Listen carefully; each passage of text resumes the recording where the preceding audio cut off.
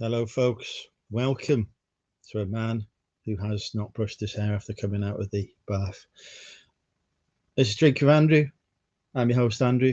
My co-host, Barty, is sat down next to me, staring at me. He probably wants something. Let's cue the intro, shall we? If I can manipulate the computer successfully to do it.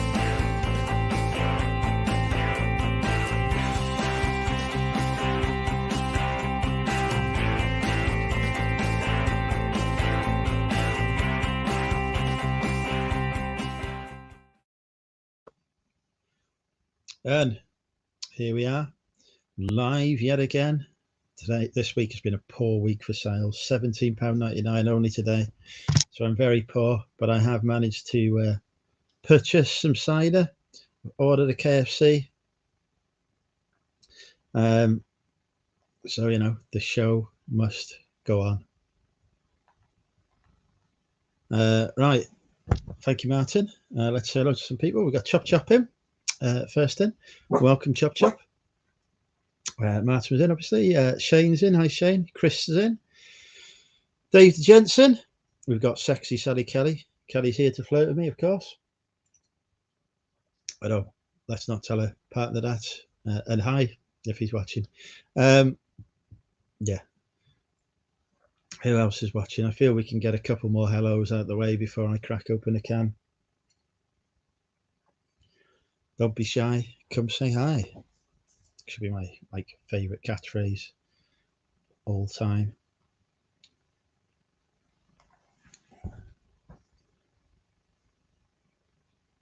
The Dave says hello. The Dave count is currently 2. Lewis says hello. Welcome, Lewis.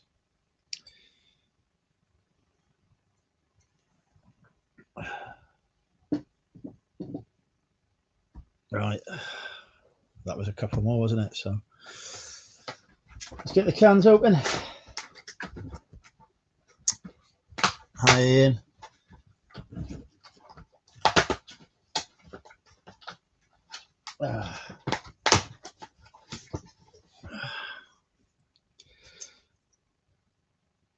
Right, you think this week has been bad? Heat in terms of sales, it's always bad when there's a heat wave on. Who's a good boy?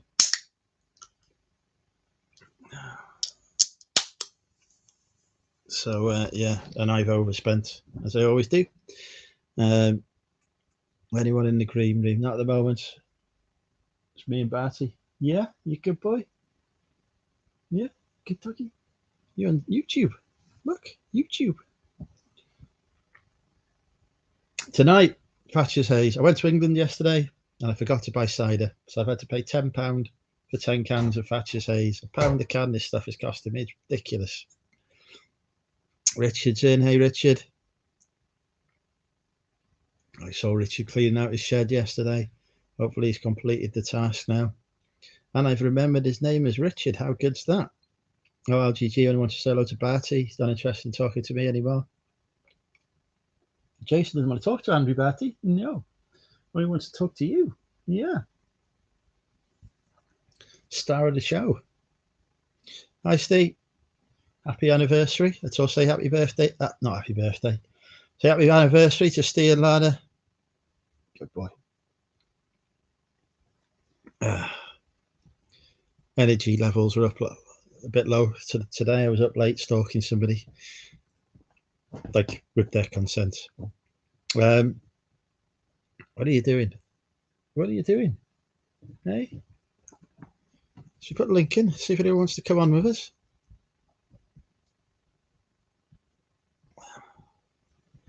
KFC is on order. How long is the KFC? Let's have a look. Let's get the screen share up. Hopefully it won't share anything controversial like my bank details. A driver has been assigned. That's all I know.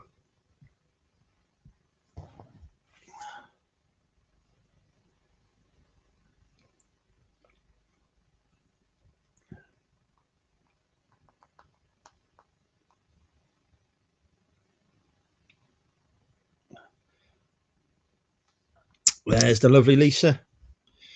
Lana's in. Hi, Lana. Pat's in. Hi, Pat. No popcorn chicken.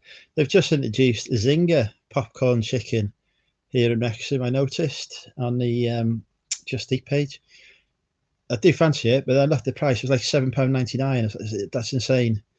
Like normal popcorn chicken's like £4. So I will not be partaking in the Zinger popcorn chicken tonight because I am too poor and I've got Saturday car boots to go to, where I will buy more stock because, you know, I'm really worried I might run out at some point this millennium.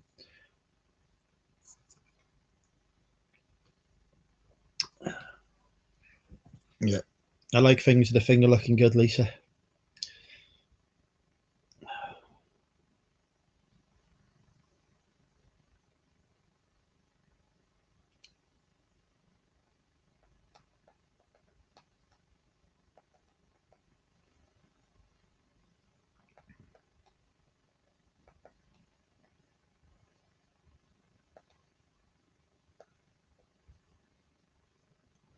Hello, Donut. Welcome.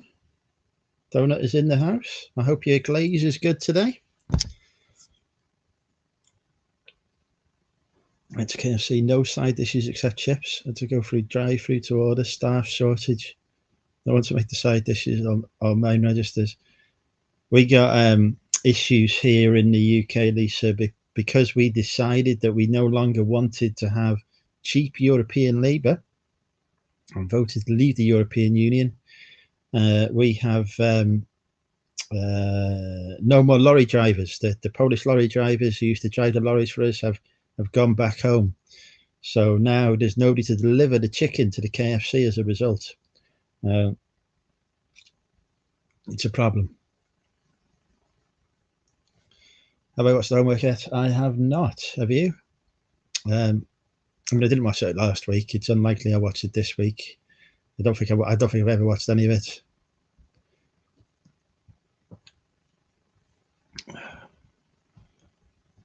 So it's probably unlikely to happen, but it is a good film. Actually, I don't think I own it on DVD. It's probably one of the ones I've sold. Well, I'll have to see if it's on any streaming service somewhere or available for illegal download, and then I might watch it. Let's ask Siri. Hey, Siri. No, Siri.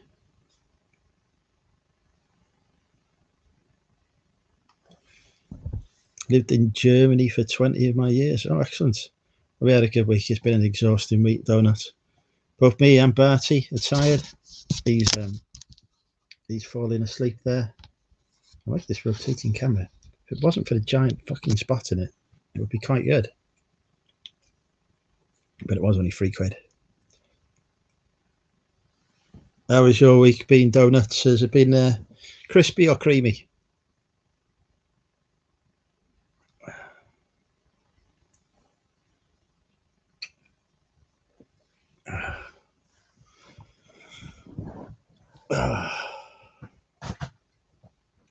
Excuse me when I check on the progress of my KFC. Still driver assigned.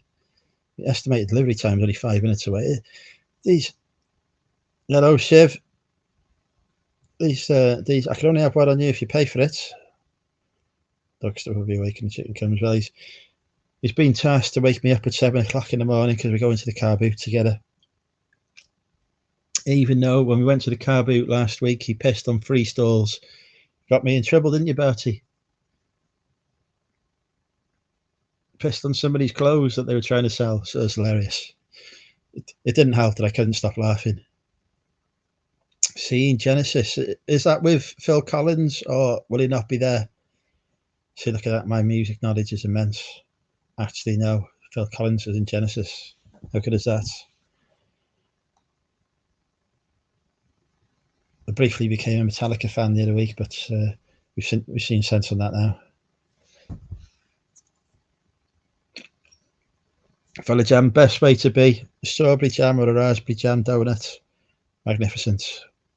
I can't be doing with these random bloody flavours that they chuck in there. Why don't you pour your cider. I like drinking it from the can. I always feel it tastes better from the can. Get a dog cellar. Get a dog cellar. Pretty destroy the thing in a week.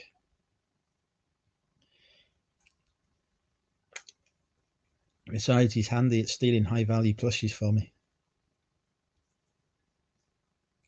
Can't do that if he's tied up.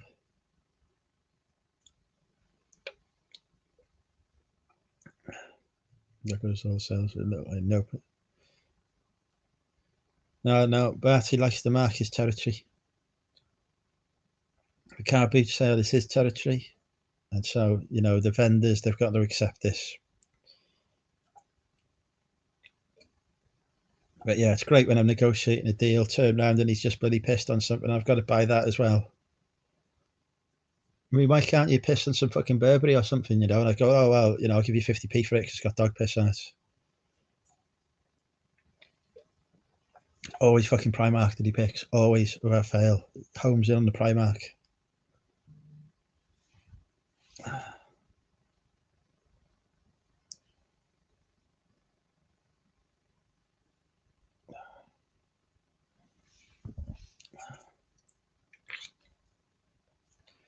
Nick is off to eat pasta. Excellent. Take care. I didn't even know he was in here, so this is impressive. But hi, Nick, and bye, Nick. There we go. He's probably confused because I was talking about music.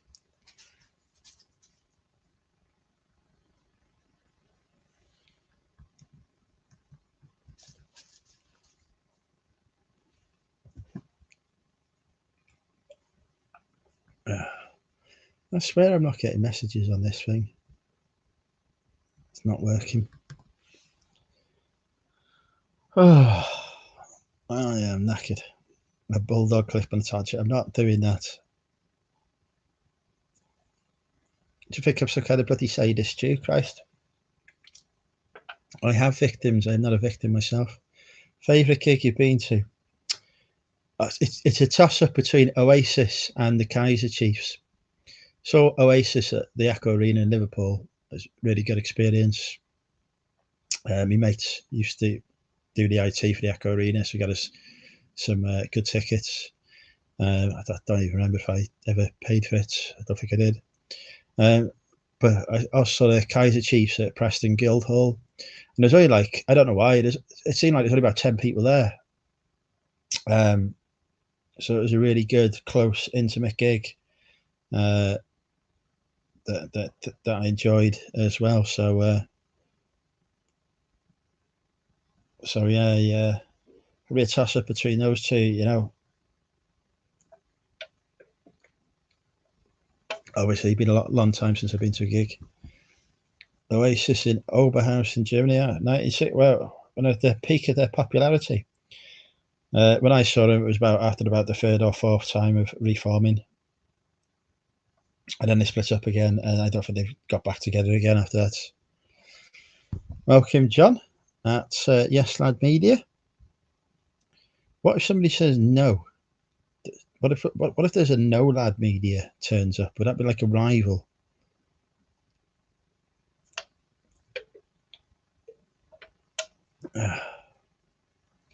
Maybe we need a No Lad Media to come along and troll John. We'd like I don't know, Bron at No Lad Media or something.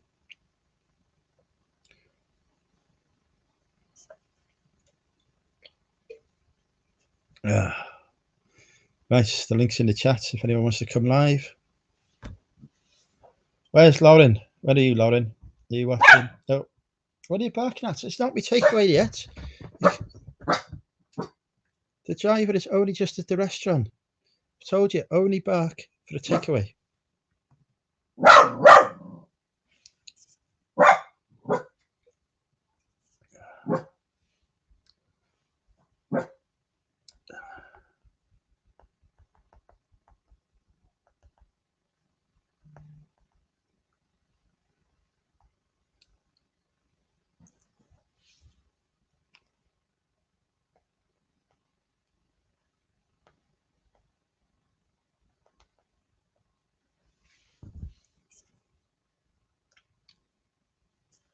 Blame myself. Yes. If in doubt, blame the kids. I have no kids to blame, but fortunately I have a small dog.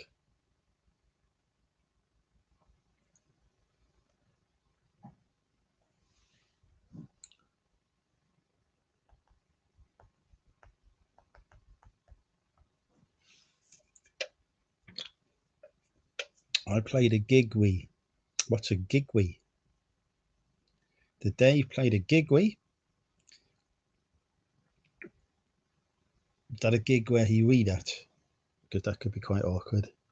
I suggest only doing that in the actual toilets provided for said purpose.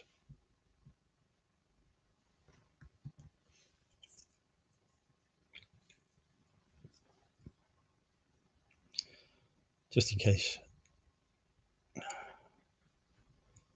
Yes, small dog, big cock. Good boy. You good boy. You're going to settle now. Time to settle now, isn't it? Yeah?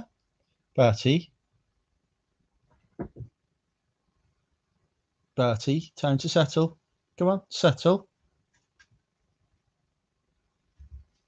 Good boy.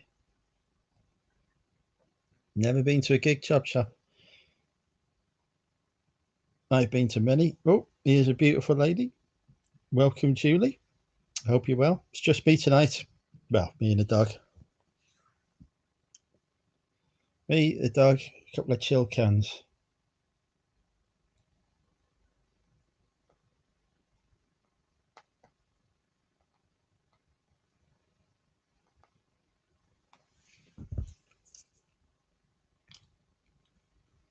Yeah, well, I was pretty late on going to my first gigs chop chop. I think it's definitely in my 20s before I went to one. Everyone else was going to them at uni and whatever, but not a big music fan.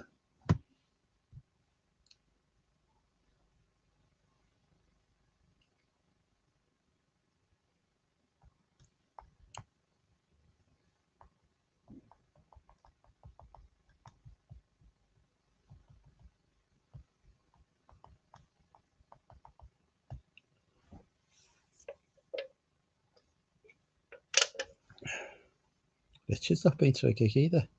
But there you go. Met Lemmy of Motorhead at the Whiskey a Go years ago in the bar. He invited us to his flat above to show his German. Oh, very cool.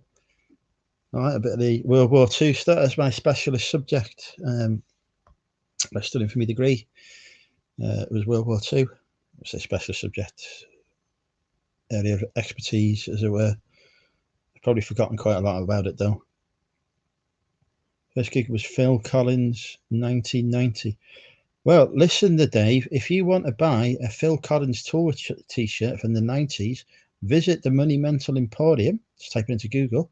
I've got a Phil Collins mid-90s tour t-shirt, single stitch, I believe, up for the bargain price of $49.95. Perfect. Bring back a lot of memories, that.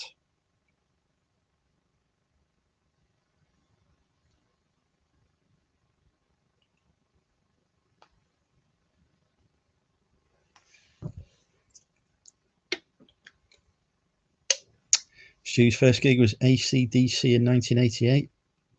His fave gig was Van Halen. Why the fuck are we talking about music on this channel? The bloody band subject. How have I been sucked into a music conversation?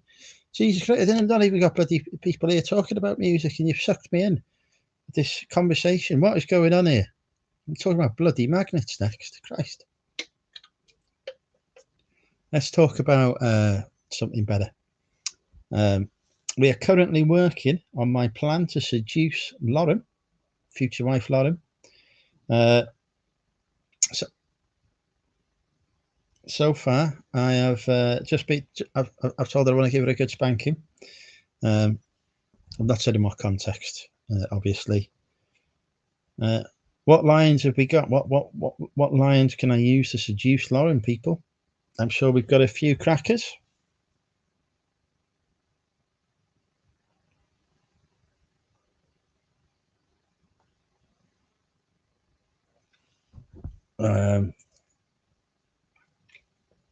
Tea Cakes is lurking. I put the Dave count on 3. Unless there's another Dave here, like Shuggy might be a Dave, I don't know. I know Chop Chop is called Paul. I know Julie's called Julie because that's the name in the chat. But there may be other Daves. Never bought a magnet. Don't think I have either, to be honest, Chop Chop. Although, to be fair, some of the stuff I found in my auction lots, I may well have by mistake, who knows. I found a bloody free sat box in there the other day. Changes my favourites. That's also a banned subject. We don't talk about magnets. Don't be coming in here advertising these bloody rival channels. Yeah. I am now the world's greatest seller of books as well, because I've sold, actually I don't know if I've sold any books. I've definitely sold a book this week. Let's see how many books I've sold this week. Who can guess correctly? How many books do you reckon? I'm gonna have to count this. Oh, right, okay. From the 3rd of September. No, from the 5th. 5th Monday.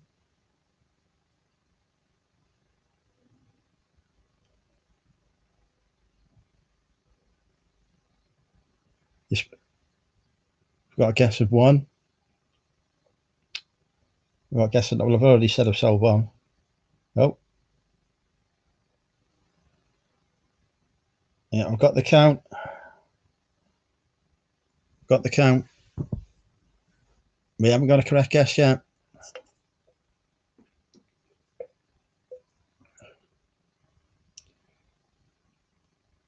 You can fall out with people, you know, Chris.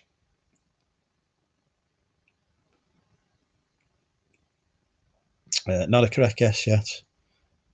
It's not a high number.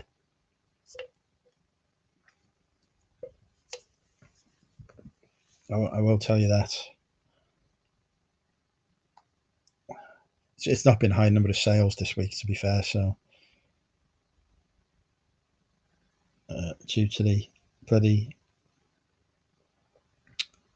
no, not 2, not 2.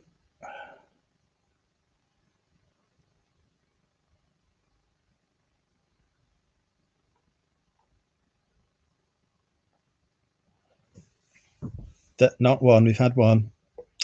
Here we go. We've got a correct guess. Well done, Lisa. I've sold 3 books this week.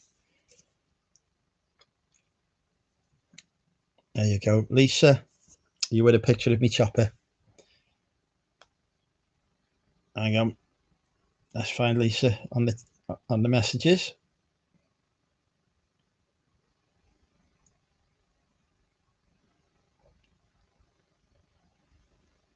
Where is Lisa? Hang on, that's the wrong Lisa. There she is. There you go, Lisa.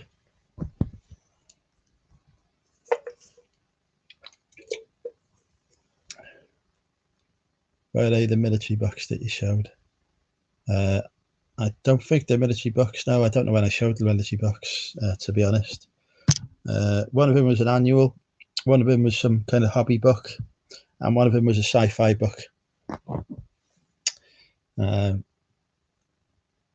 of the books will take longer to sell. I knew that when I bought them. And at least would love a pick.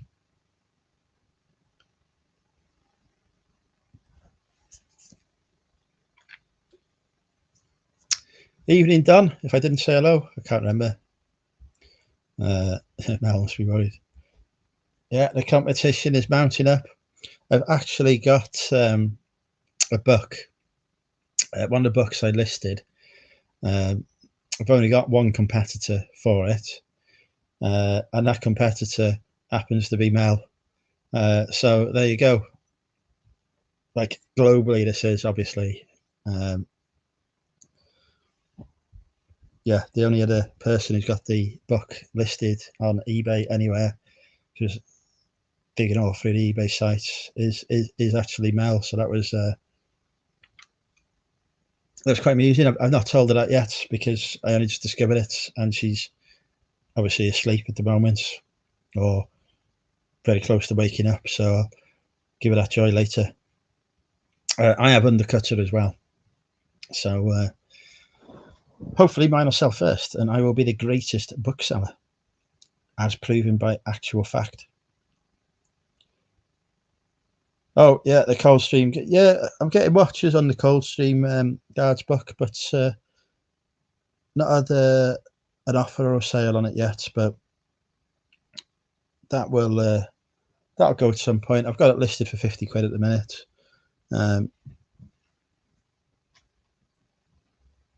So we shall see how that gets on.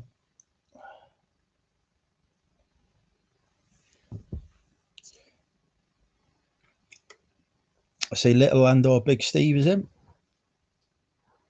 Hello, Barty. You all right? Driver is still at the restaurant. He just eats. He's due in 7 minutes, so he's not going to make that.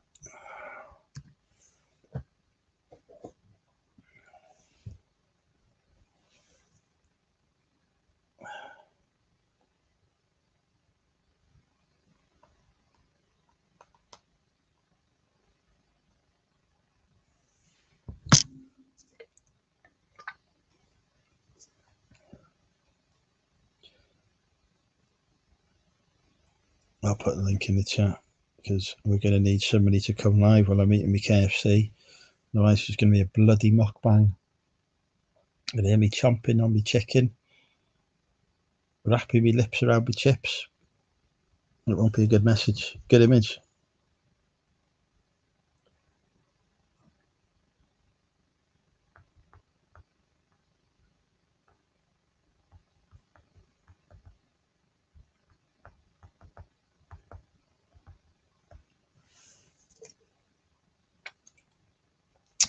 Hello, David. Good morning, Australia. For those that don't know, the two Steves are on Saturday night live tomorrow at 7:30 p.m. So do head over to. Oh, thank God, I've had a sale. Right, it's time for Guess the Price with Money Mental UK. I've had a sale on the eBay. Number ending in 9. Let's see how we get.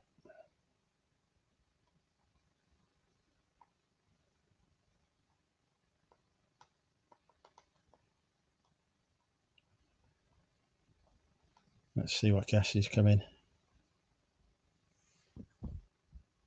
Yeah, so there you go. Give Night's Life a subscribe.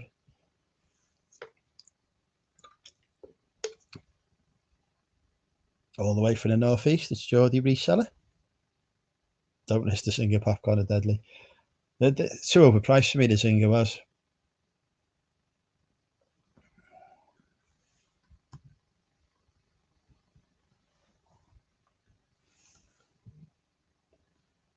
Oh, my KFC is on its way, apparently.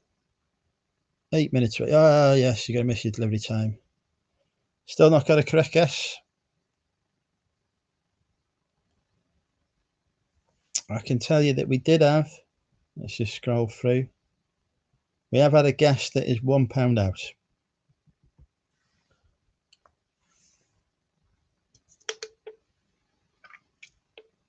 The closest guess was £1 out.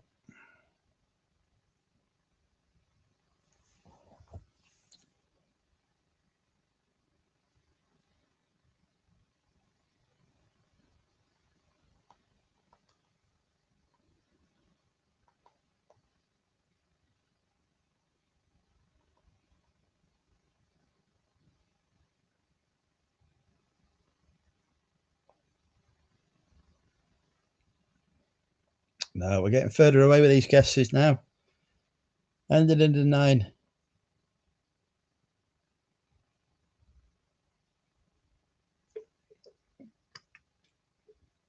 Ended in 9 show. No, You're way out, John. You're way out.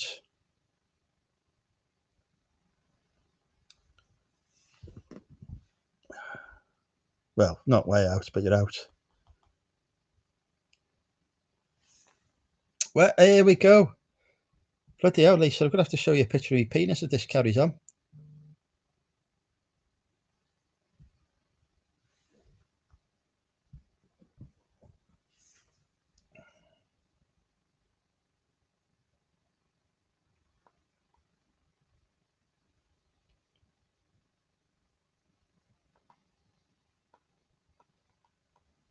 Lisa's got it again. Yeah, she's struck twice tonight already.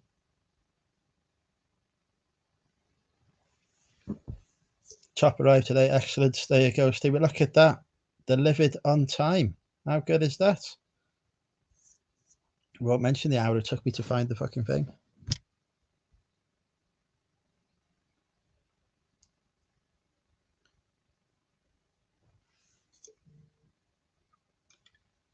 Is it Ronaldo number 7?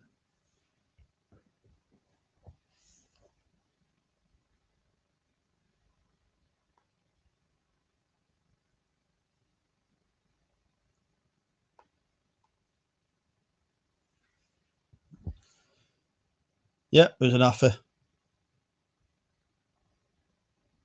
A t-shirt for $6.99 that is stained.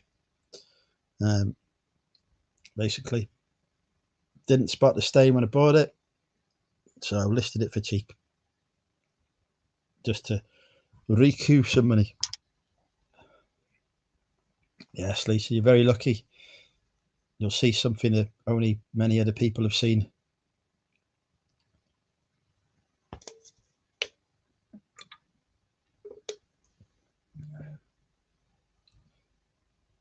Zane spent 20k on a product. Jesus Christ. Can't even spend bloody 2k. Can't even spend bloody 20p at the moment. Christ. There we go. The money's flowing in now with a $6.99 sale. Today's sales have not covered by costs.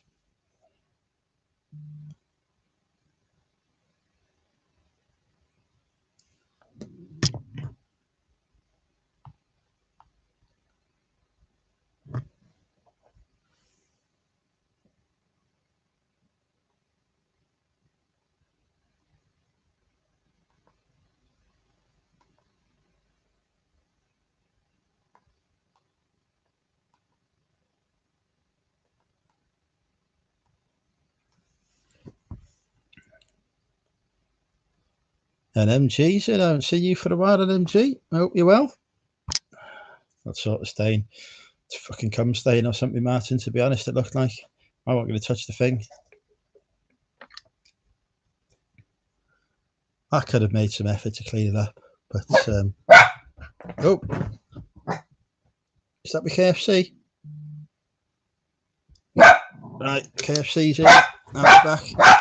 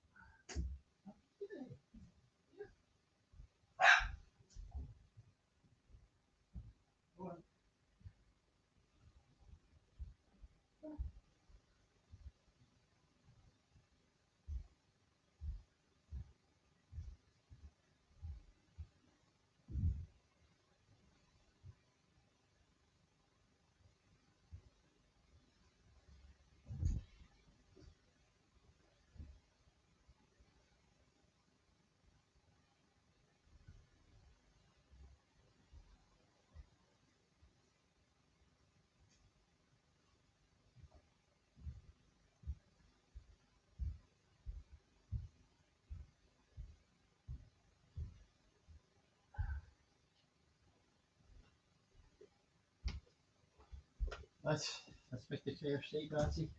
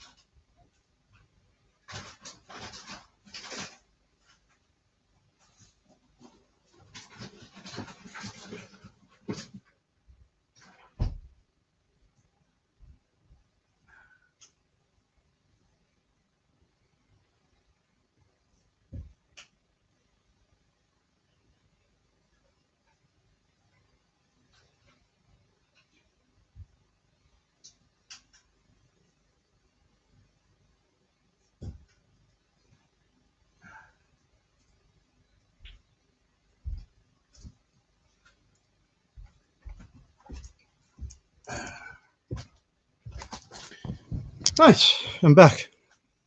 Who have I missed? I fucked up my order, so I've got a mini fillet without the burger. So I'm delighted by that. Every time I fucking Just Eat, I fuck up the order.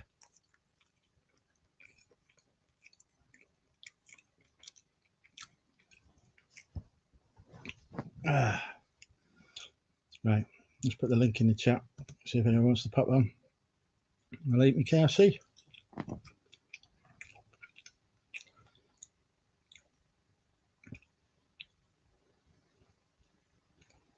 Yeah.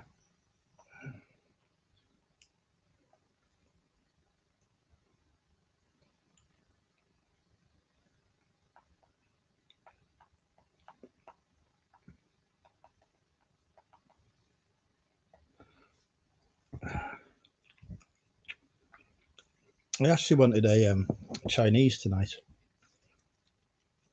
but it's a bloody 70-minute wait. If I was waiting that long for food, I would literally be eating my own arm.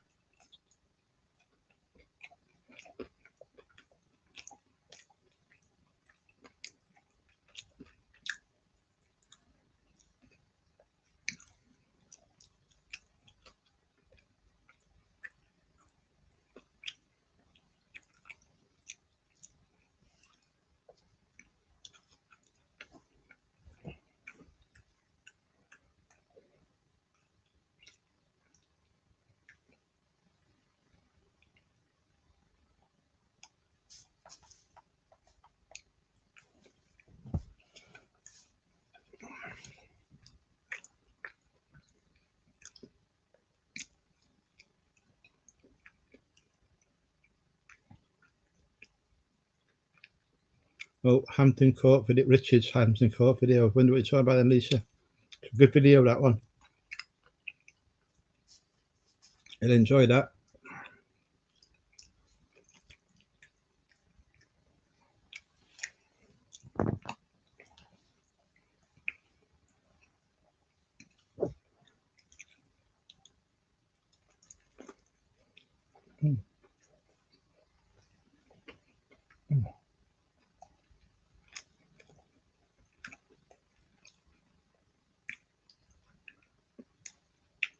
Okay, sweet. You know, were you just eating bloody pasta, weren't you? I'm sure you weren't eating that quietly.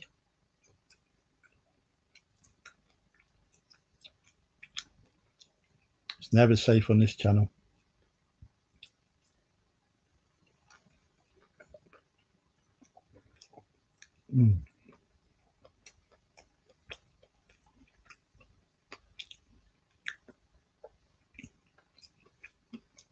Let's give a shout out to our lurkers anyway. If you're lurking, it's your opportunity. Come say hi. You're watching on the TV, get the mobile phone out, send a message on that. Say hello to us. Yes, Cooking with Andrew is retired.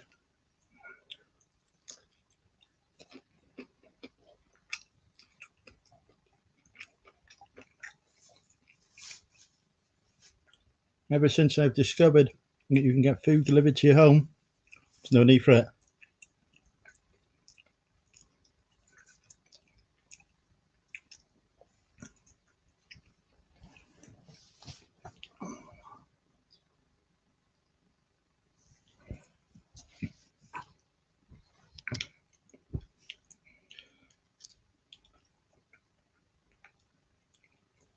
And I bet, Stephen, as well, you've also never been as turned on watching someone eat as you are right now. That's the effect they have.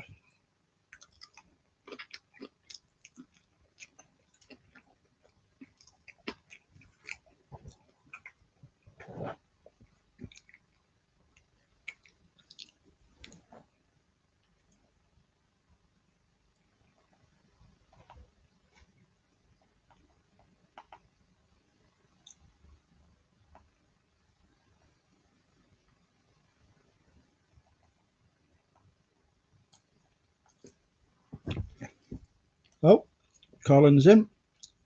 Drop me a link. No worries. They'll presumably send you a message on the Facebook.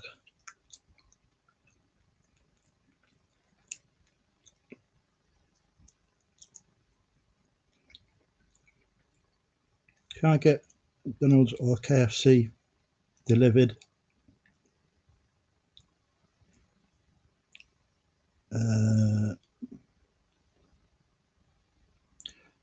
Right, yeah. Which coast do you buy, Colin?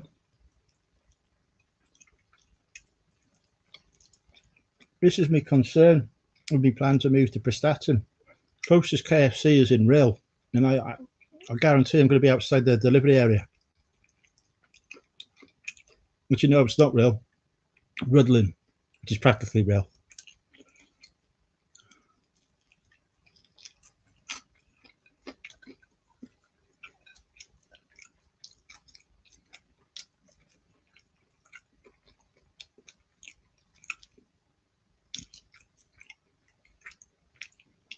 You can see if I move there, I'm going to have to drive to the KFC and then dash back to make it for drinking with Andrew.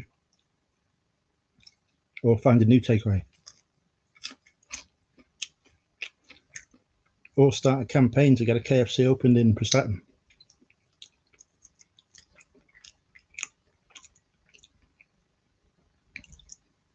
Blundell Sands in between Formby and Winter. Okay, I have no clue where that is. Somewhere down south.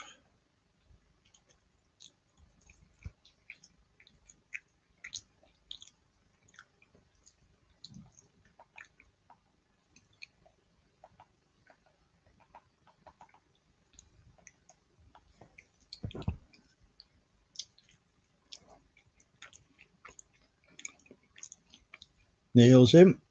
How's Neil? Neil has given up on doing YouTube now. I've noticed every time I come to watch him live, cancelled. Oh, Merseyside. Oh, Formby. Bloody hell. Didn't read that properly, did I? Of course.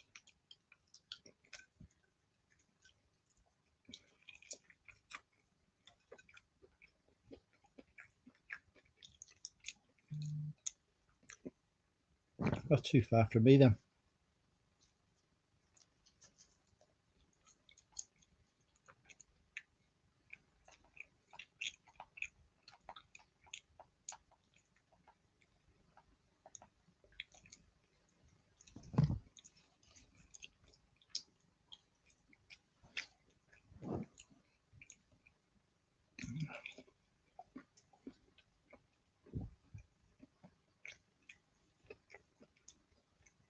Live last Monday.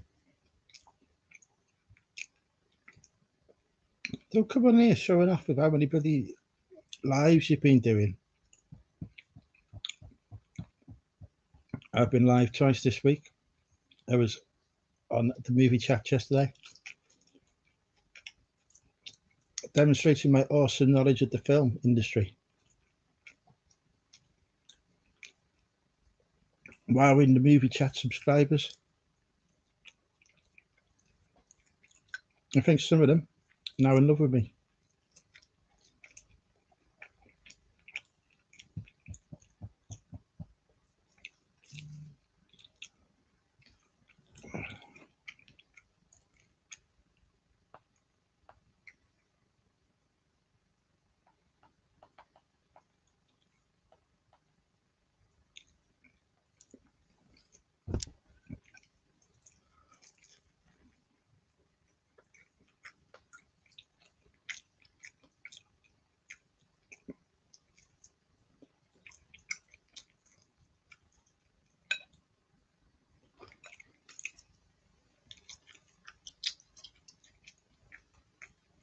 Yes, there you go.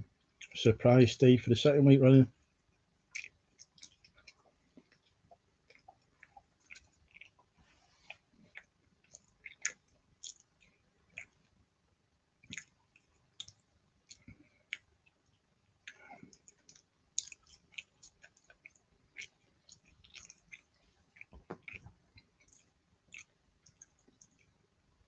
All I'm saying is, get ready to watch Legally Blonde.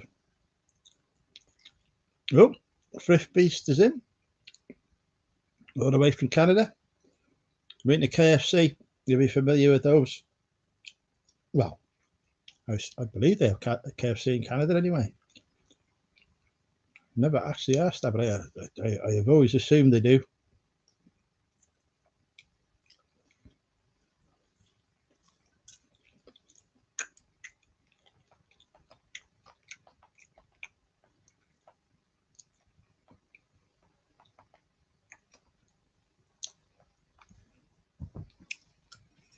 I don't know, Thrift Beast is able to tell us they have KFC in Canada.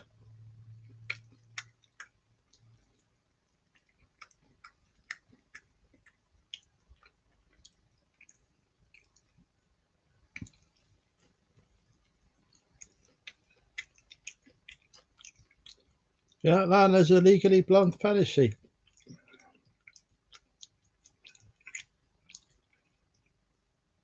I've seen that, and Legally Blonde 2 as well.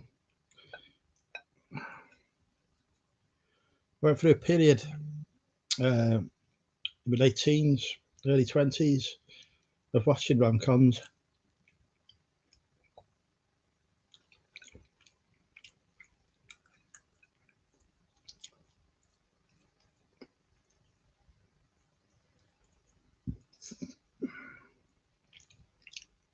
But yeah, 4 KFC. Ah, I want to move there.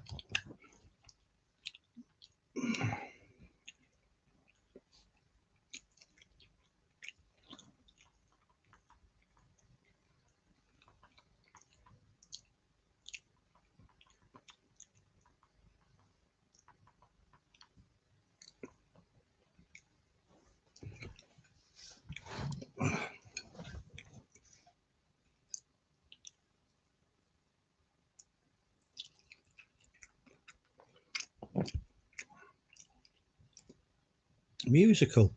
It's a bit cultured for this show, isn't it? We'll be talking about bloody Hamilton next, who I thought was a racing car driver. When people were on about going to see Hamilton.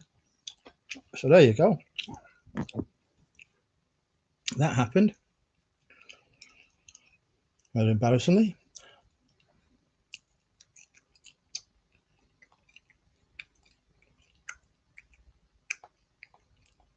I'm just glad I turned down the ticket to go and watch the performance. Can you imagine? I turned up there, and my bloody Formula One racing cap, and my fucking Henry Lloyd racing jacket. I'd have looked a right fucking tit.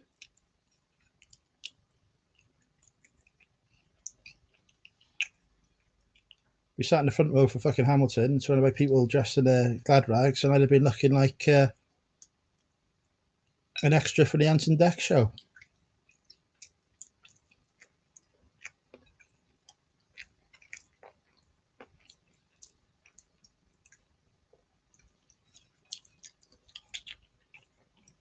Yeah, I saw that trailer, Shuggy. So Keanu Reeves appears not to have aged at all, but fucking Carrie-Anne Moss, Jesus Christ, I used to fancy her. Just like me fucking mum now. Can't be having that.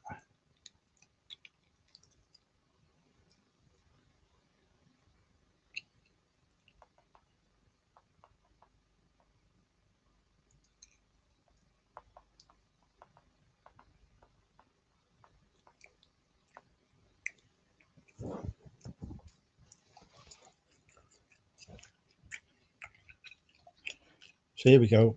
We can talk about films on this channel. It's not fucking music, magnets, fishing, stamps or coins.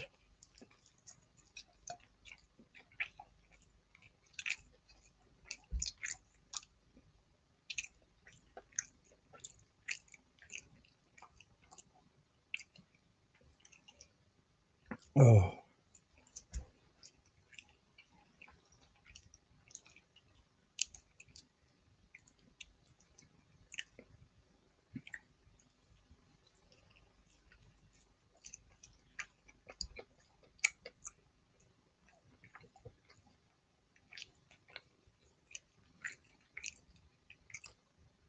watched the Matrix trilogy last week. Still can't remember what happened at the end. A confused mess. First Matrix film, brilliant, revolutionary, fantastic film. I don't know what went wrong with the second, and as for the third one, Jesus Christ.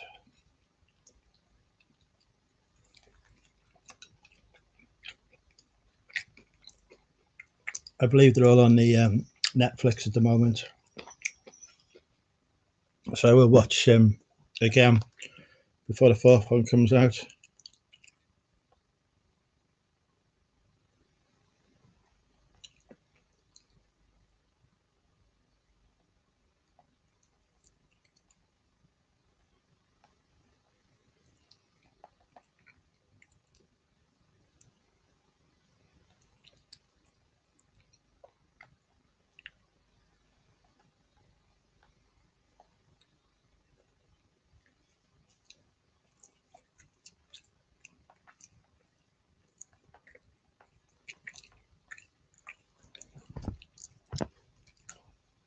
Hello, Ashley.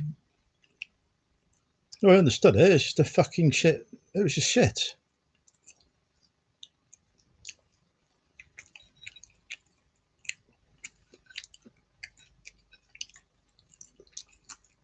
Oh yeah, I was a confused mess. I was seeing the Animatrix. I did at the time. I've not seen them since.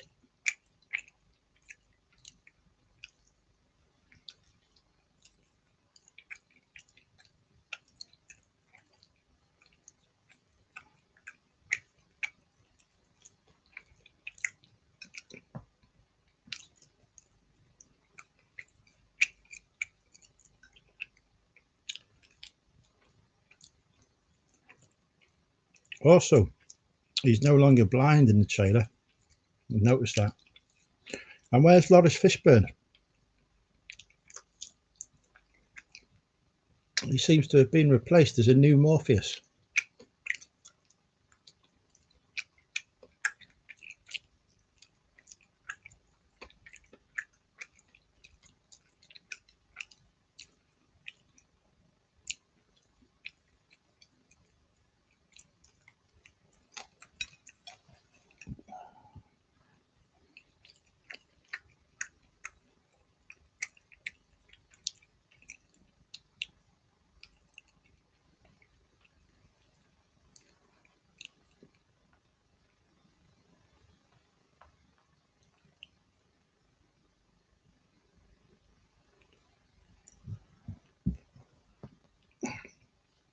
What's the trailer yet? Right, it's good. It's not a bad trailer. Watched the one, the link to Catan shared earlier.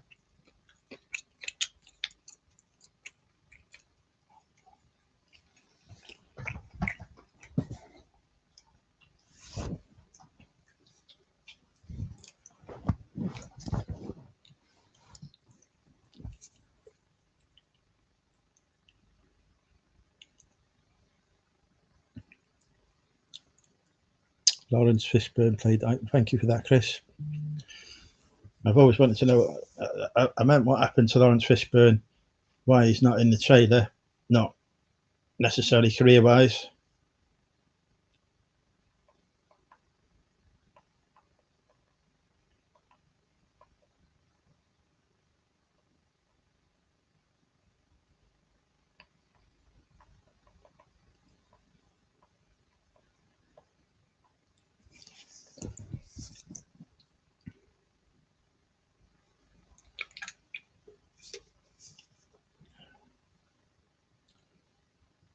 I liked Fled with Lawrence Fishburne. Don't think I've seen that one. Little Steve's probably got it on DVD somewhere. Polish accent. He's been WhatsApping me. He's probably released another video. Hello, Peter. Oh, fucking, I swear I'm missing people here. Oh, NMG. Get you.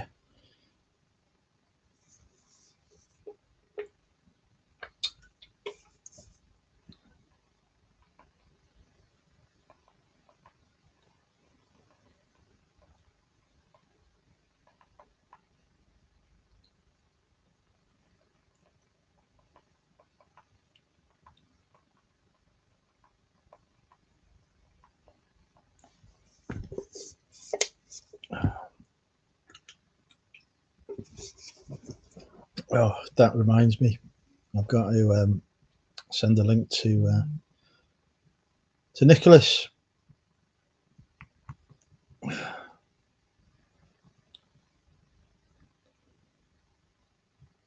Where is he?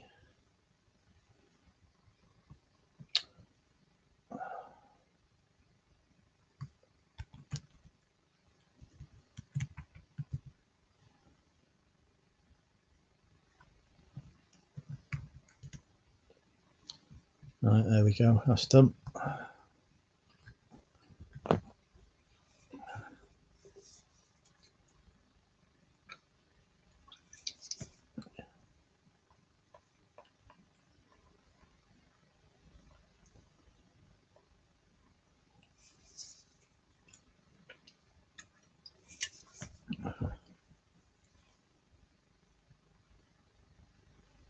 Where's Alan? We need to do my matchmaking. No. So I've just promoted you, Polishek. Just said you've got a YouTube channel. Don't worry.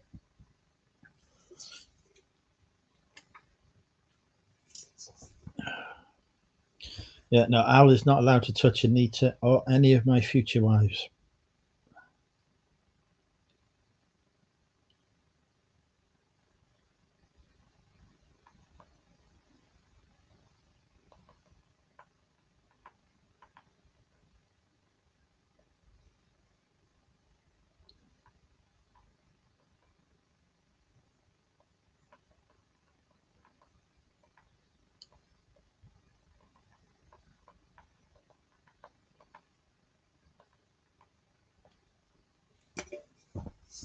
Hello, Sean.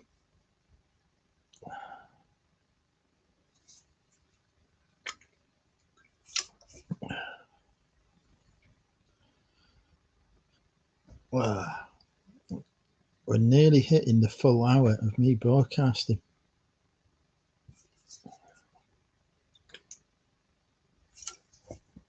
We're about to hit it. 5, 4, 3, 2, 1. 1 hour of live broadcasting. There you go. Making more and more. Christ, I want to make less bloody videos, Polishek. You're knackered.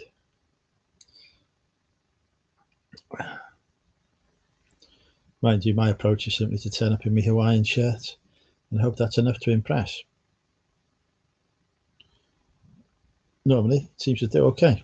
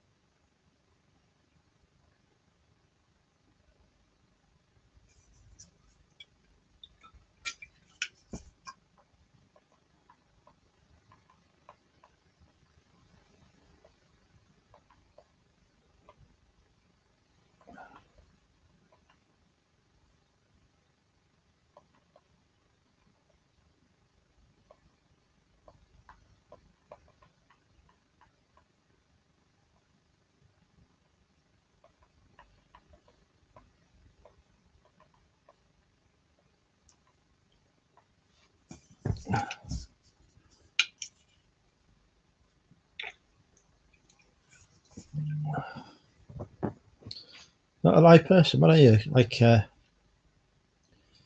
corpse now, Polishek? Have you died?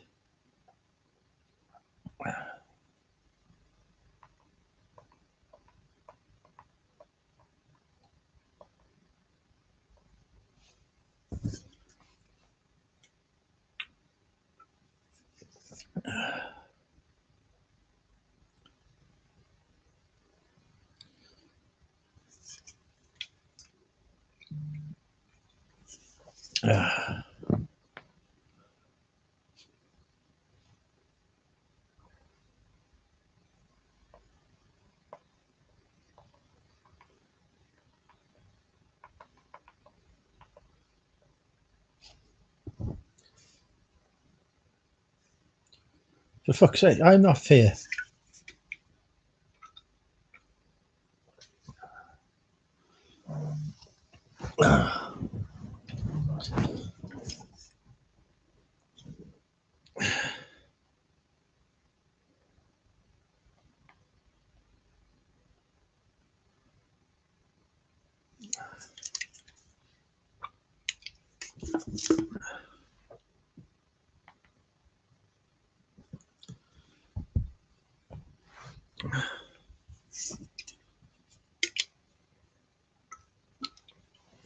Sean's cracking out the JD and Coke.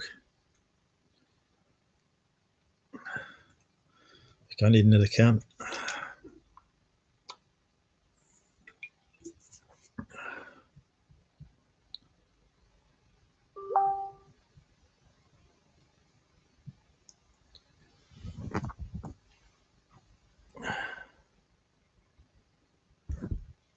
Oh, excuse me.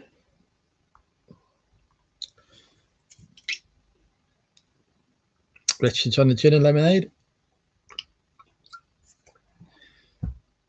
I used to drink that in London. Well, mind you, bloody hell, it used to be expensive there. Christ, it was £6, something like that. Fuck me. I felt like I'd been raped until the Welsh Assembly actually raped me by introducing minimum unit pricing over here. Now I'm going to be raped for national insurance, but we'll not get into that contentious subject.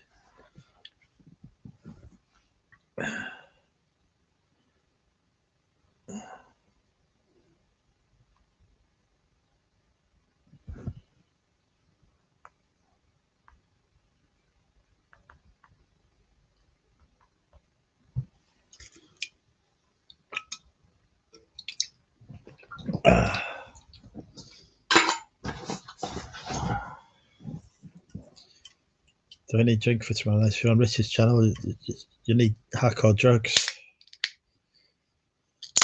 Class A's. May as well get the cocaine out.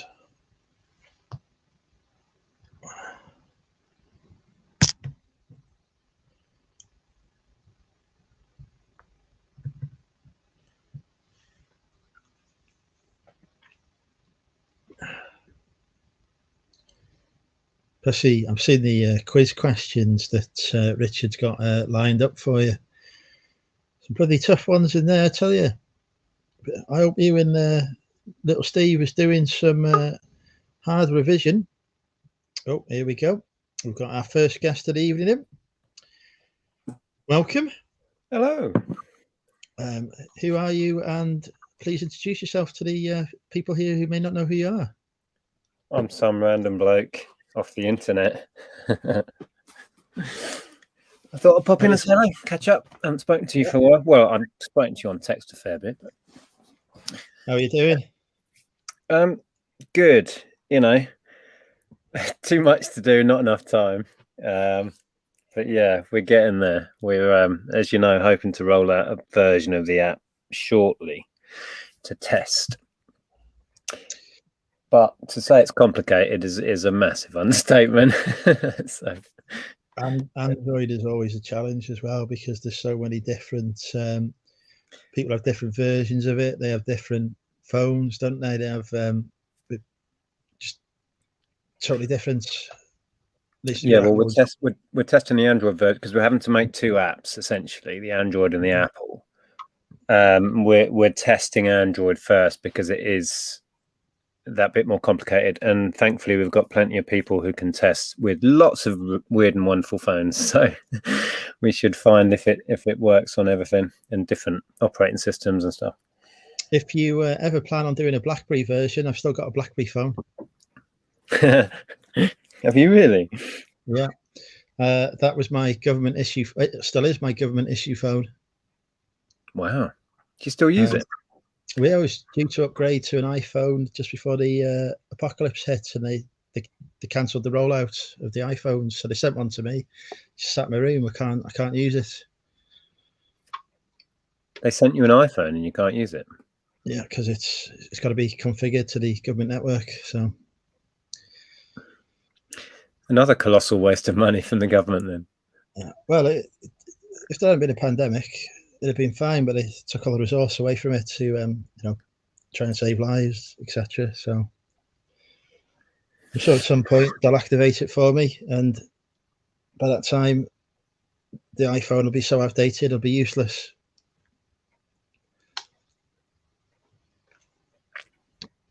So yeah, you all right then? You've been keeping well?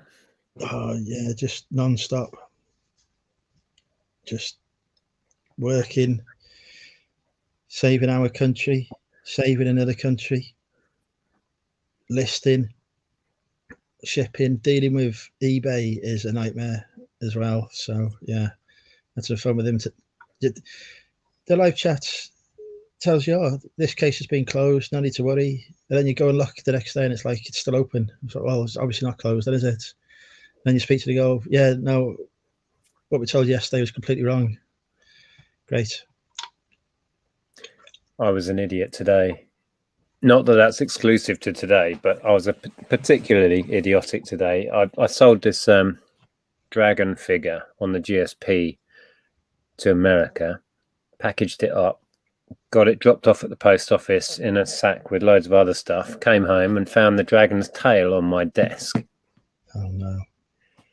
So I ran off back up to the post office, and the post van was already there. He'd already picked up all the post, filled up his van. And I'm like, you're going to love me. Can I fish out my sack of post? So we managed to fish it all out. And then, of course, it was the bottom parcel. I emptied everything out, unpackaged it, shoved this dragon's tail in, packaged it all up again. Meanwhile, the postman guy and the owner of the post office both stood there thinking, what an idiot. What an idiot. But they said, I've done this before, so it's not the first time that I've held everything up. The best bit would be if you came home and found a dragon's foot. But, hi, lady. A right palaver having to send that off to America on its own. I got there just in time. At least it's sorted, though. Yep. Disaster averted. But if I'd have been about a minute later, he'd have gone. He'd just finished filling the van. I shipped my first ever typewriter today. I had no clue how much those things weighed. It's like 7 kilos by the time I'd obviously packaged it to survive an apocalypse. Yeah. I saw Damien sold a good one, didn't he? Yes, his was much better than mine. Much better. I think the most I've got on a typewriter was about 60. I think I had 60. Oh, feedback.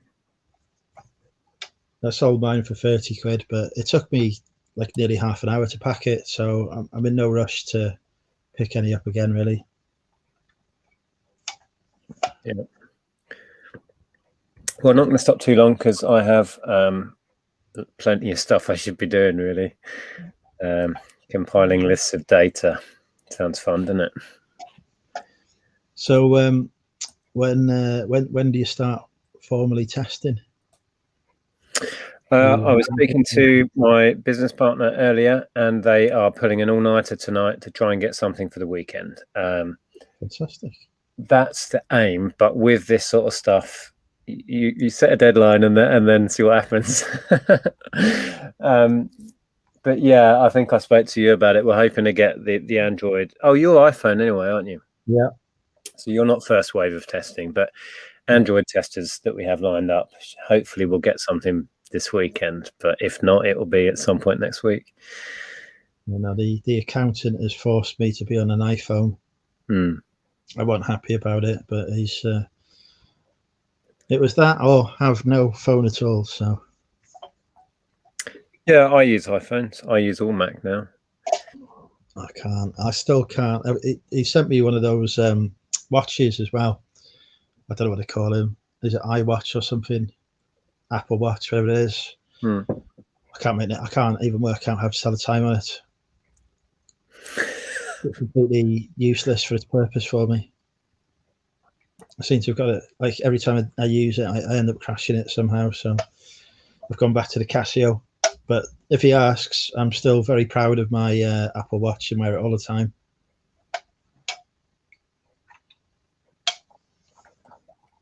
So you get freebies from your accountant. We share the same accountant because the new company uses them, and I don't get free Apple stuff. No, they weren't free. I did have to pay a heavily discounted price. I see. Just electronics, on the condition that I didn't sell them on.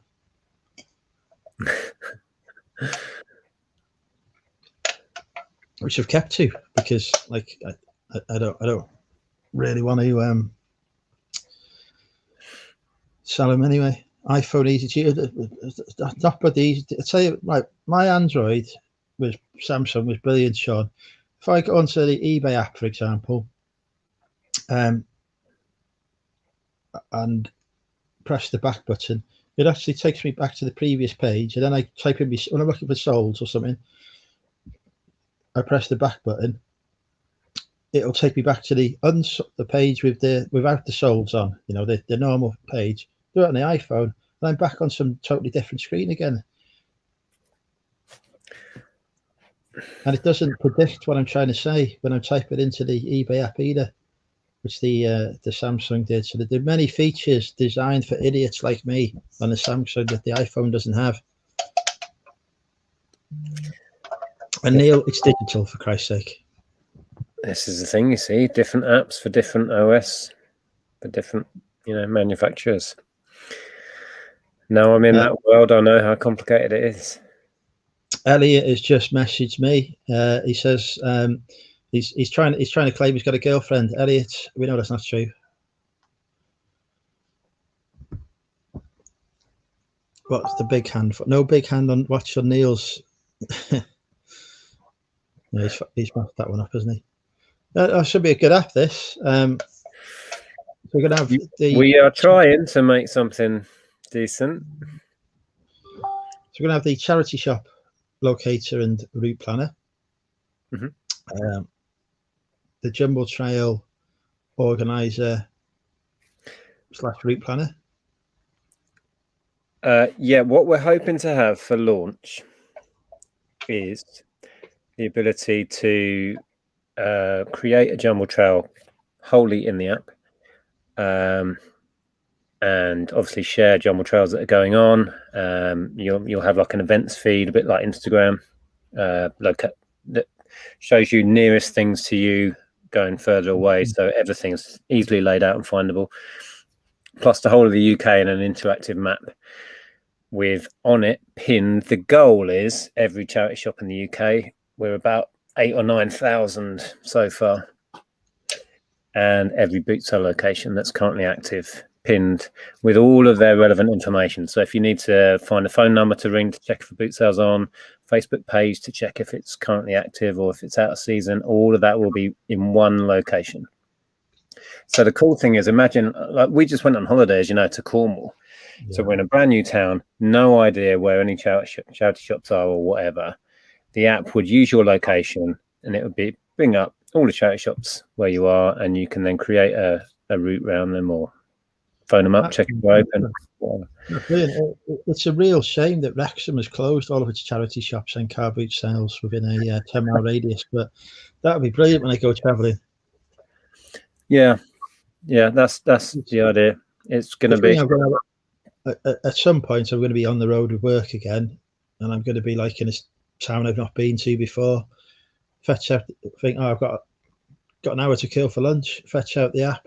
I've got the nearest 5 charity shops. I'm not running around like a dickhead trying to find out where they are.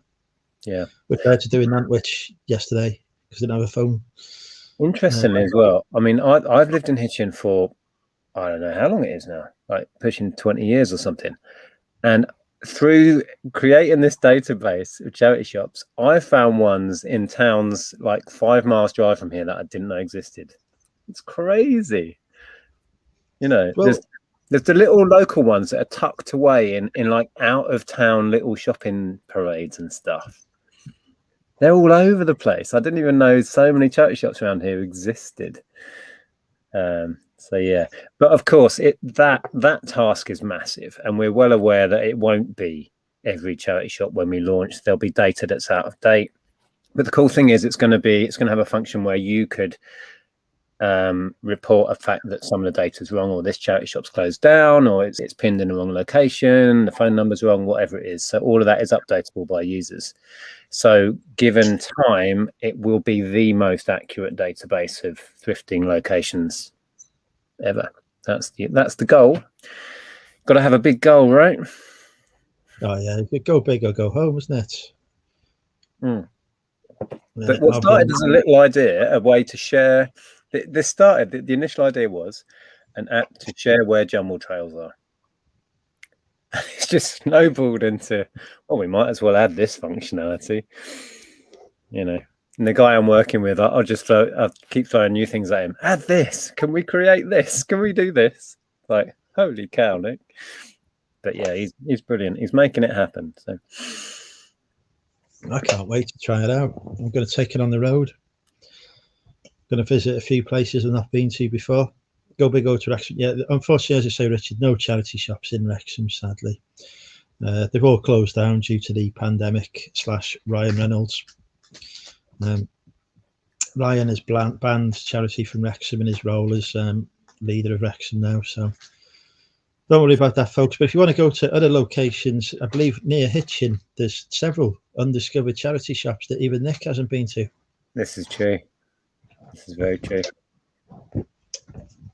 Sean, that's a good question, actually. So all the sellers have to sign up to the app? Not necessarily. I mean, you can pin, if you're an event organizer, you have the ability to pin people's stalls.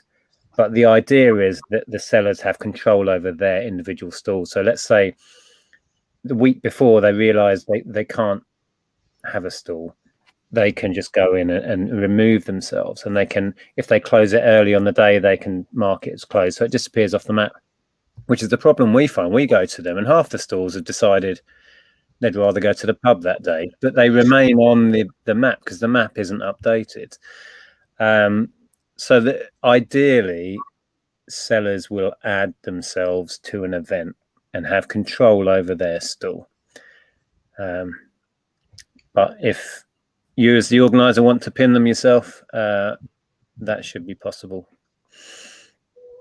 We're trying to make it as simple as possible for the organizer, so anyone can go into the app, start an event, and then just promote. There's an event app happening, download this free app and add yourself to it.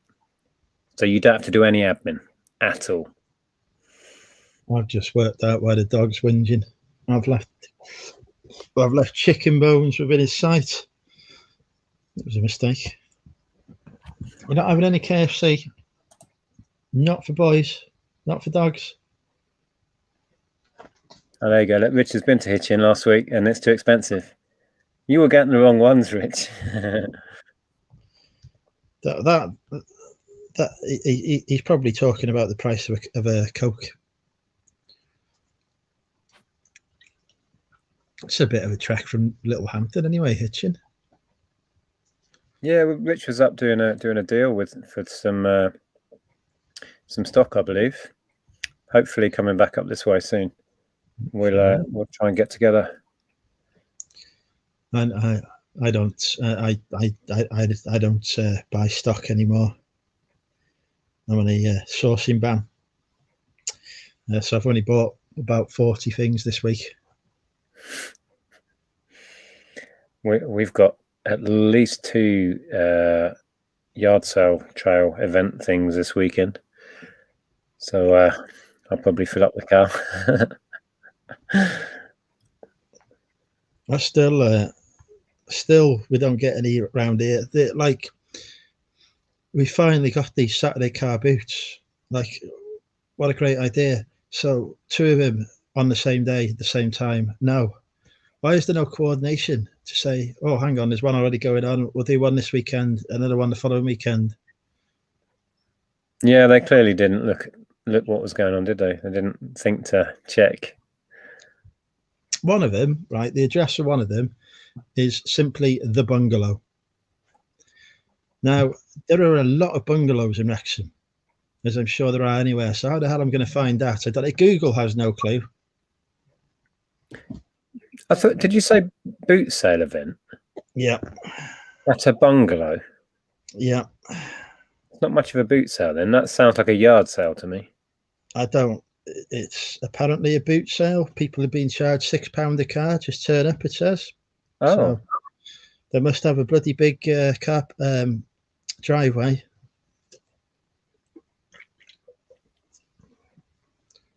Oh, bloody Ryan Reynolds hasn't turned up, has he?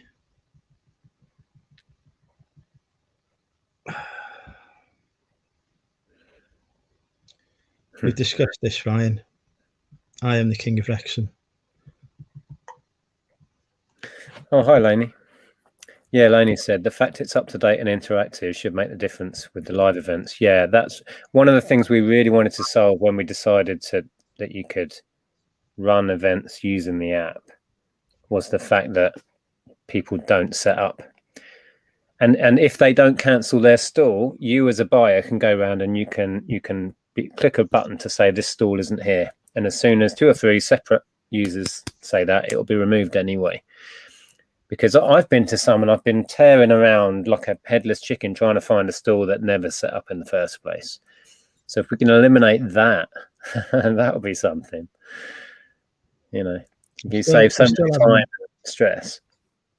Still haven't had one here. They organised one in Shrewsbury, which is the closest there's ever been one to Wrexham. It's still next county over, but I can't remember why I didn't go in the end. I think I had other stuff going on at the time, but still never managed to get to one. So all these people turn up, you know, spent £1 on a £1,000 item and whatever, and I'm just missing out. I love them. You get people that wouldn't dream of going and standing in a field and paying for the privilege at 6 a.m. or something. You get a different section of people. You get some of the same sort of traders and that, but you do get families that have never had a clear out before, never been to a boot sale, wouldn't dream of it, and you get some amazing stuff. Chris B shared a pickup he got from a Jumble trail that would blow your mind. A gaming hall. Oh my God. And that was at a Jumble trail. Now. I do auctions now. I spend too much money at them and I'm now poor. You're buying at auction? Buying at auction. I am an antiques dealer now. Blimey. Stu Mandry has set himself up in his role as my mentor. He goes through the auction catalogue beforehand. He tells me what I should and shouldn't bid on, and then I ignore all of his advice. It's working well so far. Oh, I've got a notification. A job lot of records that I was considering buying is finishing. I'm not paying that. It's shot up to 65 quid. I've got a job lot of records I can sell to you. Hang on. There may be 1 or 2 condition issues. I'm almost certainly not interested then. How do you feel about this fantastic job lot of vinyl? We have got some kind of Jackson 5 thing. We've got today's top hits. Don't know what day today was. Lulu. Bay City Rollers. Lulu was at Laney's house the other night. What, actual Lulu? Yep. Was she lost? It's a long story. Bay City Rollers again. Is Lulu the one that, or was it Twiggy that I tried to come onto once? At a Pompton, I think it was Twiggy. 20 flashback. That's been eaten by your dog. Hot hits. Like it. Smash hits with a naked lady holding a baby. Don't know why. Did you pay money for these? I paid £3 for the lot, and only one of them is not scratched. The only one there that oh, why am I echoing back? Yeah, the only one there that I think's any good is that Jackson's one, potentially. That's probably the least damaged of the scratched ones. It's the only one I'm going to bother testing. The rest are going in the car boot pile. Thank you, Richard.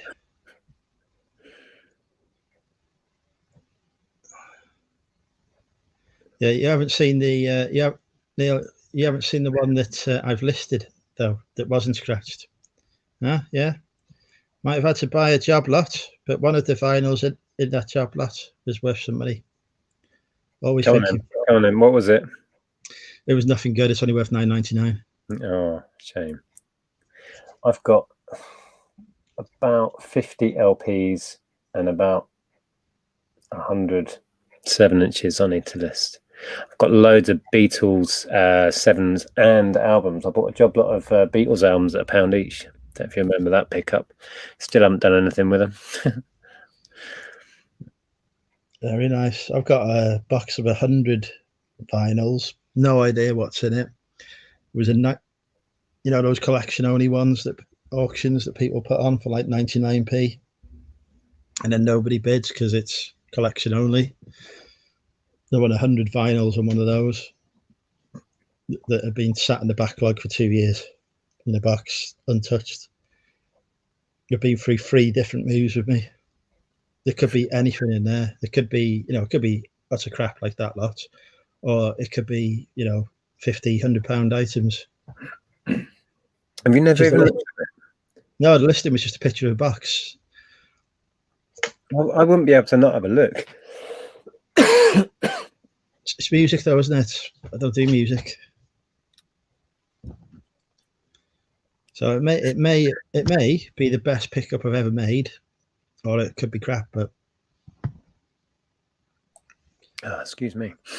He said himself he didn't know what was in the box. They weren't his. He just inherited them and he was clearing space. Yeah, you could be onto a winner then. So need to find a very heavy box full of crap. Any Now albums? No, Neil. I did have one. I sold it a while back. I think it was now 15 or something. I need a drink. I've got a very tickly cough. 1 minute. There you go. We've driven Nick to drink already. Chat with Brum. I've already spoken to Brum. Probably finals that are scratched. There's not much I could do with him really, other than put him on auction on eBay and as a job lot and declare the condition issues.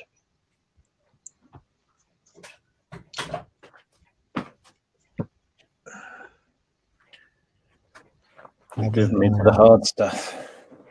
I'll tell you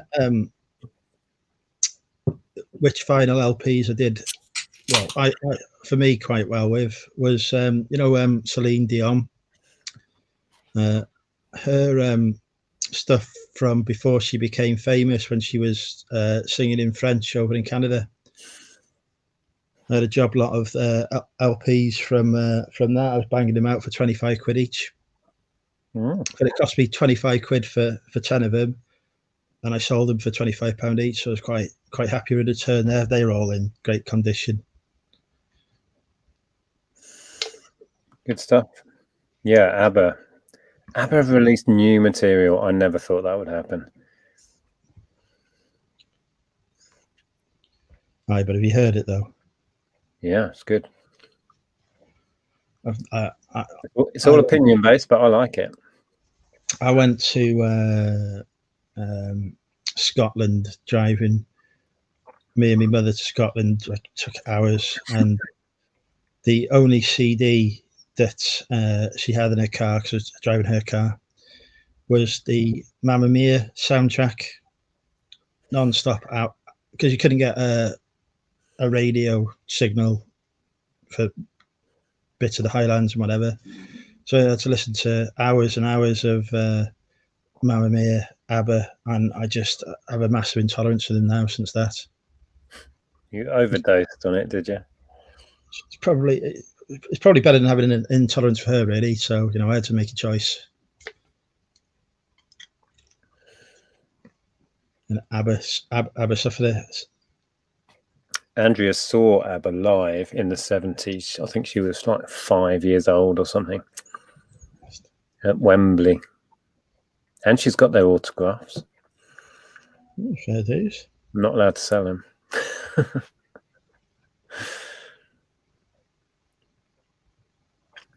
So yeah, I think I'm going to make a move in a minute. But yeah, it's been good to catch up. No worries. We'll catch up when we have an Apple version that's ready for people to try and break, I will let you know. I'll definitely break it. A lot of it is just it's not so much testing as seeing if things work intuitively, because we want it to feel intuitive. You know, the searches and setting up a trail or finding a charity shop or whatever it is. So a lot of it's just going to be we'll ask people to try and do X, and we won't tell them how to do it. See if they can figure it out. But there will be an element of, can you break it as well? What happens if I press this button 10 times in a row? That sort of thing. So yeah, I look forward to it. Indeed. And don't worry, folks. I won't really delete the Wrexham charity shops unless they're closed. You won't have the power to anyway. I'll find a way. That's part of me breaking. No, you won't. There is no way. You can add ones, but even then, they will be moderated. So I can't add add my. Andrew's amazing Tat Emporium shop won't exist, even when you try and make it. I could add myself up and get customers to my door. Exactly. Come here to my garage. Well, you know, it's the private jumble trail, though, isn't it? Not allowed. A one-on-one jumble trail. It's not my fault if the other people of Wrexham didn't want to sign up to it when I didn't offer it to them as an opportunity. It wouldn't meet the criteria to go live. We have thought through all of this.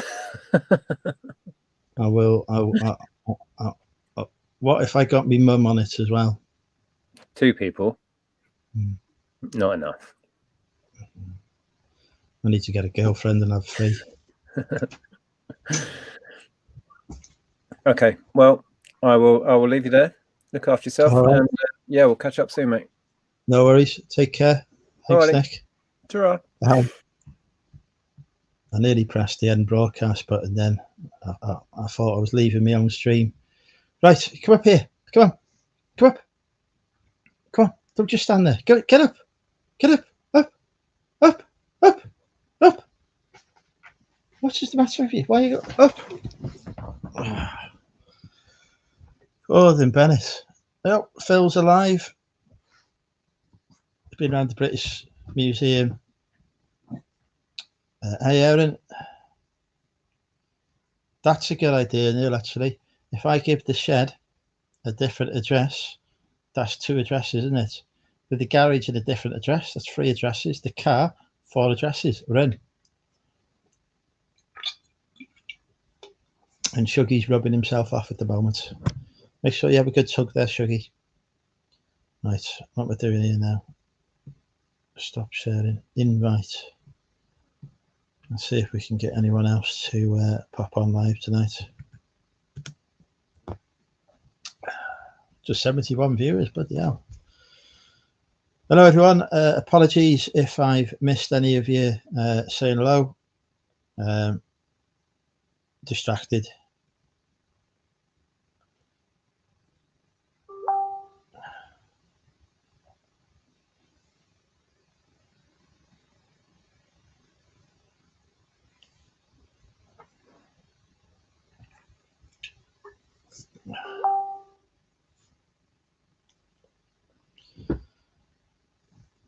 Any magnets? We don't have magnets. It's a bloody banned subject, that is.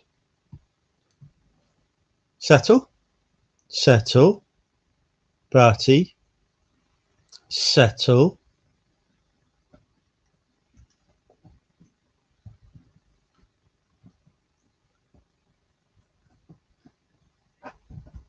Good boy. There we go. Right. Well, as we've got no guests at the minute, it's time for a Q&A live with Money Mental UK. We're not having any coins on either the bloody banned subject. If you've got any questions for UK that do not involve coins, magnets, music, or any other banned subjects, lasers, then now is your time to ask. Battle of Britain Air Show at Duxford Imperial. How many bloody Imperial War Museums are there? Christ. They're sprouting up all over the place. One in bloody Salford, one in London, and now bloody Duxford as well. Bloody things are bloody breeding. Birkenhead flooded in parts yesterday. That's a random comment. I drove through some floods yesterday when I was in Shropshire. I've seen much YouTube this week. I feel like maybe there's something. The Payne brothers have quit reselling there, and Derek Cat Peddler has he's quit reselling it. He's gone to go and work on Grand Theft Auto 6 apparently. What is your favourite? That's a coin question.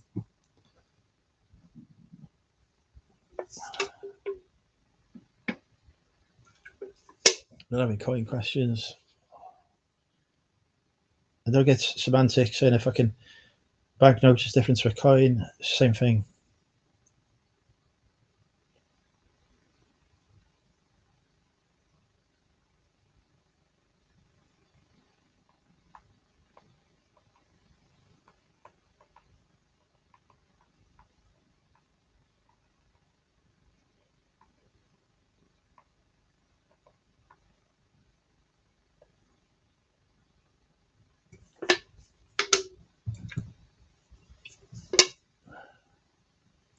Ooh, Concord.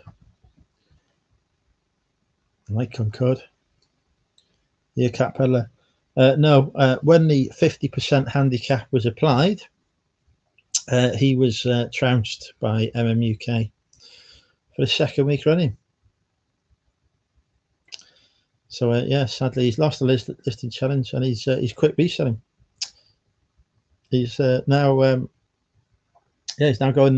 He's going to develop a Grand Theft Auto 6, which is what he should have been doing anyway. You know, instead of pissing about with bloody magazine racks and fucking radios and whatever else.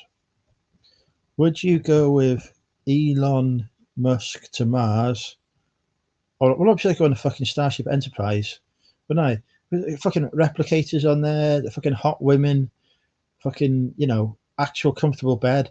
You're on a fucking ship with Elon Musk. I mean, you'd have to fucking share with him, aren't you? You're lucky if the fucking ship doesn't blow up on the way. The Enterprise, much safer bet.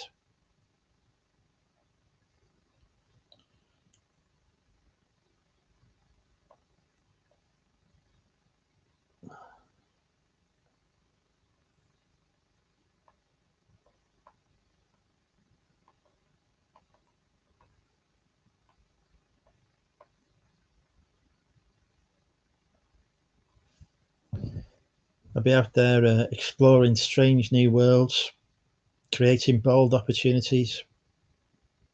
It's fantastic.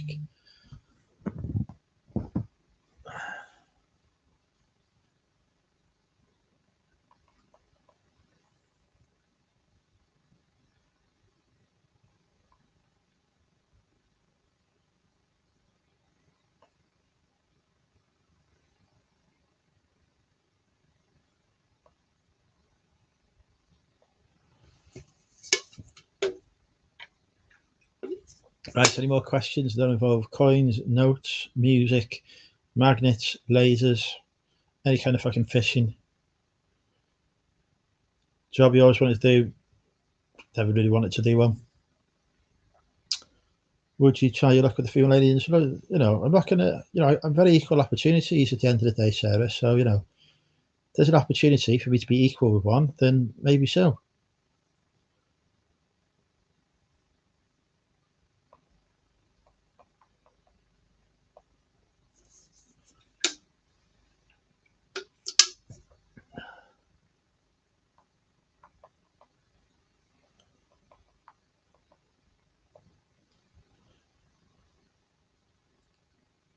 So, got to be fair, haven't we? Although obviously I don't want any of these alien diseases.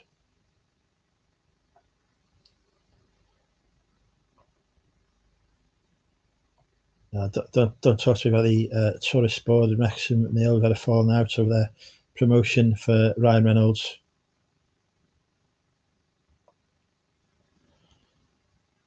As we know, he is not the biggest celebrity in Wrexham, but they seem to refused to accept my offer to sell selfies in the tourist. There we go. Finally, we've got a fucking attractive lady on.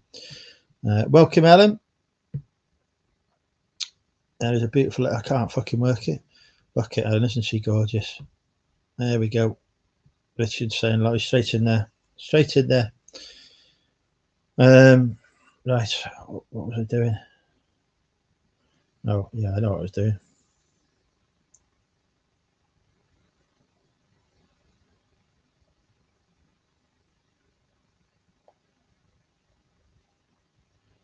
All right.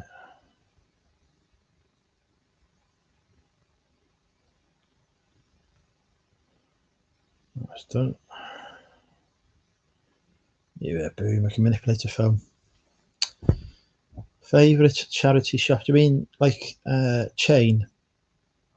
The Bernardo's, probably. Name that book. Third shelf from the top. I can't even read that sentence, Gary. It's too complex for me. Have you taken a selfie in front of the Wrexham like Hollywood sign? No, I haven't, because they fucking ruined it by putting that banner above it. The only time I go up that hill is to steal the Panorama sign, so that's what's better about it.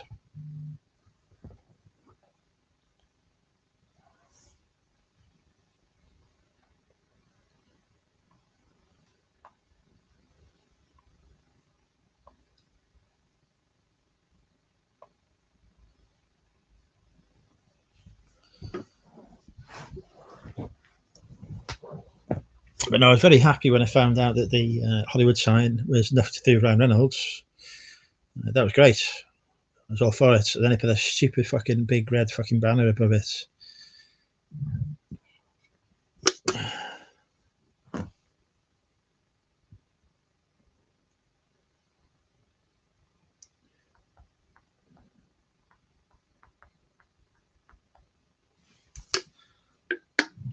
hope I don't cold weather. It's stupidly hot as it is. Thing is, right, cold weather, just put some more clothes on, don't you? Hot weather, there's only so many clothes you can take off before it becomes inappropriate. So, you know, I would love to be sat here in front of you all butt naked now, but YouTube would take my account from me, especially if a penis was exposed. So, therefore, I've got to wear a shirt. Is that a Hollywood shirt? It's a Hawaiian shirt from Primark, which is obviously where I get all my shirts from.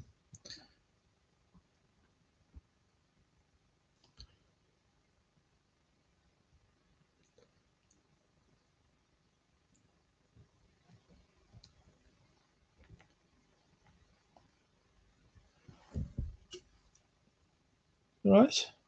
Yeah. Okay. Why are you not sleeping? It's sleepy time. Party sleepy time. Yeah. Party gonna go sleepy. Come on. Party go sleepy.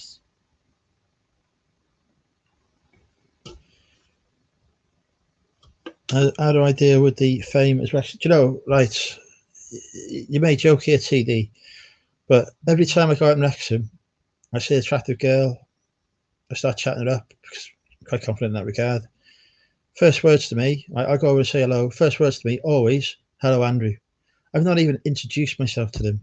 They already fucking know who I am. So, you know, that's the level of fame there.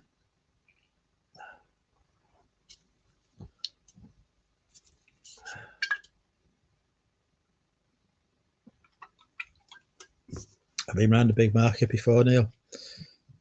I've had some encounters there, I can tell you.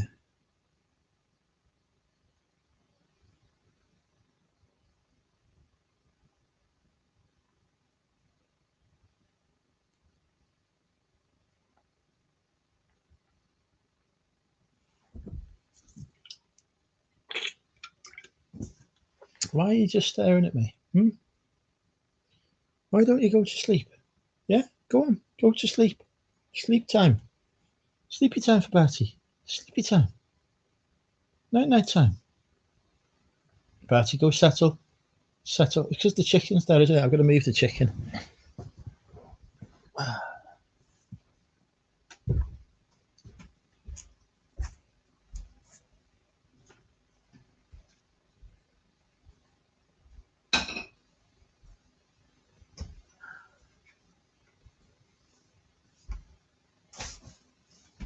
Chicken's gone now. Go settle. Go settle. Go on. Go on.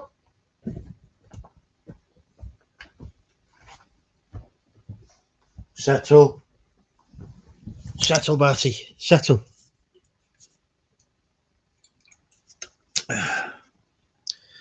Do you still check that you need? Oh God, yeah, no, don't remind me that. Christ.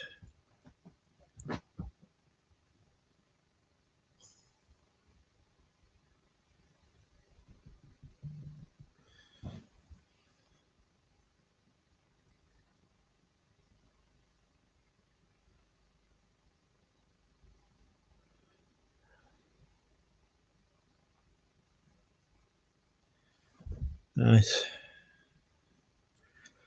But he's not having any chicken. Yeah, boy. Yeah, go sleep.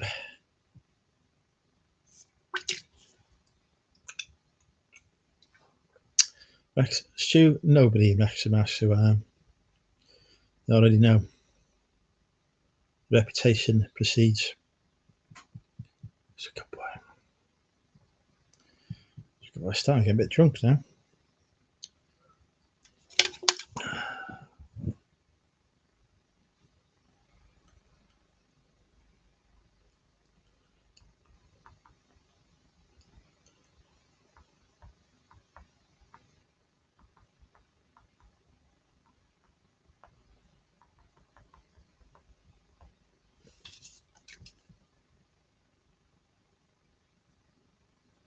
Oh, excellent. Promise RSPC. Fantastic. I'm sure they'll be delighted. Hey, Todd, how are you? You all right?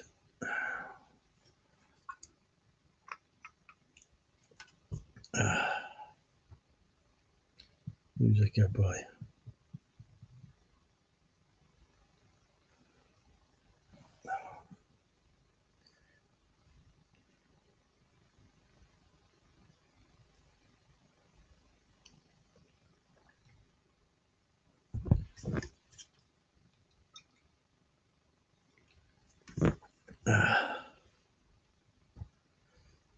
Yes, I was living in fear of the day that they turn up and compliment me on the wonderful job I'm doing. It's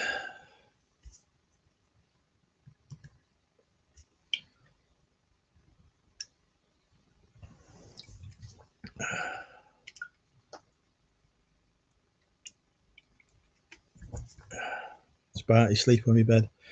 I sleep on Barty's bed. I believe he thinks it's his bed. He just allows me to share it with him if I behave myself.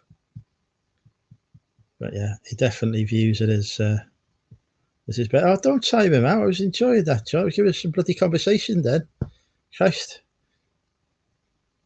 I can't think things going. Let the bloody trolls loose. It's interesting.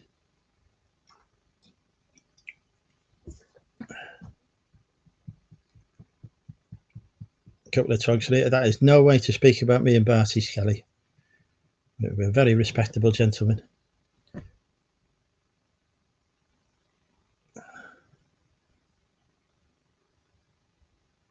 Why have you hidden Sean now? He was talking about the bloody trolls before. Unhide Sean. Jesus Christ, he's a long-term valued subscriber, Tea Cakes. Bloody hell.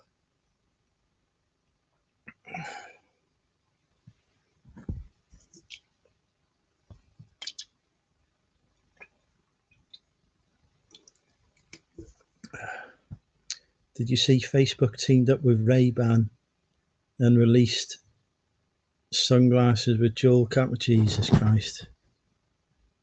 Who's better pulling the females, me or Barty? We're a double act, Sarah. We come together.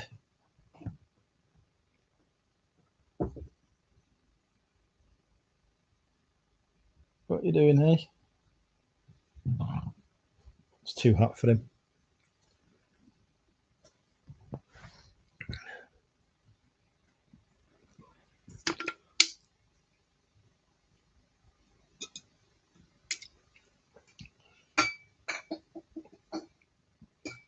Yeah, Sean's suffering now. He's been in the doghouse.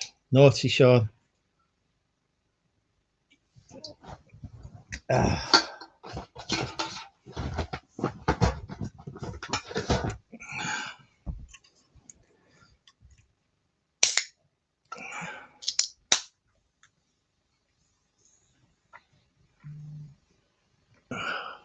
Oh, the online pharmacy have emailed me. I have no fucking idea why they emailed me, who they are, or what they want.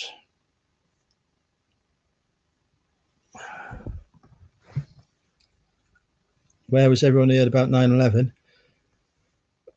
Day of 9/11, I was in sixth form college. I never told us anything about it. I was getting these weird messages through the day. Kept hearing these snippets of conversation. Didn't know what it was all about. Went home. Die Hard was on the TV. So I thought, I said, oh, it's too much. Early for Die Hard to be on the TV. So what are you talking about? I said, the film you got on the TV. He said, you got it on video or something. It's pre-DVD, or pre was having a DVD player anyway. I think it did exist. He says, this is the Twin Towers in New York. I said, what do you mean? He said, being attacked by terrorists. So yeah, there you go. That was like several hours after the event.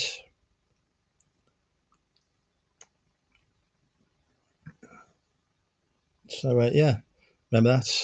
I remember Princess Diana dying as well. So a birthday party that evening. I pushed someone into a pond. I don't know why. It's very strange.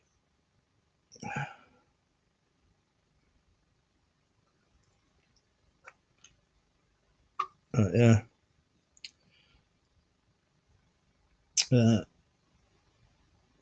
I remember what I was during the national lockdown, of course, as well, which is the big event of 2020 here in the UK. Boris coming on the TV a few days after St. Patrick's Day. But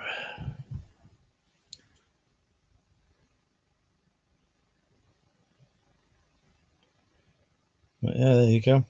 Yeah, very sad, the events of 9/11. Manchester bomb went off. My dad fought out of bed.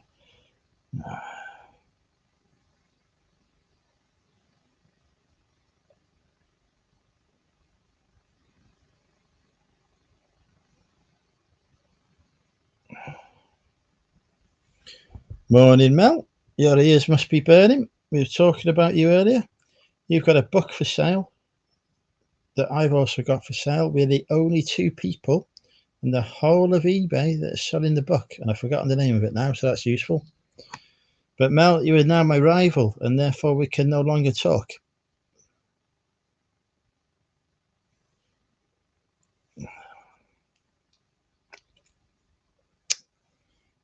Obviously, I've undercut you by price. Yeah, look, yours is like $100 or something, or $200 or something. $200 yours was, yeah, $200. The translator is £107.12, which is like a random fucking amount. Not allowed. Of course, I undercut you. Fucking quite substantially.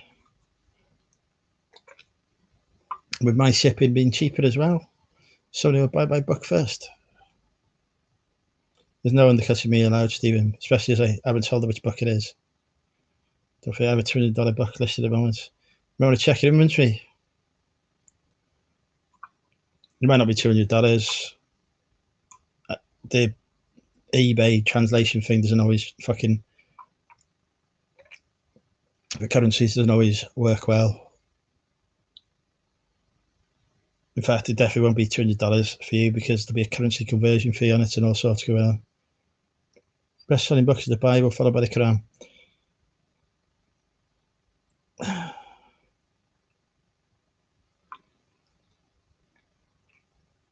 Your screenshots. I'm not going to fucking effort of doing that. I can't even remember which book it is. Require me to actually bother looking, which isn't going to happen.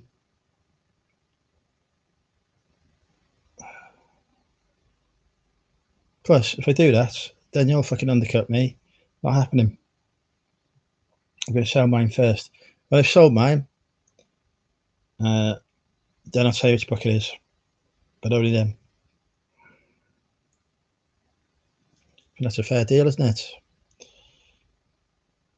I was discussing today with Lauren or Louise or whatever name she's going by today.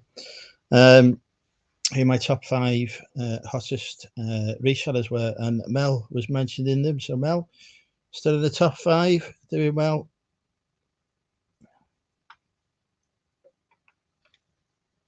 I sold a Bible the other day. I've got no idea. I don't count stuff by category, to be honest, Martin. I would have no clue. Not that many, maybe 30 or so. Maybe slightly more. No idea. Top 5 hottest resellers, Mel. There was discussion who I would like to have sex with, basically.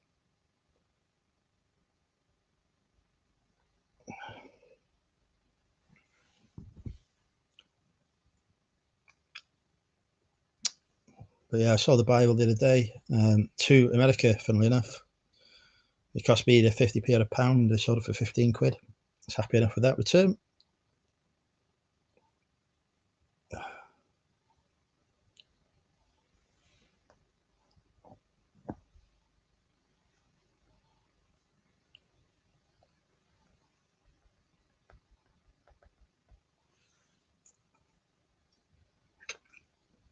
Yes, it is the thing book.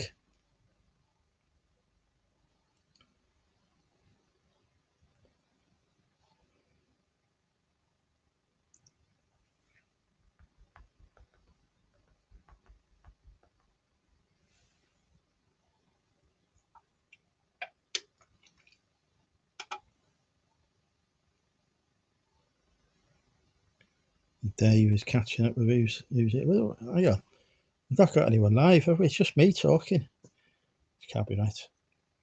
Some 16th and century Bibles is worth millions.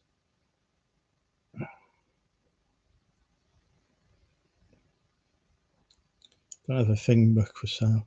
All books are things. I do actually have the thing in paperback for sale for like 30 quid or something, I think. It's not sold yet, but it will.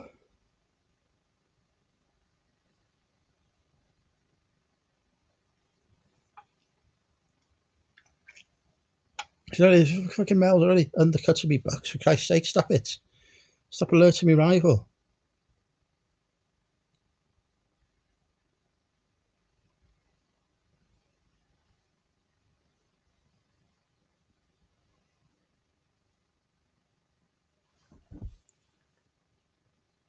So, but see, here we go. She's got this fucking $200 bucks. I haven't got any $200 bucks. I've sold the Bible. Straight away. There you go, you see. We knew it. Tried reading the dictionary. Turns out the zebra did it. Did what? What did the zebra do to the dictionary?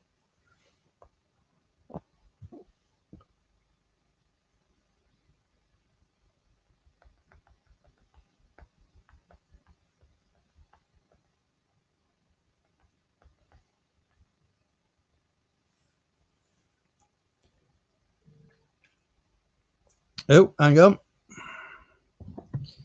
Hang on.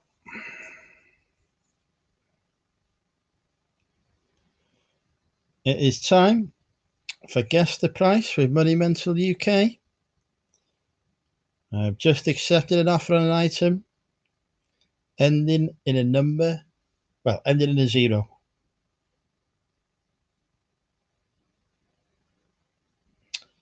So yeah, let's guess the price.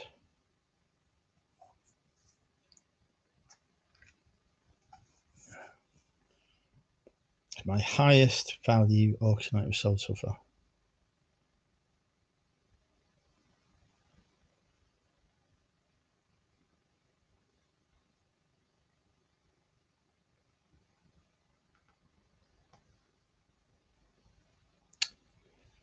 Right, we get bloody hints. Jesus Christ, what kind of channel do you think this is?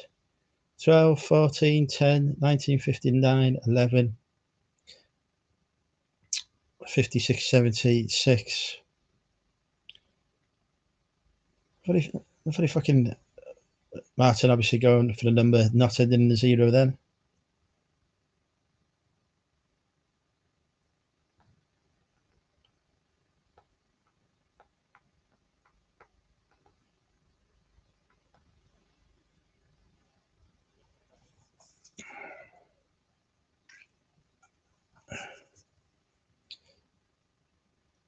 LGG obviously not understanding the concept of ending in a 0 either. Come on, we can do this, folks.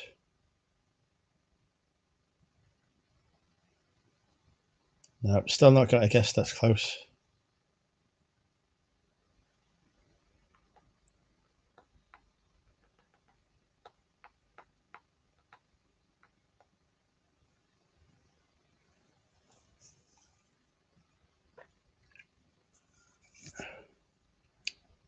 Still not got a guess this close. Come on, people, we can do this.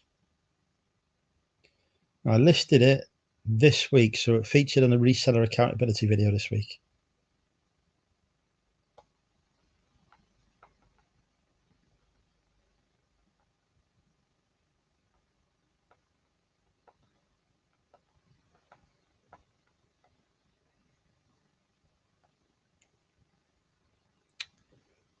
No. Miles off, all of you.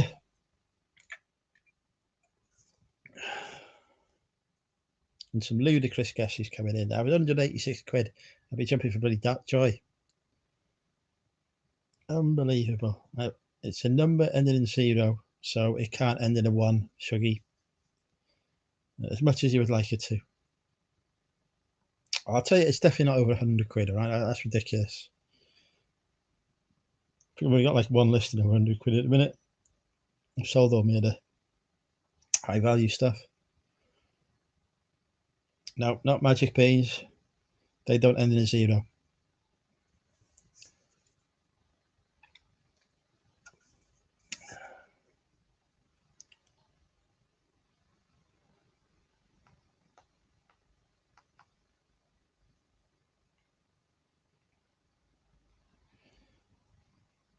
Not 18, no, not 50, not 22, not 40. Some magic beans, .0, no, still not magic beans.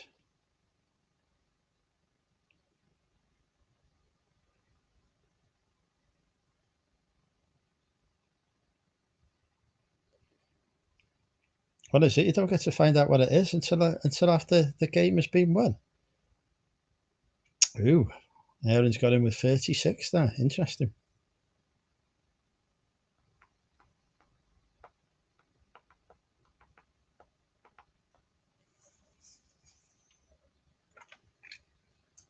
$45, 2, 17, 5, 28 dog treats. Still not there, folks. Still not there.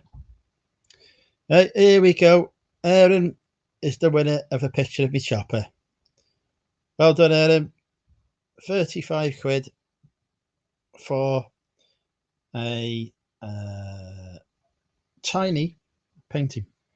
Bought a job lot of free paintings at auction, all by the same artist. 35 quid. That one sale has already put me into profit. Mr. Manji will remember me picking him up. He had his head in the hand. He had his head in his hands at that purchase. But UK, he knows what he's doing. Not really, but he sold it and he's made some money. So 35. Well, at the end of the day, if I don't see your comments, then it doesn't count as it. So unfortunately, Aaron has won the picture of the chopper there. Congratulations, Aaron. Yes, 35 ending in 0. It's 35.00.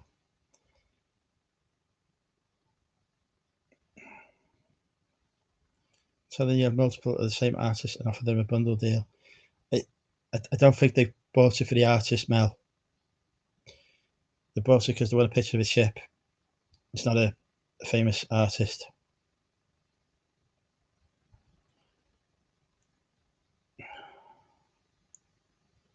There's a favourite. Look, fucking Aaron has won the picture of the fucking chopper. Accept it. When people make comments and I don't see him, how am I to be held responsible for that? Being on that forest coaster. Is that to me or is that to someone? I don't know what a forest coaster is. Did you put your tea on it?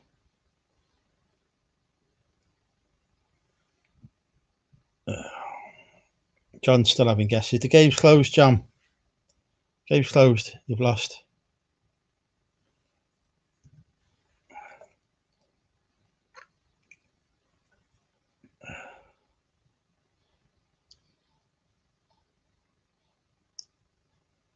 But yes, I am now the greatest painting seller ever.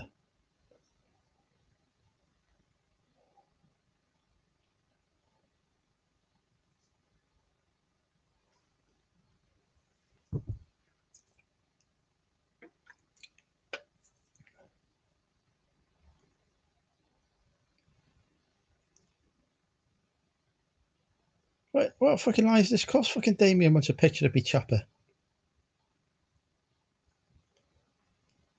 What fucking man wouldn't?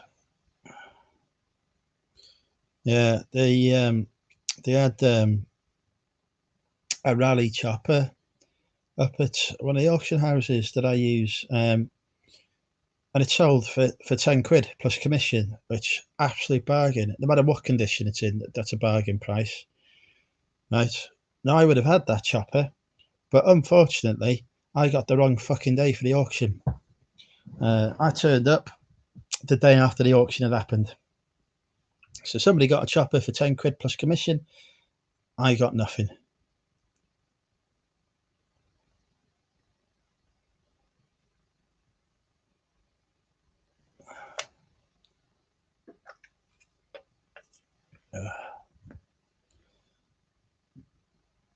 I'm up at 5 a.m. I'm up at 7 o'clock for my car boots. Well, actually, in fairness, I'm probably up at 6 o'clock because the dog will wake me up.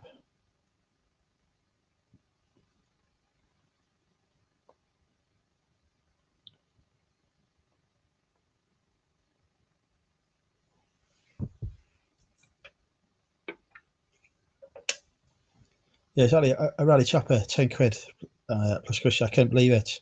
Went for a maiden bid. Oh, so angry. So angry. I'd like, how could I not? How could I fuck it up that badly?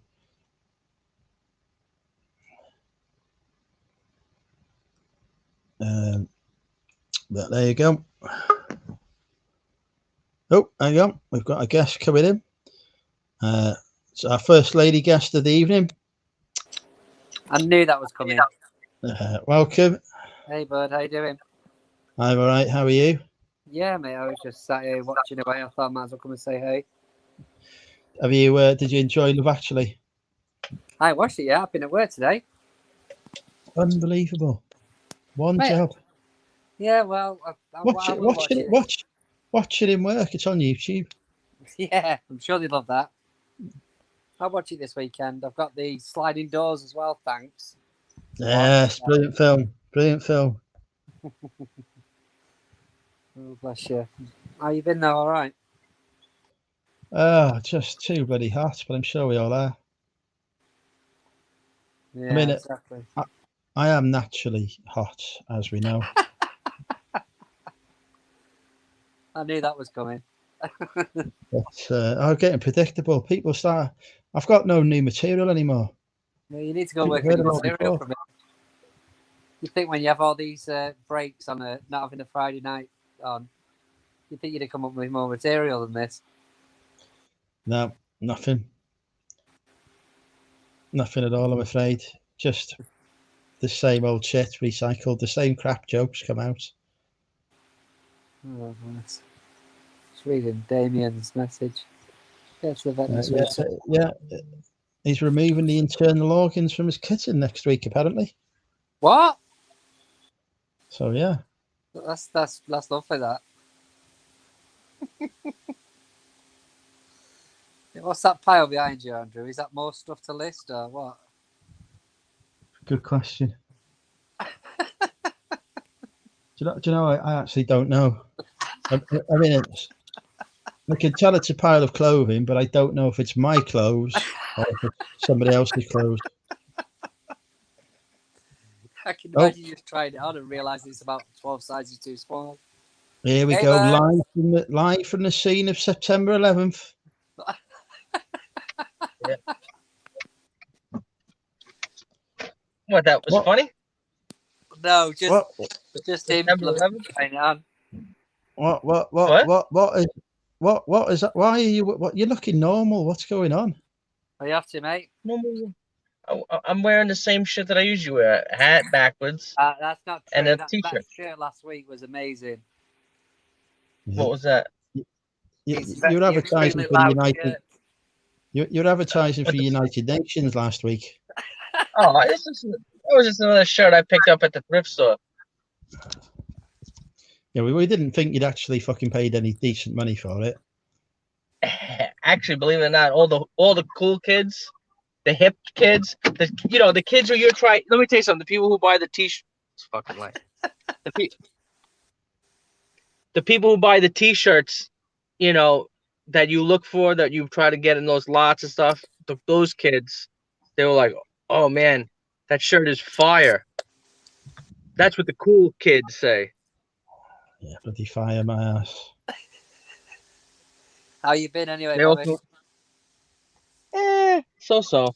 I mean, I don't like to complain too much because I know there's people always sick and, whatever it is. So some little small problems, right. I don't want to complain too much, well, there's just a tad bit. So how about you guys? How's everybody by you? Yeah, we're okay, mate. Been working, so just been busy really. But weather's so what's your full-time job? What's your full-time job? I'm a manager at a repair centre for technology. So what technology? What kind of technology? Laptops, TVs, that sort of thing. Oh, really? Okay, so I think we had this conversation. Do you know who? So for personal stuff. Personal computer. Laptop. Yeah. So do you know? Have you seen the YouTuber Louis Rossmann? No. You never heard of him? Oh, he's like one of the biggest guys for like laptop repair online. Because he's from New York City. He makes a lot of, a lot of other people. This guy, a lot of people in the chat. I'm sure once you look in the chat, I think I have seen him actually. Yeah, I think I have seen him. Yeah. He's actually lobbying the government right now. He's in the process of lobbying the U.S. government. Yeah, over something called right to repair. Because what happens is there's a lot of I know the laws are different, country to country, about like, so if you want to get a part, like you have to bring it to a special authorized dealer. Yeah. And or sometimes they'll make it where you can't even repair the unit that you even have. Yeah. And what happens, so what he's doing, he's lobbying Congress to be able to change the laws for so you could be able to fix your own stuff, like how you would with your car. You know what I mean? Like you can buy the parts for your car and change your, like, the brakes on your car or whatever. You don't have to bring it to an authorized special dealer to change the parts on your car. I think it's like that with phones, though, isn't it now? Whereas years ago you used to be able to just switch out the battery and stuff like that. Now they make it so it's difficult to get into. So your battery starts dying, unless you get it repaired, it's a throwaway item. Yeah. So it's interesting that, I mean, obviously you don't know our shipping system over here, but I'm sure it's not much different in the UK. Yeah. I have some laptops that I was going to sell for do you sell electronics equipment on eBay, I'm assuming, since you know about electronics? Not a lot, no, not really. I mean, it's predominantly just clothing and stuff. I figured. I don't really like messing about with technology, to be fair on that. Isn't that what you do at work, or you just like, you know? It is, but it's not.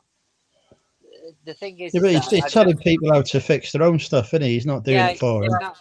It's not something that I really like doing on eBay and stuff like that, because it's just if anything goes wrong with it, you're returning it. There's less chance of that with clothing, isn't there? But anyway, here's my question. I was just gonna ask some, because I have some laptops that, you know, some HP laptops from like probably 10 years ago, nothing valuable. Yeah. But you know, I was gonna. I have a bunch of them that I got paid nothing for, really, because you know sometimes it's hard when I'm sure at the car booths and stuff, some people will put stuff out like take this for £1 or just take it, and you're just like, you know, you're like, oh, I can't refuse if it's only £1, you know. So I got some laptops now. The laptops, in those, what is it, like say 10-year-old HP laptops? Those are lithium batteries in there, or like they? Yeah, they tend to be. Yeah. Yeah. So you can ship it, because I know in America, like we have what we call priority mail that goes in the air, and then there's a parcel mail which goes on a truck. Yeah. So, like for example, stuff like that, you're not allowed to put in the mail. Now, would you in the UK? Are you familiar with that? Are you allowed to put that in the air mail? I think you do get asked, especially with Royal Mail, don't you, Andrew? Correct me if I'm wrong, but I'm sure it asks you whether or not there's any batteries in them. We're not meant to send things with batteries generally. You can, as long as they're sealed, but they have to mark it. That's what the reason they ask is they'll then ask you, is the battery loose? So you're obviously going to say fucking no. No, it's not loose, and they'll just mark it with the appropriate like sticker or whatever to say that it contains a hazardous material. Domestically, it's fine. You can't ship it internationally via Royal Mail. Yeah.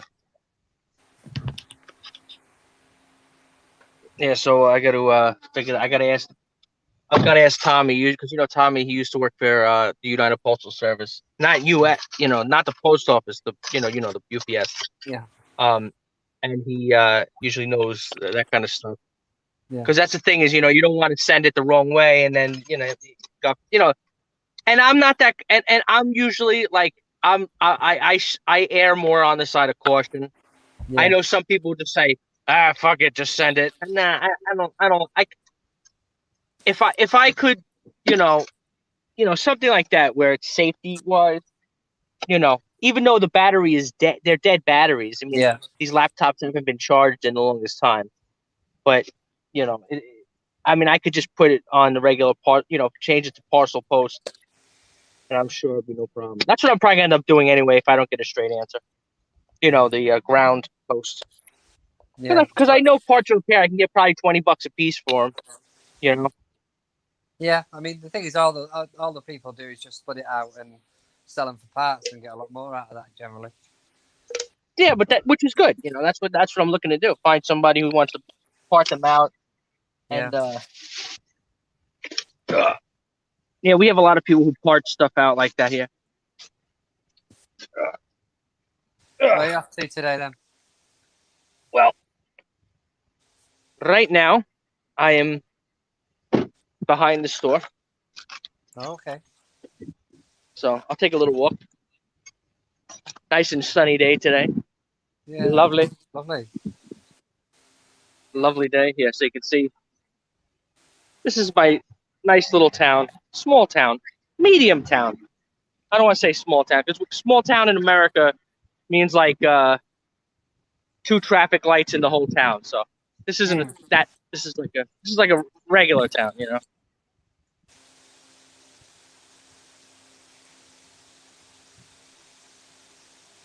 Hey, how are you? Alrighty. Good.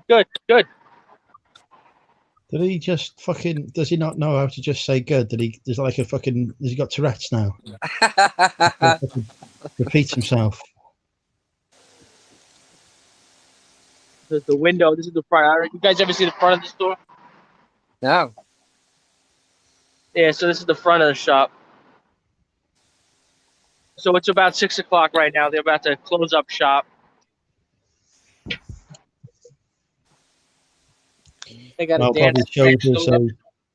Bobby shows us the shop closing because we've not seen that before. There's a question for you, Stephen. It's basically it's a Superman quote adapted, but with my son's name in it. From the first one with Marlon Brando.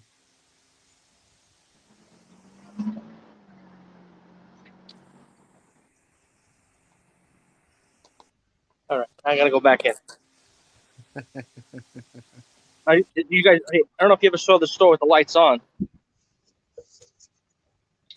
I've spoken to your landlady. Hi guys, how was last week? Good. You don't remember? You guys went and saw a band that was so. Sonny's. Oh, it was actually good. It was a great time. They were good. Oh, it was the same band. They just played new stuff. Yeah. Okay. Yeah, they played better. They were more lively and good. The shoes? Yeah. What were they, like clogs or something? Was he making?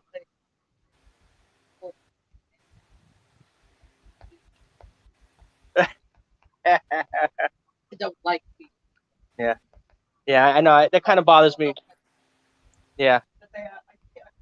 You could shovel dirt with them. Ugh. I know, they kind of freak me out too. What time is it? 6 o'clock? You look tired. Oh, God. Oh.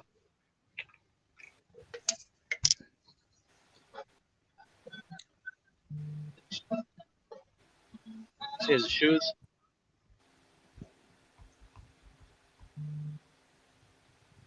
The shirts. Nice. Well, looks like your TK Maxx, Andrew. I know Andrew thinks this is like a big charity shop. Massive. That is compared to anything. This is a mom and pop.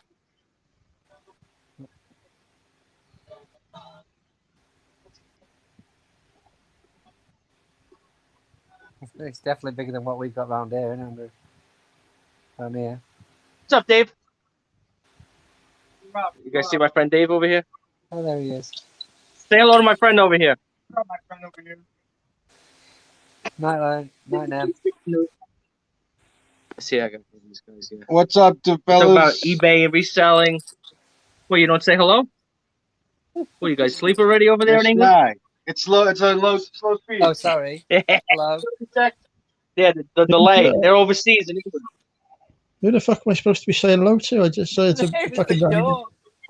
It's just all I saw was a fucking piece of carpet. Remember, I showed you all the electronics. He fixes up all the electronics. He's in the back testing these. Here, you see, like Panasonic. Nice. Oh, you know the other place they reopened. You know the and they have like these shows like this. They put them for $5. Yeah, that's too high. You sell them for 20. You can't buy for $5. Sell for 25. I sell them for. I get them for like $5.10. I get them for $10. They're selling them for $5 over there. Ask. You talk to Matt. I'll go over there and get them. Talk to Matt every day, no? I'll go over there and get them. Right? Don't you talk to Matt often? Matt, whenever I see him, yeah. No, but I'm saying because he knows better. He knows the ladies that put the stuff out. So talk to him about it, about their electronics. It's much bigger than what we have over here. It's more like a Okay. branch. It's the size of a frigging branch of Tesco's.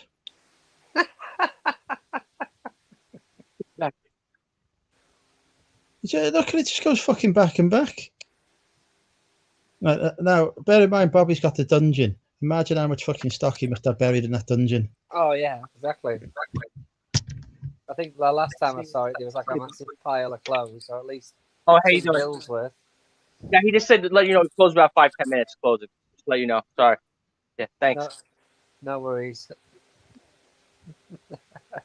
No, it's not. We got the music going like crazy.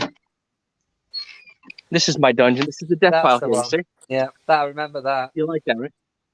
That's K2, and that's Mount Everest. Yeah, I remember. You know, they have me. They have names. You know.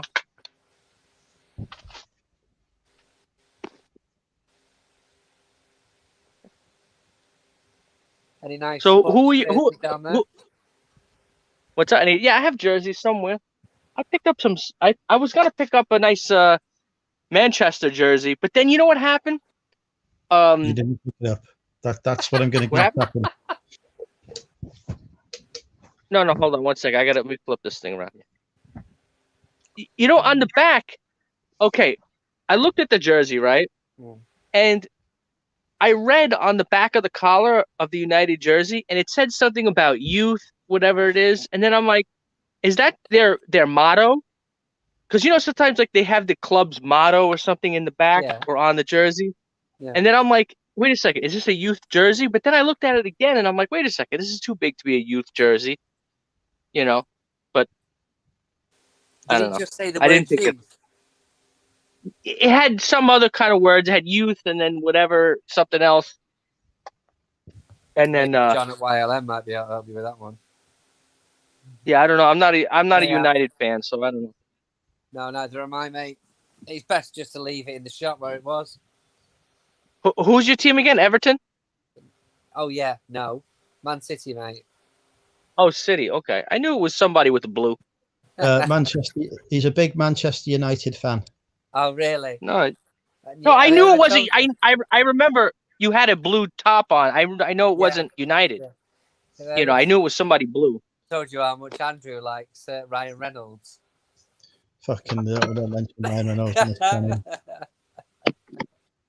Yeah, no, I was gonna say he usually wears the blue top too, right, Andrew? He has that Paris Saint-Germain. How do you say it in French? Come on, you took a few years of French. Paris Saint-Germain. Paris Saint-Germain, yeah. I don't know. That's not a. You got to do better than that with the accent. Do I look like I want to do a French accent? Jesus Christ. Do I look like I'm a frog eater to you? What was that? The fuck was that? A frog eater. You've nailed it there, mate. You've nailed it. The Scottish accent. I don't could do it. That guy. Who's that guy? He's always complaining. He's online. He's always complaining. George Galloway. I'm the original Scotsman. I'm the original Scots. Axes with Krillin. Jesus. And then he does that. He pulls that rail. Yeah, take it easy, man. Come on. I know I have an accent, but I don't accentuate it. Yeah. Is this what we're doing now? We're doing impressions. Scotsman? Well, they're kind of easy, so they're kind of easy target. I am a very Scottish lady. You were the one too. You were the one. I have the old tapes. You were the one that said, "Man, I have Scottish family members, and I don't even understand half the words they say." Yeah, it's true. Not a fucking clue. Not a clue.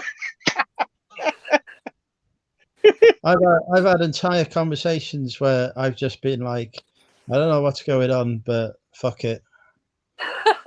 And they weren't knackered. I swear. Now, is that a northern word or southern word, or everybody uses that word? What knackered? Knackered. Oh, we use it up north. But so everybody uses it. Really, isn't it? I think we're all. That's knackered. My favorite word because it means like 10 different things. The guy looks at a car that's all beat up. Oh, that car is knackered. A guy was really drunk the night before. Oh my God, I'm knackered. I didn't get any sleep. Oh, I'm knackered. Every time I use that word, it's like use it for multiple. It's got multiple meanings. It means sexually tired. Oh, literally? Yeah, that's what it means. It's like spent. Like you just finished what you were doing, and then. Yeah, basically, it's like how I'd like to feel after seeing Ellen. Yeah. Smooth. I've seen how you've done that there, Andrew. It is kind of but it is kind of funny when people that we always just etymologically change words around, and it's funny because in New York there's always a lot of people. We have a lot of foreign speaking people here. So it's kind of like you have to they don't understand expressions. Maybe if they went to school, you have to kind of like explain to them like why does this mean this? And especially a lot of people come in as foreigners. The first thing they learn is money. That's it. Money. That's like nothing else other than money. So the guy asked me, he says, why when you say 3:15, right? It's 3:15, not 3:25. You know what I mean? Because to them, a quarter is a money quarter, which is 25 cents, 25% of it. I said, no. It's 25% of the hour. You know, because all he's thinking is money, like money.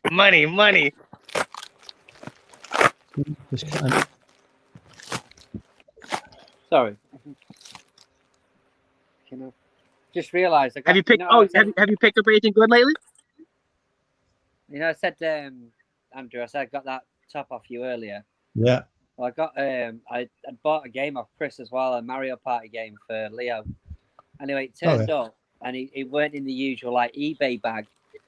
It was in this other stuff, and I literally ended up ripping the plastic on the front of the game to try and open it up. And it's that Scotch stuff he got. Oh, is he still using that crap? I don't know, mate. I've just realised, like, it's that Scotch stuff. I couldn't open it. I literally couldn't open it. I'd send it back. Reseal it. Just put it back together again. It's proper. I'd say to him, say, look, sorry, but I'm gonna have to open up item right damaged here because you used fucking shit packaging. Mate, to be fair, it definitely worked. But yeah, I see the appeal of it, but I couldn't fucking open it. Now, is Scotch tape from Scotland? No, I don't know where it originates from, but basically, you got this. I think it's from Minnesota, over, but I don't know. Seals, but I've never seen it. I've never actually physically seen it before. It definitely works. Just couldn't open this up. But yeah, it's just come to mind then when we're talking. But yeah, I got let me show you. So let me show you some bolos. Oh, go on then. Hello.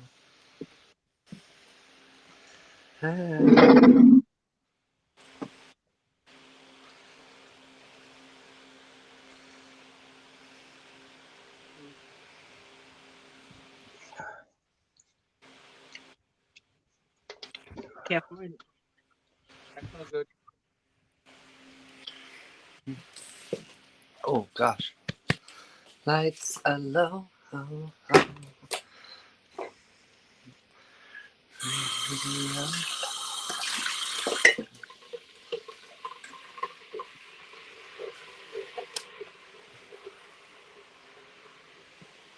Size it.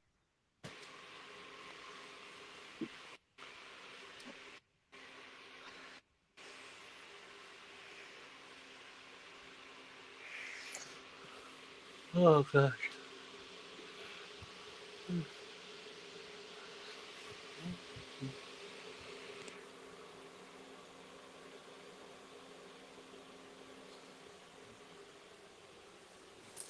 Yeah, love that.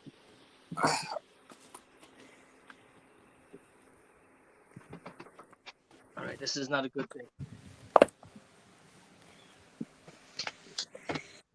I reckon, right, we need a new YouTube show, farting with Krillin. Oh, that's cool. You see this little guy here? This tiny little baby t-shirt? Yeah. So I got this at an estate sale. I bought like, I don't know, maybe 20 t-shirts, whatever it was, in a lot. And I looked this up, and the men's size one sells for like $200. Wow. Yeah, I couldn't believe it. So what happened was, I says, you know what? I'm gonna auction this. I'm gonna start the bidding at $50. See what happens. Yeah. Somebody makes me an offer instantly, like within like 20 minutes. I'll give you 100. And usually when you get an offer within like 20 minutes, 10 minutes, it's probably worth a lot more.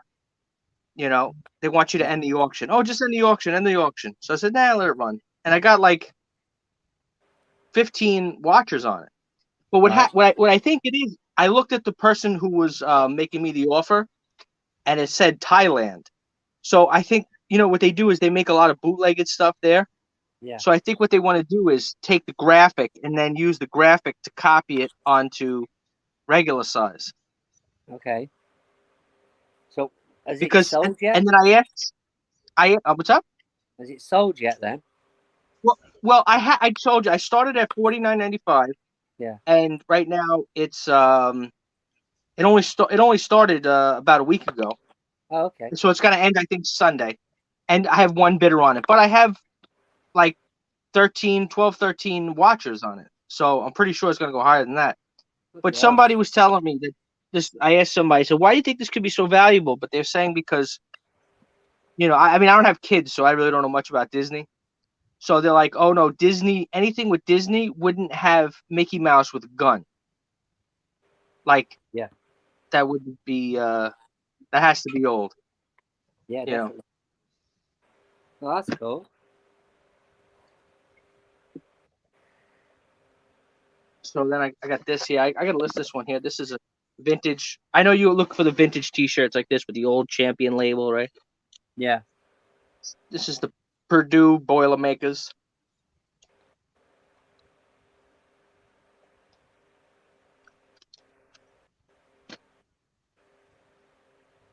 This is a Nirvana T-shirt, but this isn't that old.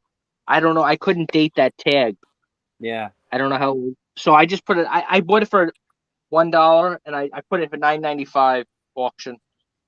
Because I know some of them with this logo on it, the original ones, they sell for hundreds. You see this like this? Yeah. But usually, popular, isn't it? Yeah, they have a saying on the back. There's some kind of writing, but this is not that one. But I can't find the one I really want to show you. Of course, I can't find it.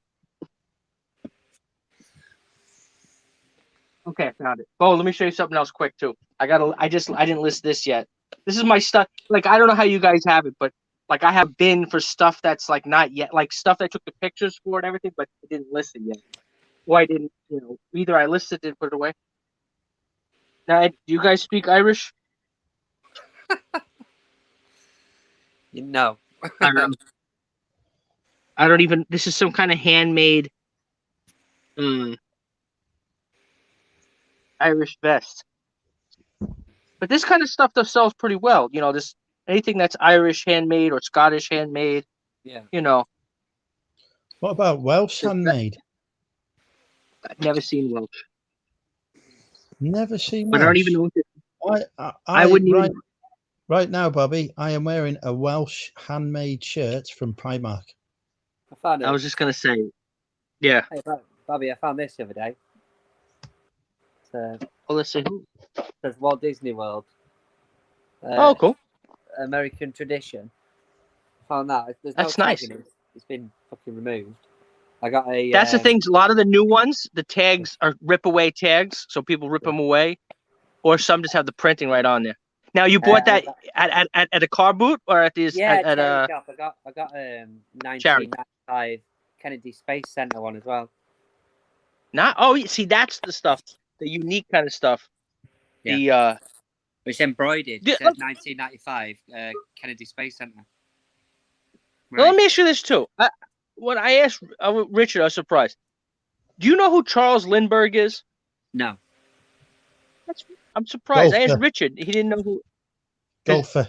He's the first guy to cross the Atlantic Ocean in a plane. There he is. I thought you guys. If he landed in France, but I figured you still know who he is. Hey guys, how you doing? Now, Al, do you know who Charles Lindbergh is? Somewhere. Charles Lindbergh. He invented something to do with airplanes. He didn't. No, he was the first man to cross the ocean in an airplane. Oh, okay. Okay, yeah. How you doing? Yeah, not too bad, mate. How are you? How's your sausage and chips? Good. I feel like I don't think I've cooked a single meal at home for about 5 days.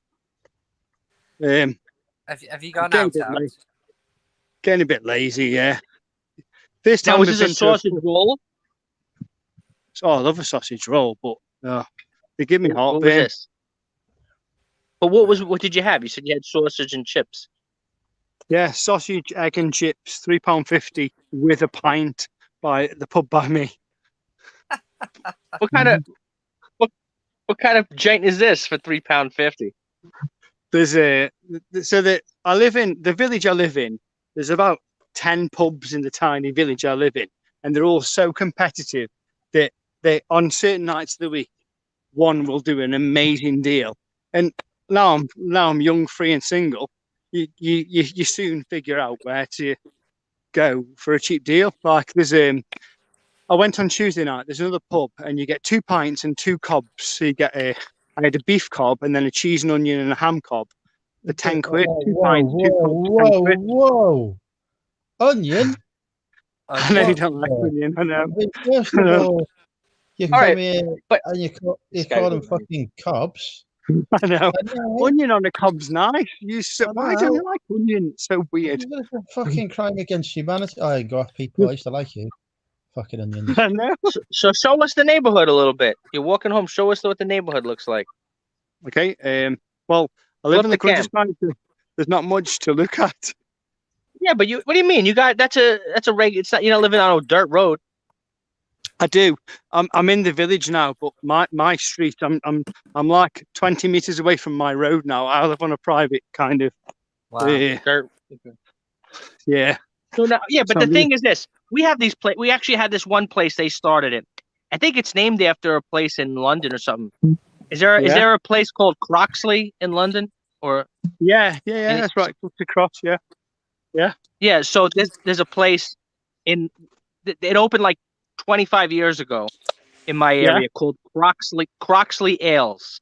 This was before. They were the first ones in this area to do like they call it like craft beer. They had like forever. Every place in America they would just have Budweiser, Coors. Maybe if they have imported beer, they would have a Heineken or a Corona. You know, and that's it. Or maybe just a couple.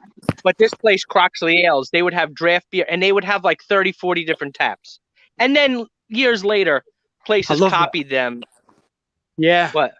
That's what the booze is like round by me. So I live, the village I live, I suppose I'm quite lucky, really. There's 4 rugby teams round by where I live, but none of them are particularly good.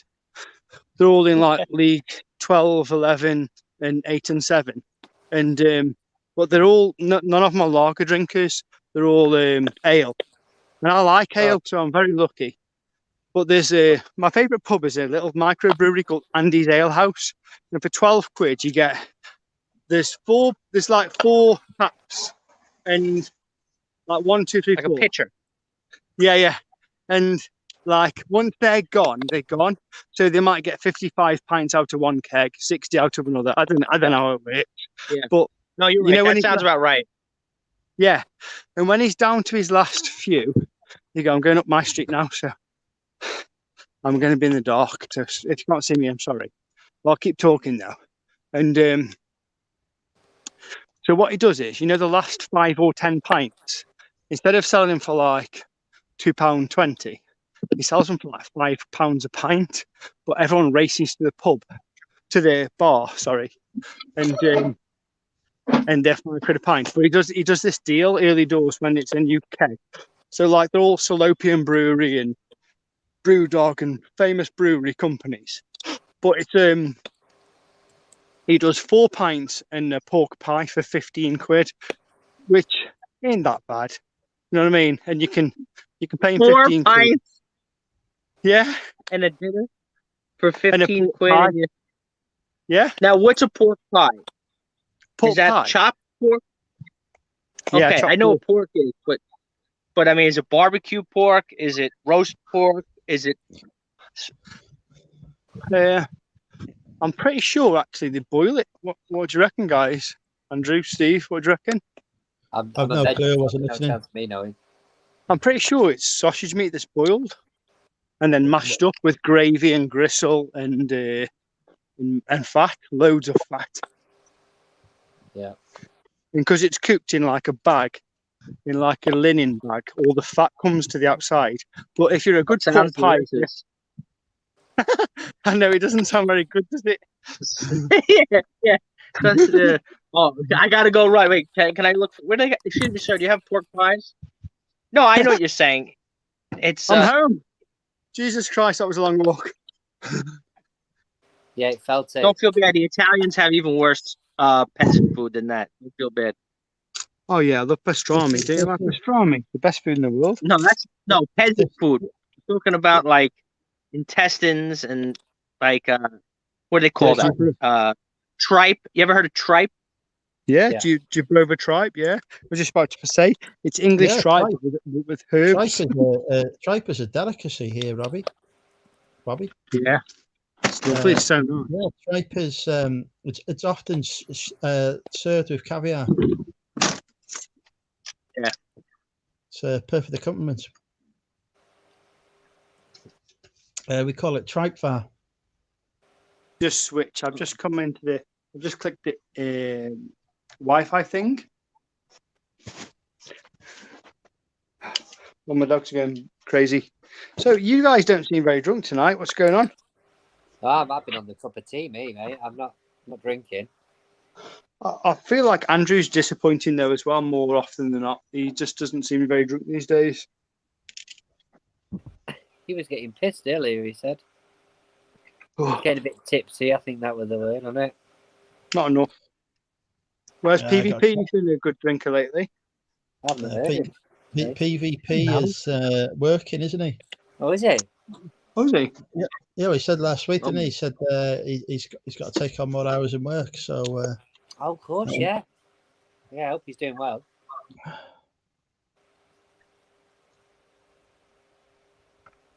Okay, so anyone spoke to him? See if he's okay? Yeah, he's fine. I don't want to encourage him. They're doing okay. I've seen him put the you've gone off wavy gravy. Yeah, Phil does the odd thing on Facebook, but not anywhere near as much as he used to. Do you know what I mean? Yeah. Oh, it's nice to get home, isn't it? This is the first Was time. it cold outside? No, not at all. You guys have It's 20 degrees, but it's 20 degrees, so it's warm, but it's raining. The fine rain that gets you really wet. Yeah. Now, and you said, how far south are you in England? You're like on that thing that goes out to the ocean. I'm in the Midlands. I am. I'm miles away from any beach or anything. Andrew's I think you said you were in. So what big city are you near, or medium-sized city? I'm about 8 miles away from Birmingham. Birmingham. Yeah, so I go to Birmingham a lot. My wholesalers are in Birmingham. I've got three wholesalers in Birmingham, so I go there every week. And, they are, but isn't that a big city? Isn't Birmingham? They just don't have an. It's tiny. It is. There's about 10 people. Come on, it's breaking my brain. No, I heard that Birmingham is it's bigger than Liverpool and Manchester. No, it's the second biggest city in the UK. Yeah. Okay, so it's bigger than I was right. It's bigger than Manchester and Liverpool. It's bigger than Manchester and Liverpool combined. Wow. Oh wow! Yeah, 100%. But the best music in the world comes from Manchester. Always remember that. Yeah, of course. Johnny Marr. A few people have mentioned about Melton Mulberry pork pies. That's about 15 minutes from me, Melton Mulberry. Tend to find that they sell the pork pies on the market. Uh-oh. Where's gone? Yeah. Nope, he's dead.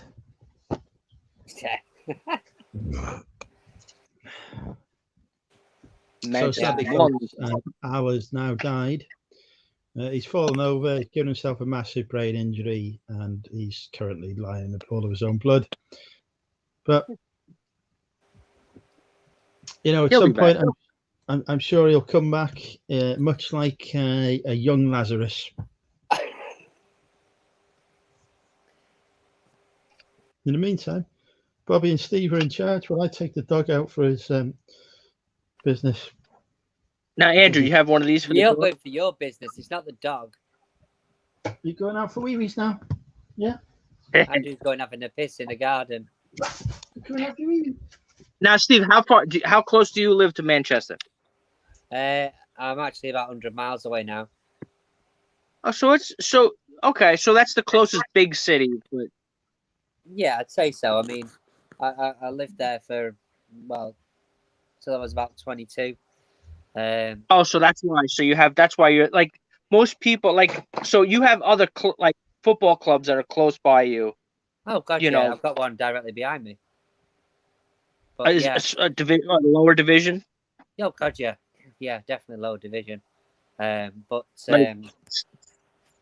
don't even know what division they're in, to be fair. But my club's always been City because that's where I grew up.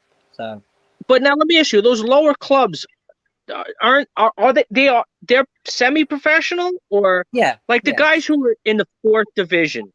Yeah. Okay. Yeah, those guys, they're still getting they don't have regular jobs. Some do. It depends really how far down the leagues they are. Yeah. I mean, I know. Well, some of the players get paid a fortune nowadays. I know the sort of wages over here are nothing compared to what they are for sports over there.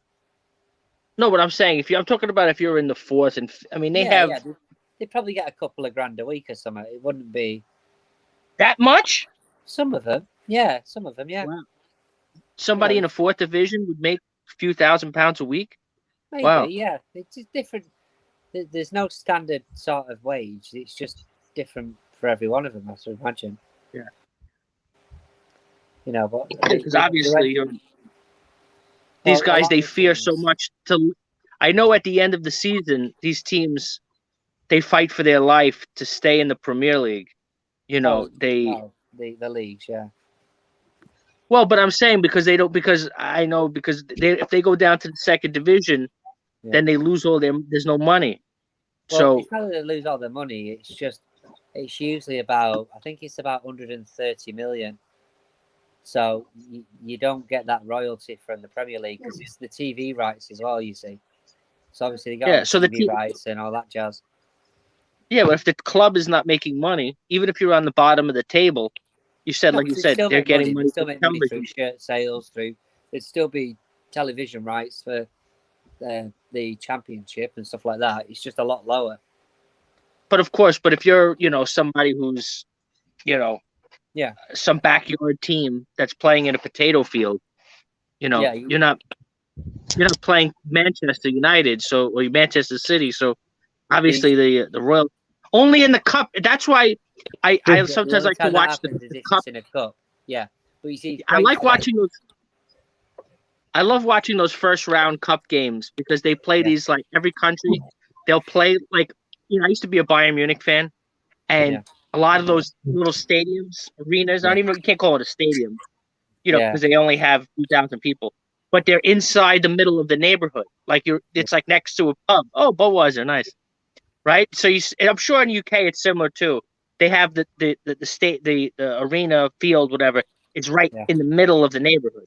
Yeah, you find some of the smaller ones. They might have high-rise flats, literally next to them. So these people you can just see them stood outside. Oh, sorry, outside the window watching. I only ever played at Bath Rugby Club once, but I really loved Bath Rugby Club because it's such an old Roman town, and the pitch is a little bit lower than all the houses or flats. Yeah. And all the people who live in the flats can watch the game of rugby. It's so cool. And so instead what town is it? Bath. So the two main Bath settlements for Romans in England were York or Bath, and there's another one called Chester, which is quite big. But Bath Rugby Club especially is so good because you'd have 30,000 people in the stadium, which was amazing. I think it's probably the biggest stadium I've ever played at. And then, but there was another, I don't know, 3,000-4,000 people in the flats watching you. You know what I mean? It was so cool. Yeah. But now is the field, the pitch? It's only designed just for rugby football too, or no? It's only rugby. Bath is the second oldest rugby club in the country, so just rugby. No, but I'm saying on this, like we have some stadiums that they play American football and baseball. Oh, So really? and we actually have one for a while. We have a team. Steve, you should be familiar with it. If you're a Man City fan, you should be familiar with NYCFC. I'm sure you're familiar. Yeah, they get the same owner. Yeah. So if you ever watch their games, they were for a while. I don't know if they still are, but they were playing at Yankee Stadium. Yeah, which is yeah. And it's kind of interesting watching them play because they're standing in the baseball field, and then they're playing there.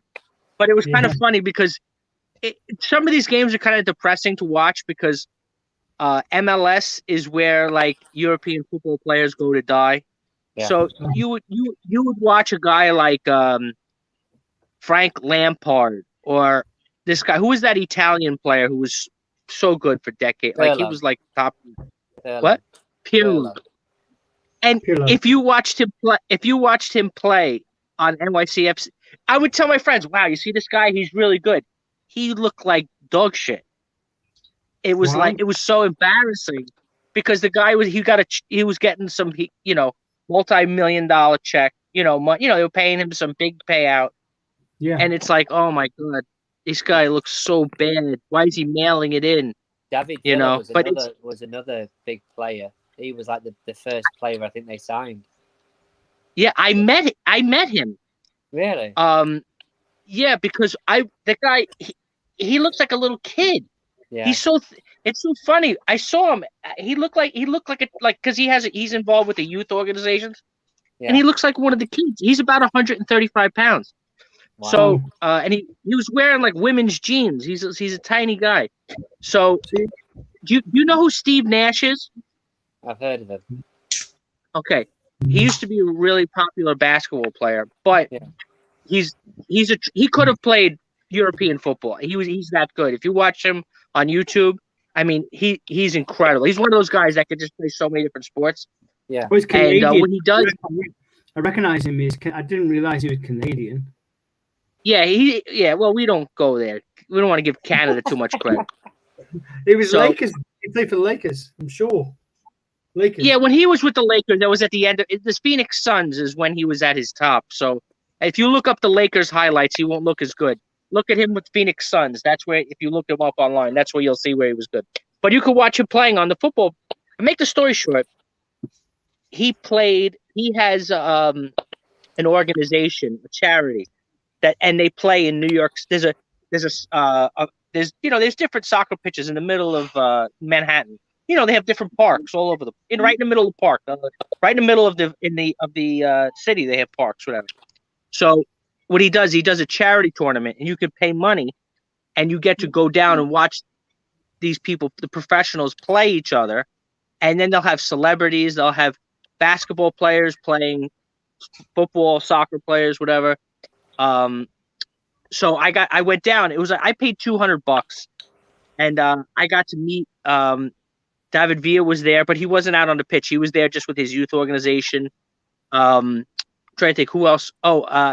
Another guy sitting in the stands. You guys, you know who Franck Ribéry is? Franck Ribéry, yeah. I know, yeah. Yes, rapist. And this other guy, I think this guy who was on Liverpool, his name was Origi. Do you know who this guy is? Yeah, Origi, yeah. Yeah. I didn't know who he was. Because he just looked like another guy to me walking on the sidewalk. But the guy who I was with was like, "Oh, this guy is on Liverpool," and I was like, "I didn't fucking know who he was." But of course, you knew who Franck Ribéry is, obviously, because you can't miss him because he has that. He's a stunner, isn't he? Yeah, you can't miss him. And then who else was I on? This other guy on Chelsea who was very popular in Chelsea, black player with the French name. Can't remember the guy's freaking name. Like this was like 8 years ago. This guy was really good. Chelsea. Didier Drogba. Chelsea. What? Not Drogba. Not Didier Drogba. Claude Didier. I don't know if that's what? Claude Makelele. Makelele, yeah. Well, it was on the same year like Drogba. The same year Drogba was playing, he was on there. Yeah, Claude Makelele. Makelele, yeah. Another guy. I would know right away when I know this guy's name. But anyway, this guy he playing on the pitch. And did you guys know basketball players at all? I know a few. I watch NBA. You watch NBA? So this guy who plays on the 76ers, his name is Joel Embiid. Yeah, I've seen him. Yeah. He's not French. This is the largest. No, he's Cameroon. Okay. The guy is the tallest man. He's the largest man I've ever met in my entire life. He's the tallest NBA player ever, isn't he? Isn't he 7'9" or something silly? Hang on. No, he's not. No, he's 7 foot. And then this other guy too. When I was there, I didn't know. I got friendly. You know, you're out there. You had a couple of drinks, so I slapped one guy on the back, and he got like a little bit like, "What the fuck?" You know, I was like, "Hey, good job, guys." And I slapped one guy in the back. Was this guy? He was from I forgot what club he's on. Does his name sound familiar? Christian Fuchs. This guy was on. He was an Austrian. Don't you think that's a very unfortunate name? Right. So we've got William Gallas. Yeah, Gallas, who's a great player. Nicholas Anelka. Anelka? No, not him. There's another guy. He's thinking of fucking Thierry Henry. I guarantee it. Don't say Thierry. No, guy. He was on Chelsea. He was on Chelsea the same year Drogba was on. Another black player. Yeah. Drogba was there for ages. Luca Remy. Fucking Thierry Henry. The problem I've got is Bobby knows more about British English football than I know.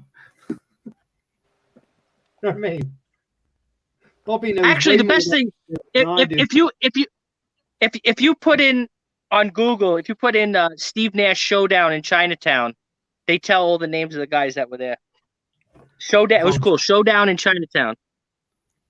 I tell you what, Bobby, I'm obsessed with NBA. It's the best book. Ashley Cole. It may as well be bloody French. Claude Ranieri. Claudio Ranieri. No. No, that's not the player. What am I doing? It's the fucking manager. I know. I was reading.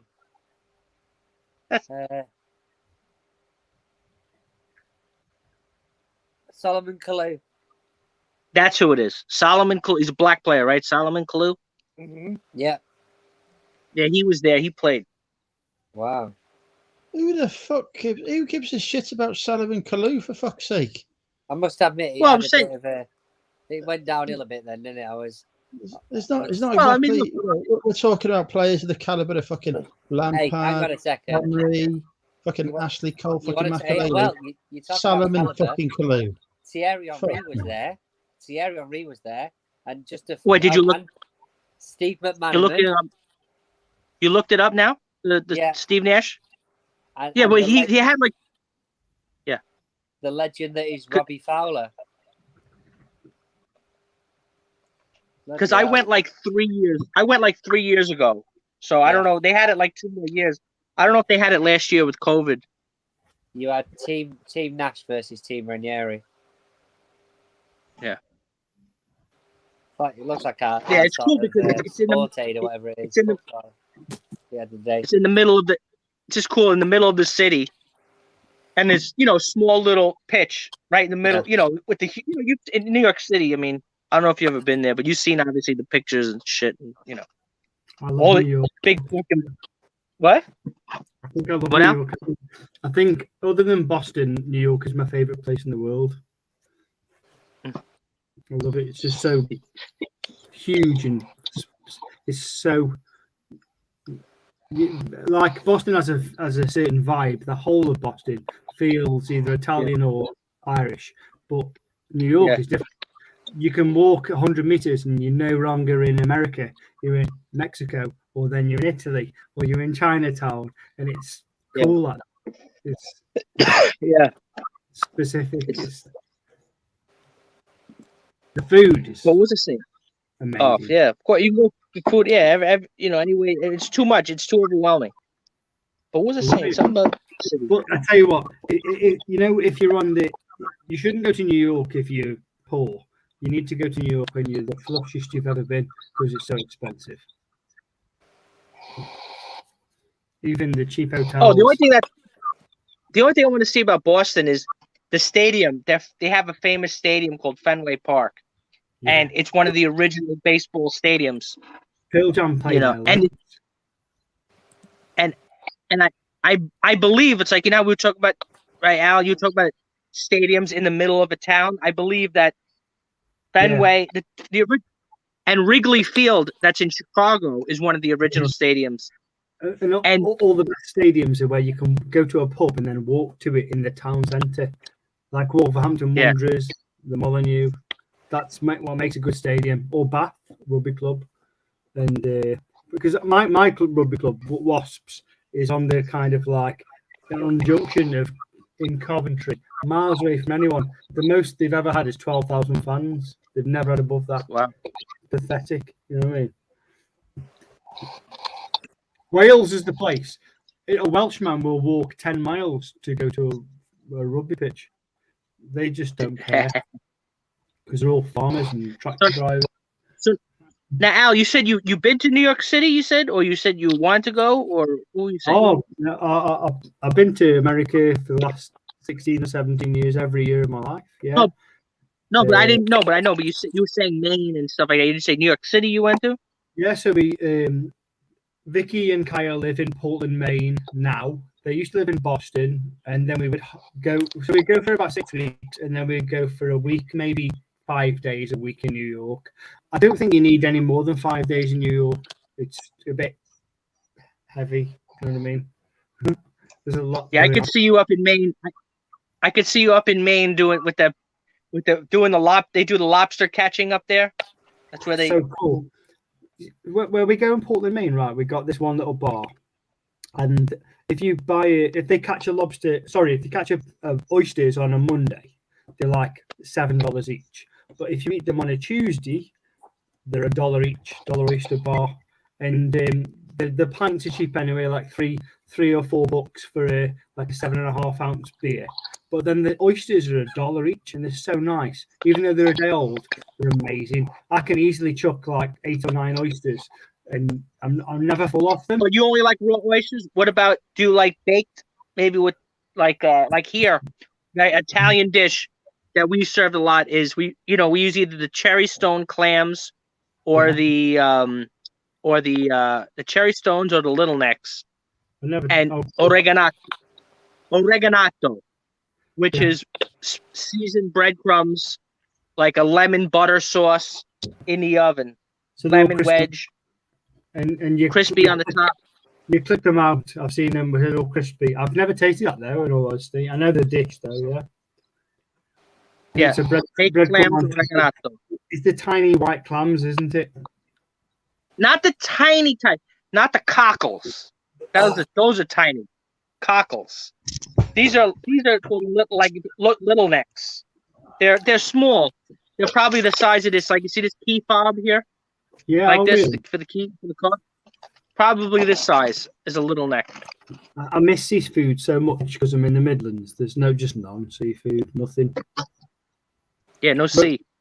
We do good roast dinners. I suppose the closest to the sea is probably Andrew, but he doesn't like onions, so I wouldn't be surprised if he doesn't like fucking seafood. Now, when they say fish and chips, it's always a white fish. Cod or haddock or pollock. Place, yeah. The cheapest at the time in the UK. The cheapest. They all take Babs. It's all lovely, you know. The thing is, English takeout food, it's not 5-star. You know, it's very basic. But, you know what I mean? Most of the time, it hasn't even got a fucking 1-star environmental health rating. Like, I have to tell you this story I saw on what the fuck channel before I forget. Did you hear about the counterfeit pasta?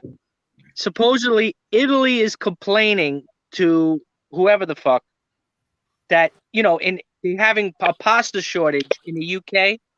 So what happens is they have to order the pasta, because everything now with Brexit changes, Corona, blah, blah, blah. Make the story short, they're ordering the pasta from America, and Italy is claiming that the pasta is like counterfeit pasta. Counterfeit pasta. Look at it. I swear, I don't know. You guys, it's in the UK, so you guys should know. There was a time, I don't know if you guys remember this, but it might have been 2002, 2003. Romania were making most of the pasta that was eaten in Italy. I remember that. Yeah, Wow. I remember it. Yeah, it's just flour and water. It's just flour and water at the end of the day. And eggs. Yeah, well, it depends on some places, like in southern Italy, we don't use eggs. We use butter. So, northern Italy, eggs. There's no chickens in Now, southern but let me ask you, so now, did you ever, when you were in Italy, did you ever have the fresh homemade pasta? My mum makes it every day. My nonna when I go to Naples. Yeah, there's a big difference. So, like, cheap broiled pasta that you buy in the shops is hard. It takes 12 minutes to fresh. It takes 2.5-3 minutes max. So when your water's boiling, what you do is you throw a few herbs in, or some people to cool down the pot. They get a handful of cold water and throw it into the pot, so the water just comes off the boil, and then they put the pasta in. And then when you shouldn't season your pot. You season your pasta at the very end when you're about to take it out, and take it out. Otherwise, your pasta if you salt your water, your pasta becomes really like tough. You know what I mean? That's a trick anyway. But I like the stuffed pasta. I like the ravioli, but with cheese, like cheese stuffed pasta, meats and cheese, tortellini. Fresh. Yeah, I love that. But there's no places in England like that. Back in 2 seconds. There's probably like 20 delicatessens in the whole of the country which are worth a reputation. They all are terrible. There's no Italy. I used to go to this. Yeah. There's no Italy in England. Italy is a minor. All the food in England is Indian food, like Punjabi cousins. You know what I mean? Yeah, tandoori. Yeah. Tandoori style. No, that's not true. We also have a large number of fish and chip chains. Yeah, but Italy food's tiny in England. It's tiny. Yeah, I know. And how come they don't bring, like you said, they have this delicious food? But I'll tell you a funny story too. So we had this one guy work. One day, I'm working, in the restaurant, my regular job. Yeah. So we had this guy. His name was Roy, which was very funny because. What? I always forget you also work, don't you? Oh yeah. So we had this guy comes into work. His name is Roy, and I thought it was funny because the guy was from Naples. So we're like, what the fuck kind of name is Roy? That's not, whatever, But anyway, in Naples, there's a very large NATO military base. I don't know if you've ever seen that. I don't know if you've ever driven by. Calpena, yeah, in Calabria, yeah. So anyway, but Roy, his mother was Italian, from Naples, and his father was a cook on the military base, American. Okay. Oh, cool. So anyway, if you're American, you get dual citizenship. If your father is American, you can come to America, right? I mean, you can get you can get your papers to come here to live in America. Yeah. So here's the ironic part is that the guy is very European. Like, that's why I don't call you guys Europeans, because you guys don't look like Europeans, talk like Europeans, dress like Europeans. Well, no. Much different. We invented the continent. Yeah. But you know what I'm saying. Al, you know what I'm talking about. When you go over to Italy and these other countries over there, it's completely different. England is more like United States than like Europe, right? Yeah, I think so too as well. We're cosmopolitan. Yeah. In Europe, these guys, they wear the skinny jeans and the this fashion is awful. Yeah.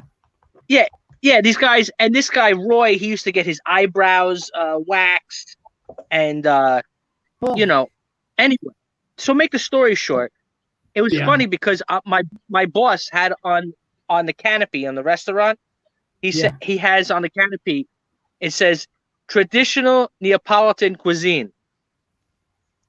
So Roy, when he starts working there, he says, "What are you talking about? I'm from Naples." He's like, chicken parmigiana. He's like, I've never had that. He's like, I had it once in my entire life. He's like, that's not, because it's the difference between American Italian cuisine, people who came from there and then made those dishes. All the stuff with the heavy sauce.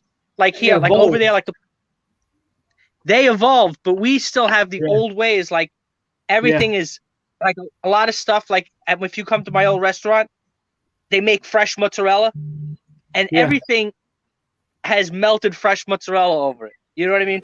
Melted cheese, melted.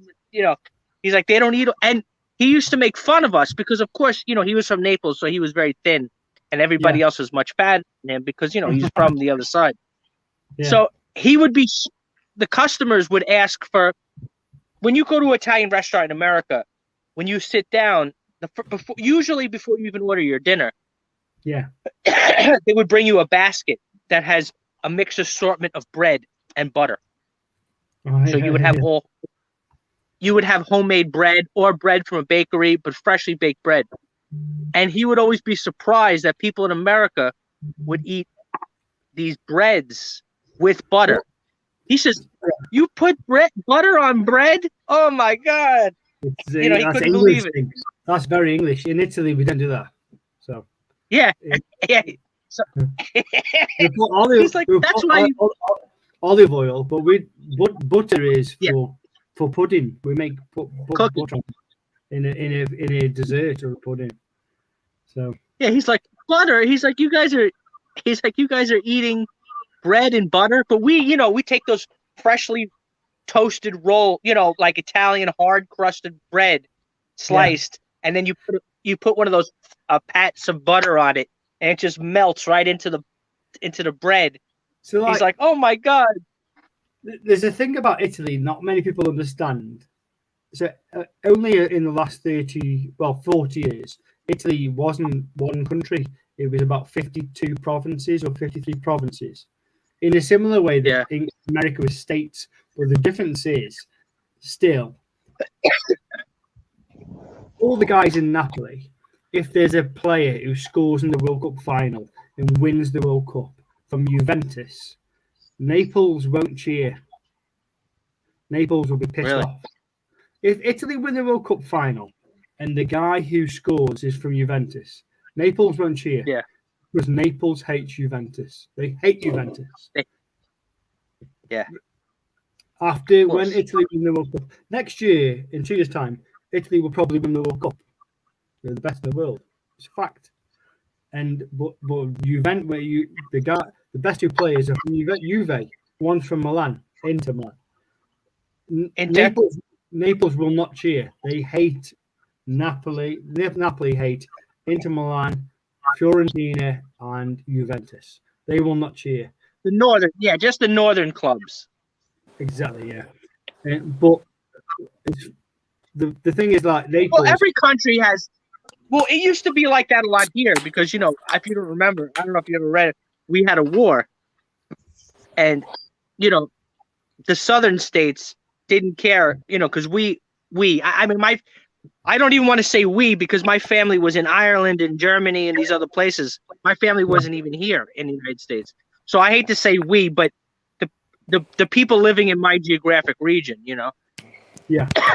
Well, they invaded the South, you know what I mean? And they burned their cities to the ground and everything, so America is taking so much of Italy and Ireland. It's basically an amalgamation of the two countries.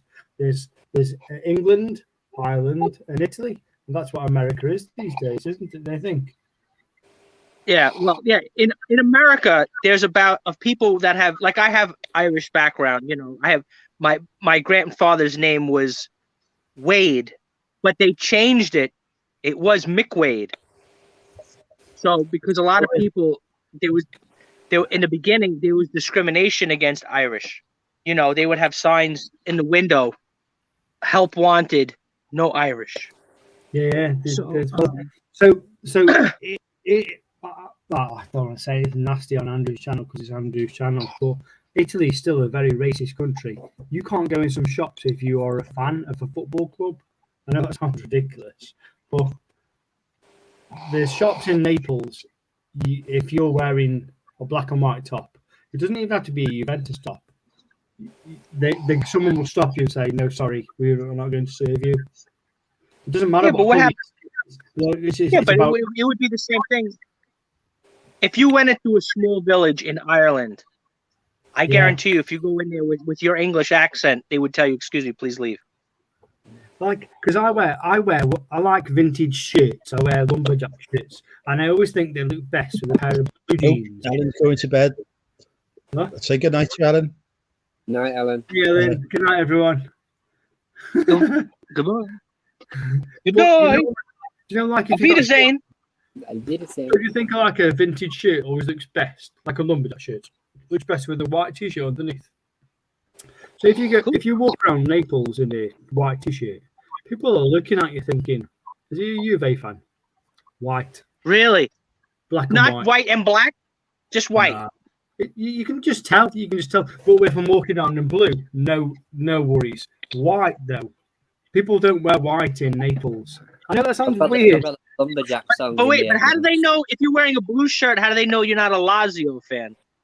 Oh, no, miles away. No, but the blue, but isn't it the same color? Naples and Lazio, they're the same color, right? No, well, slightly different blues. But yeah. Oh. So, now, Steve, I told you, you're a big soccer fan. Just to deviate slightly, Bobby. Oh, sorry. It's all right. I found that them tops I was talking about I picked up the other day. So I got. Oh, sure. Oh, that's awesome. Kennedy Space Center. Awesome. I love that. I love that stitching. Yeah. Nutex. Never seen that. That's very close. Is that classed as? Okay, I don't know if you see on the camera. Is that go? There you go. That's single stitch, isn't it? That's a single stitch. No, the other flip it. No, flip it around. Flip it around. Yeah, that looks like it's single stitch. I always think. What's the hem like? Also, yeah, you can look at the hem. Steve, that's a chain stitch on the arm. I just saw, so it's better quality.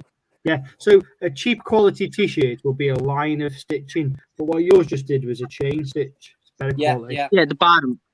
Yeah. Usually, but that doesn't always mean it's like. I'll tell you something.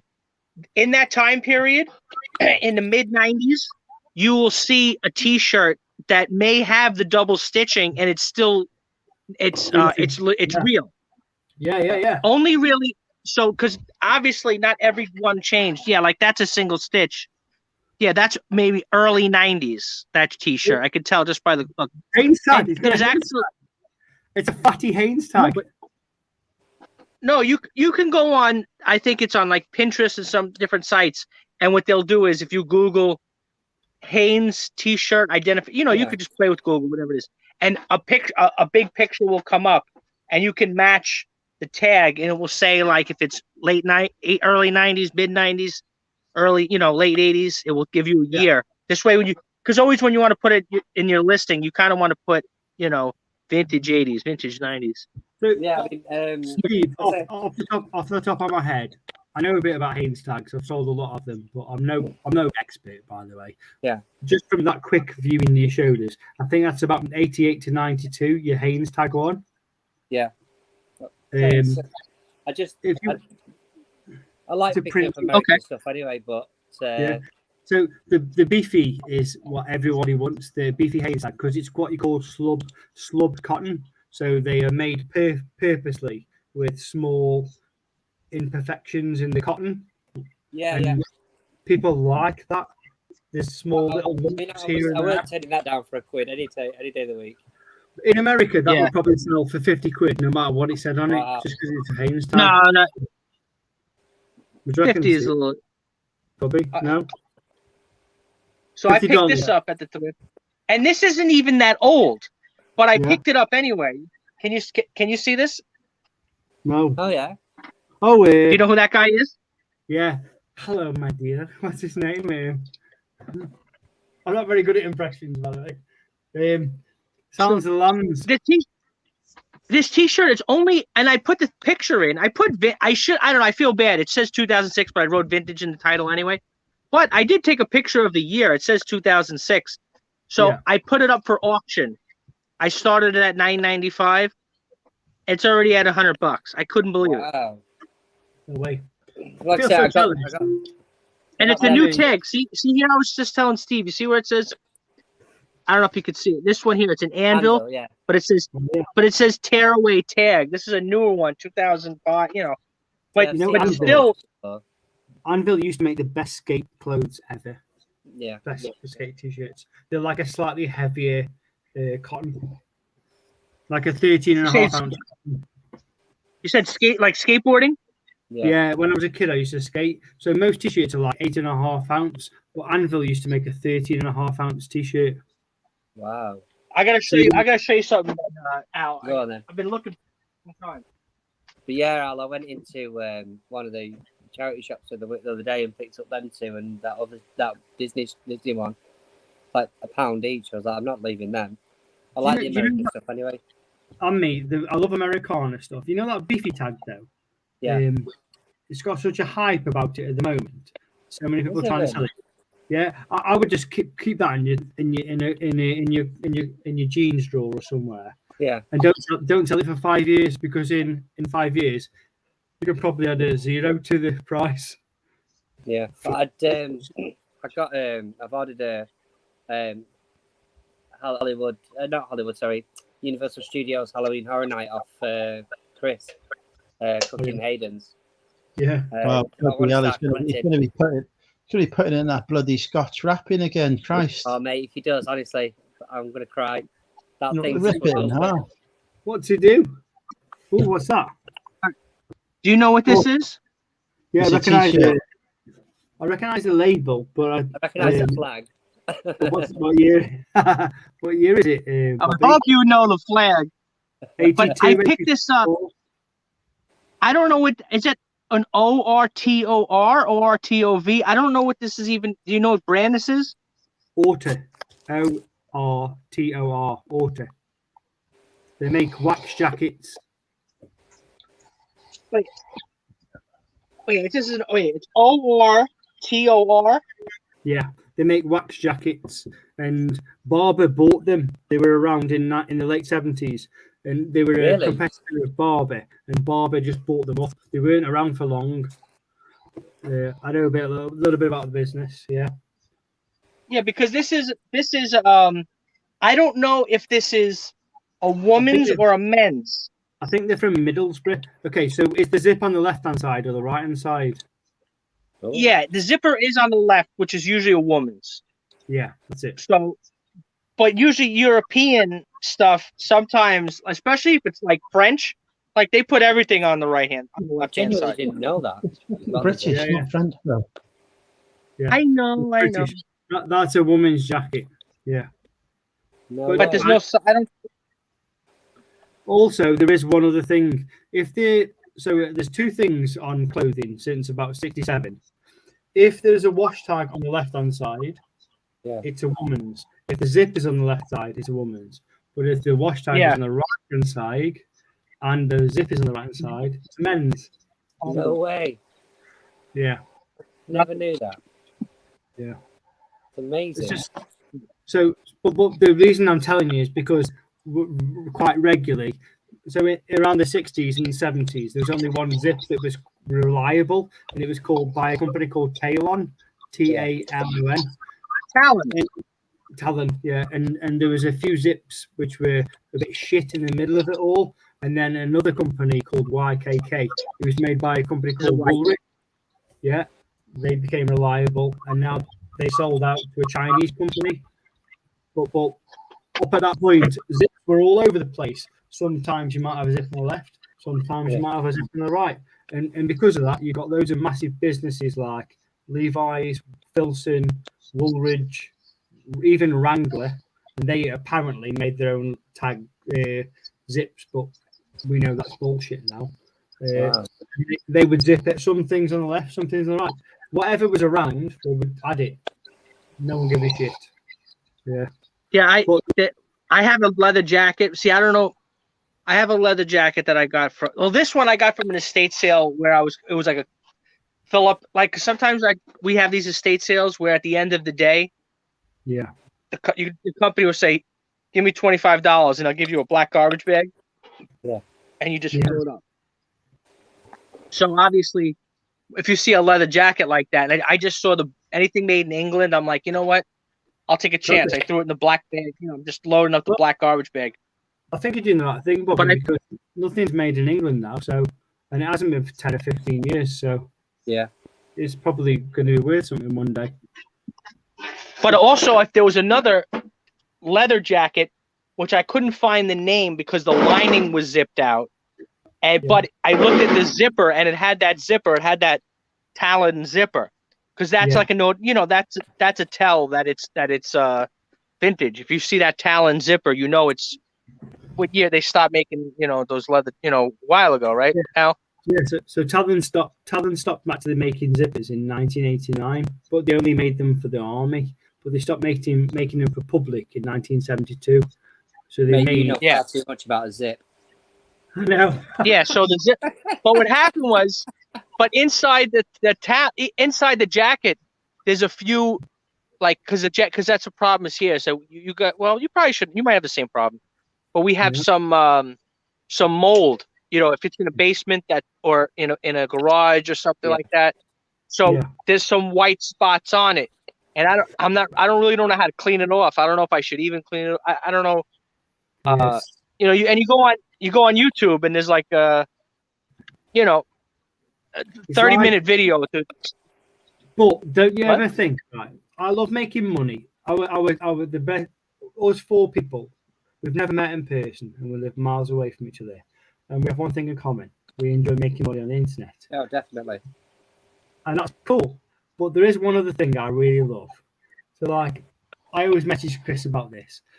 I love it when he updates his fucking workshop, and I love to see I like to see a man's tack cave. That's my shit. I like that. I'm just a guy. I'm just a shed guy. I like sheds. But there's a few other things I like, and I'm a bit of a nerd. Yeah, it's cool. I love when a guy. I tell you, what's really cool for this. Have you ever seen that guy called Koala Flipper or Koala Flipper? Yeah. Koala Flipper. Let me guess. He's in Australia. No, he's English.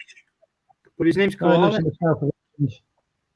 Hey, he lives in the south of England.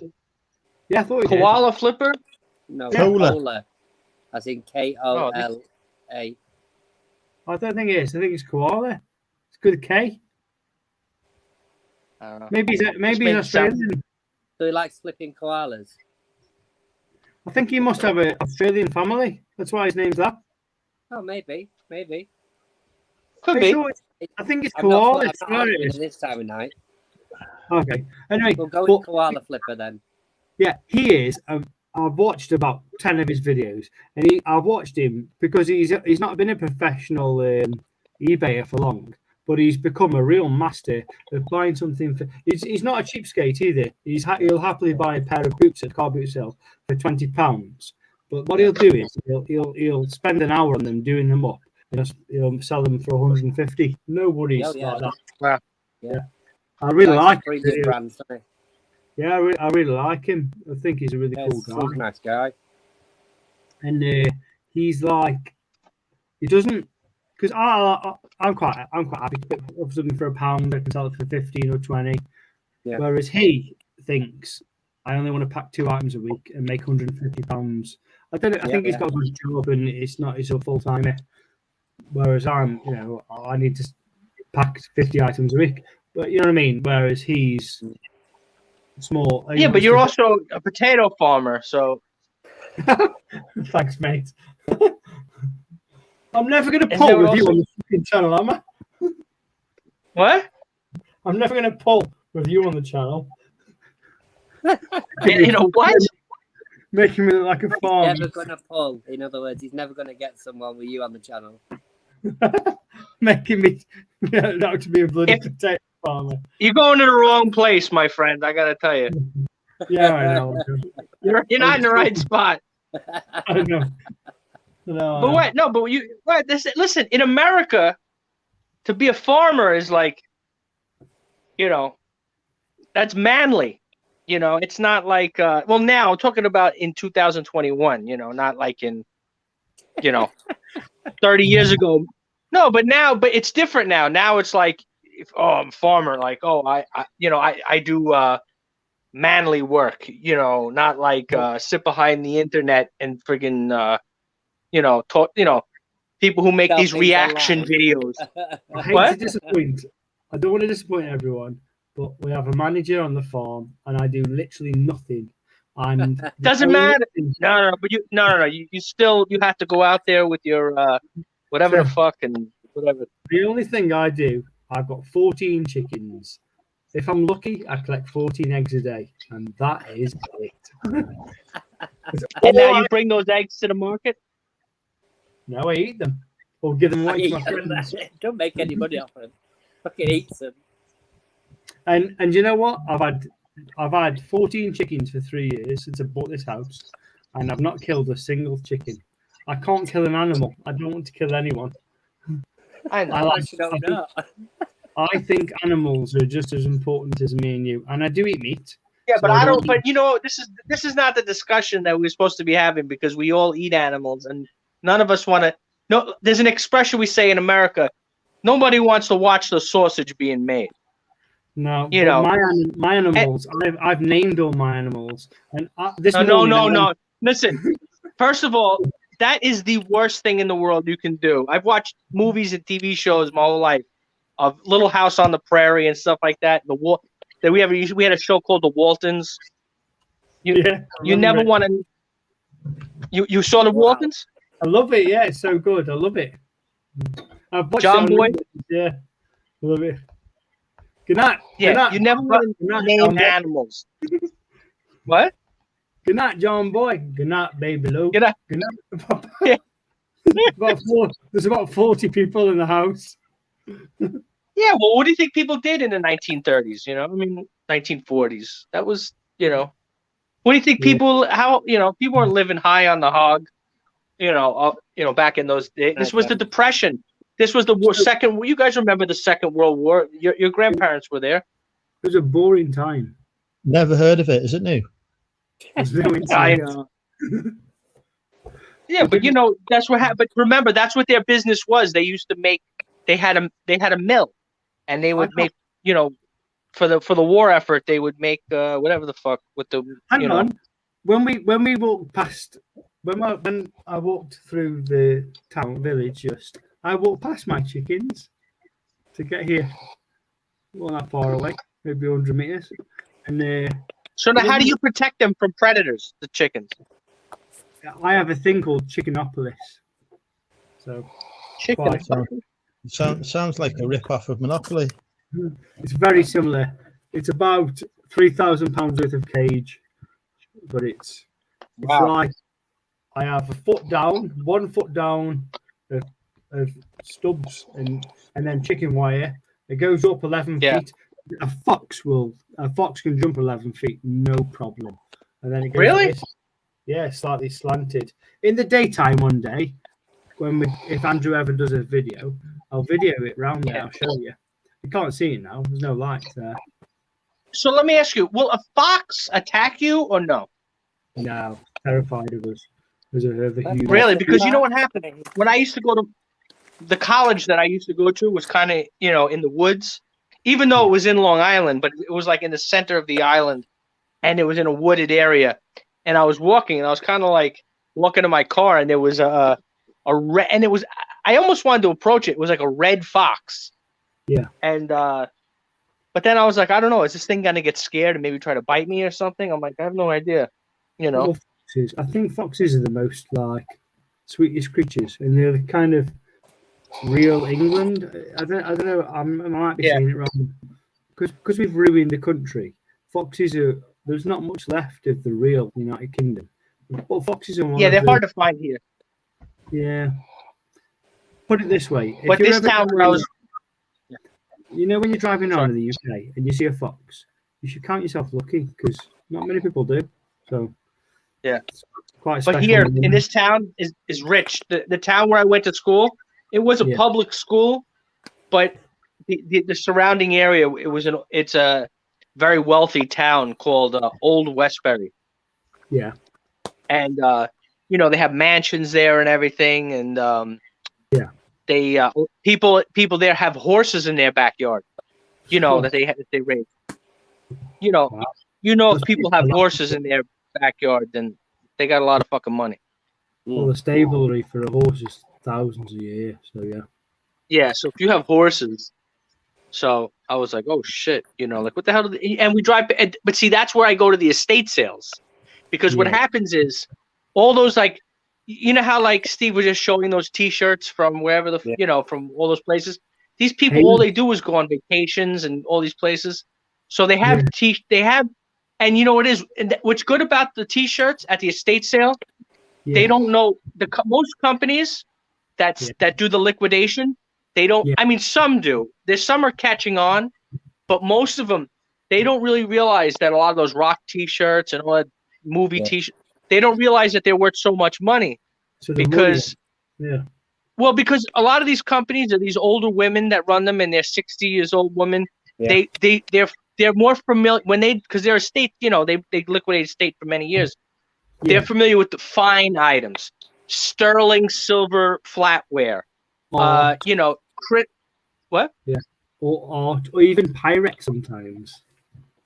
Yeah, exactly. Even Pyrex.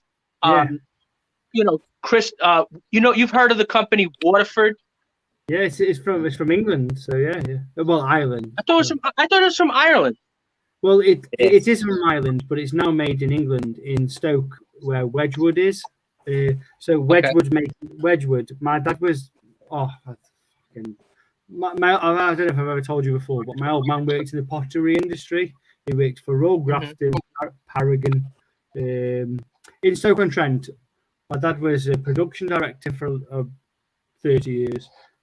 Dalton, Paragon, Royal Dalton, Wedgwood, and now Wedgwood make Waterford. They're a glass maker. What?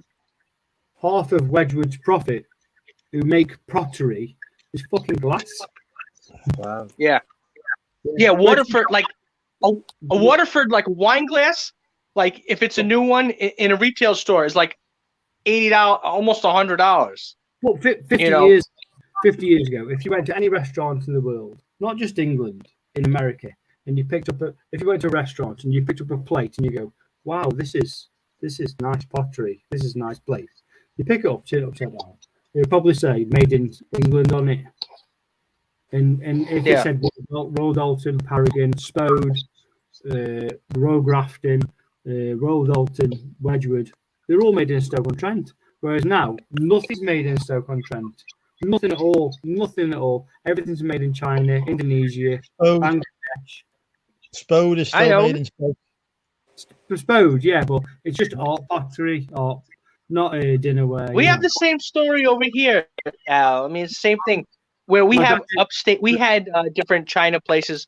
Oneida, we had something called Corningware. You probably might have heard of that. Yeah, I know that. Yeah, I've heard of that. So we had all the things that an area was special for. It's gone. Yeah. Shit. You know what I mean? Yeah, it's gone. It's gone. Like, they're just not there anymore. Even Steve, right? Wherever you were from, Steve, I bet there was something famous that was your town was special for that they don't make there anymore. It's just a shame. Predominantly the cotton mills in Manchester. Oh yeah. Yeah, we have an area of the United States we call a Rust Belt. Okay. Yes. Now, if you keep going from I know you said you're familiar with Maine, but if you keep going west, we have lakes called the Great Lakes. They're gigantic lakes. They're like oceans. They're not like Great Lakes. On the way to Colorado. Yeah, what? Is that on the way to Colorado? Or way out? No, they're up north. They actually we border Canada with these lakes. Oh, sorry. Okay. But like I said, they're great. They're gigantic. They're like oceans. You can't see the other side. Okay. So, but these lakes, that's where all the industry was done, and then they would ship, so they because obviously they they built the factories in these cities like Buffalo, New York, Rochester. You probably familiar with Detroit. You've heard of Detroit? Yeah. And then what happened was this is called the Rust Belt. They call it the Rust because they have all these old factories that are like, if you go to these towns, it looks like Roman, like like the Colosseum. You know what I mean? Like they look like they're these destroyed buildings that have been through wars and but it's just building. It's just they abandoned them, And then all the whatever. And is it really industrial as well?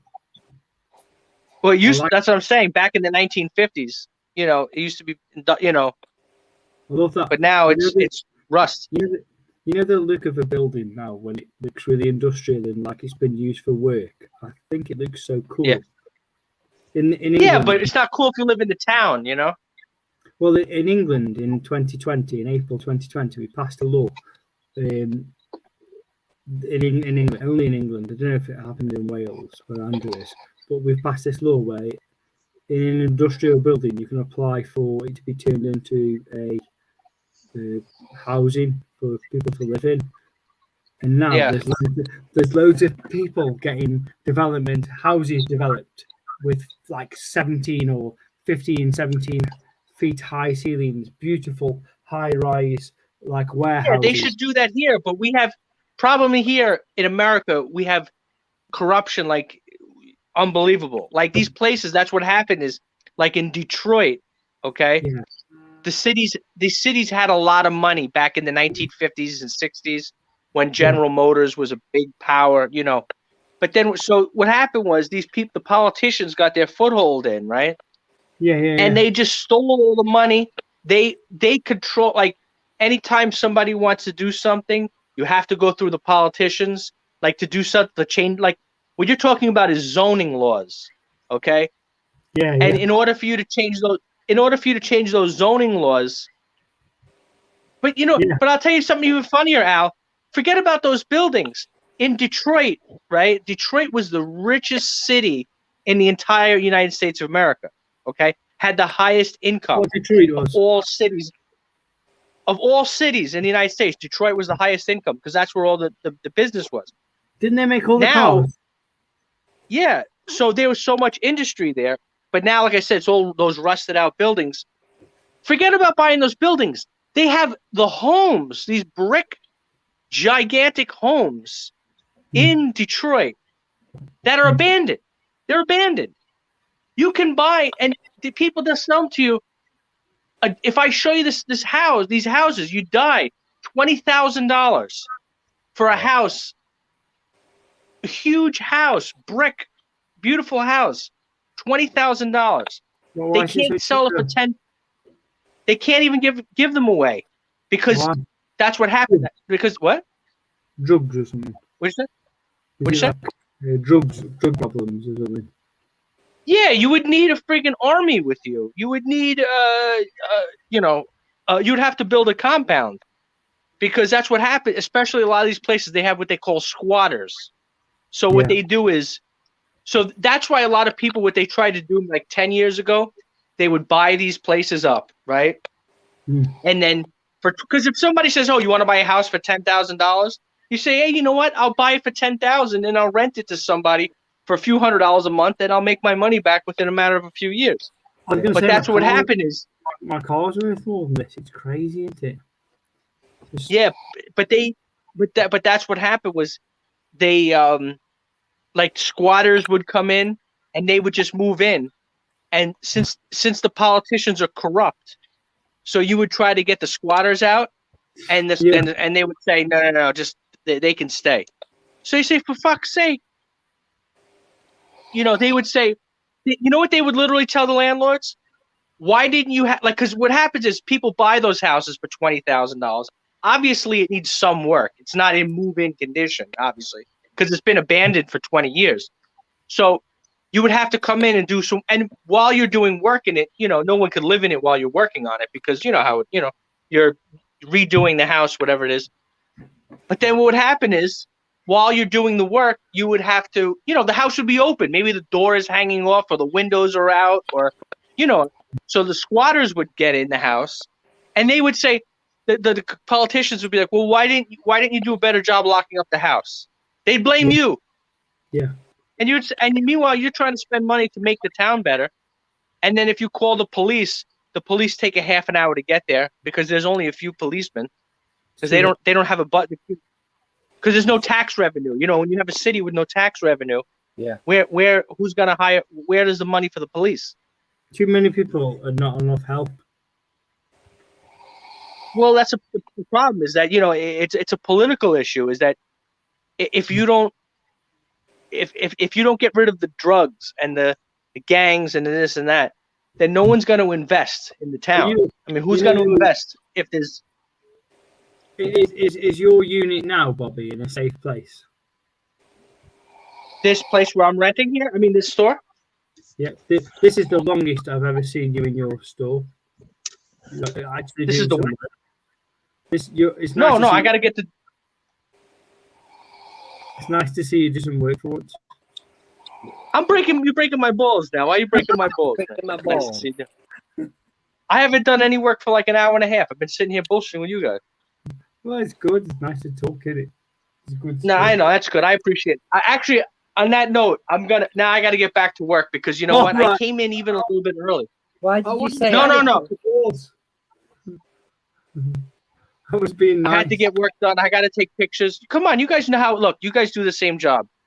If you don't take the pictures and you don't get the shit listed, if you don't, because the stuff you list today is the stuff tomorrow and next month is the stuff that sells. So if you don't get the work done today, what? Before you go, show us your hottest pickup this week. We'd like to see in America what it's all about. Yeah, well, probably the best pickup was that I picked up that cool that t-shirt that let me see what else here. Oh, I did pick up some flannel shirts but I have them in my other car. I picked up a dozen flannels, vintage. I love the flannels. Oh wait, look here. Where's Al? This guy now he fucking lives. Hey, if you ever pick up any Filson, will you message me? Yeah, good luck.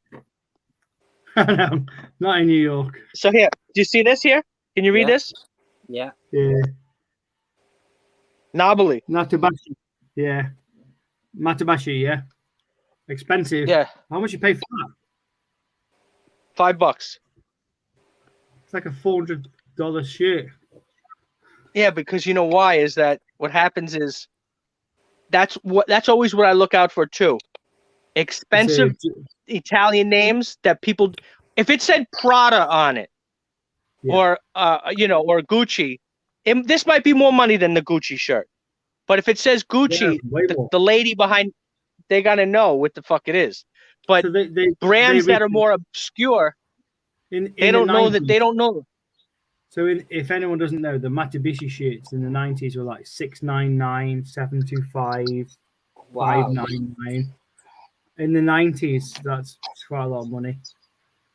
Yeah. And you know, now the Italians made them for the Japanese market. So it's like the finest. It's like the finest cotton, the best cotton you can buy. You know this one? Yeah, Borelli. Yeah. Well, you get a lot of Italian stuff. Yeah. Luigi Borelli, and then here, this is another one here, but I got to find a button for it. Yeah, this is a very good. It's not the best, but it's a good brand. It sells for a lot. See this? On Ford, yeah. I've never seen a Borelli shirt out in the wild. I've never seen that ever. And then you guys know this one, of course. Burberry, yeah. Oh, here's one more Italian. I got all these. I'm surprised. I'm hitting you with all the Italian shirts I'm about to list. You know this one here? You get a lot of nice dress stuff, don't you? Luciano Barrera, yeah. Oh, I've got a Luciano Barrera shirt upstairs. I wore for a wedding. It doesn't fit me very good. This here is an older suit. I picked this up. I didn't pay much for it. This is like from the 90s. You see this? This is the old label.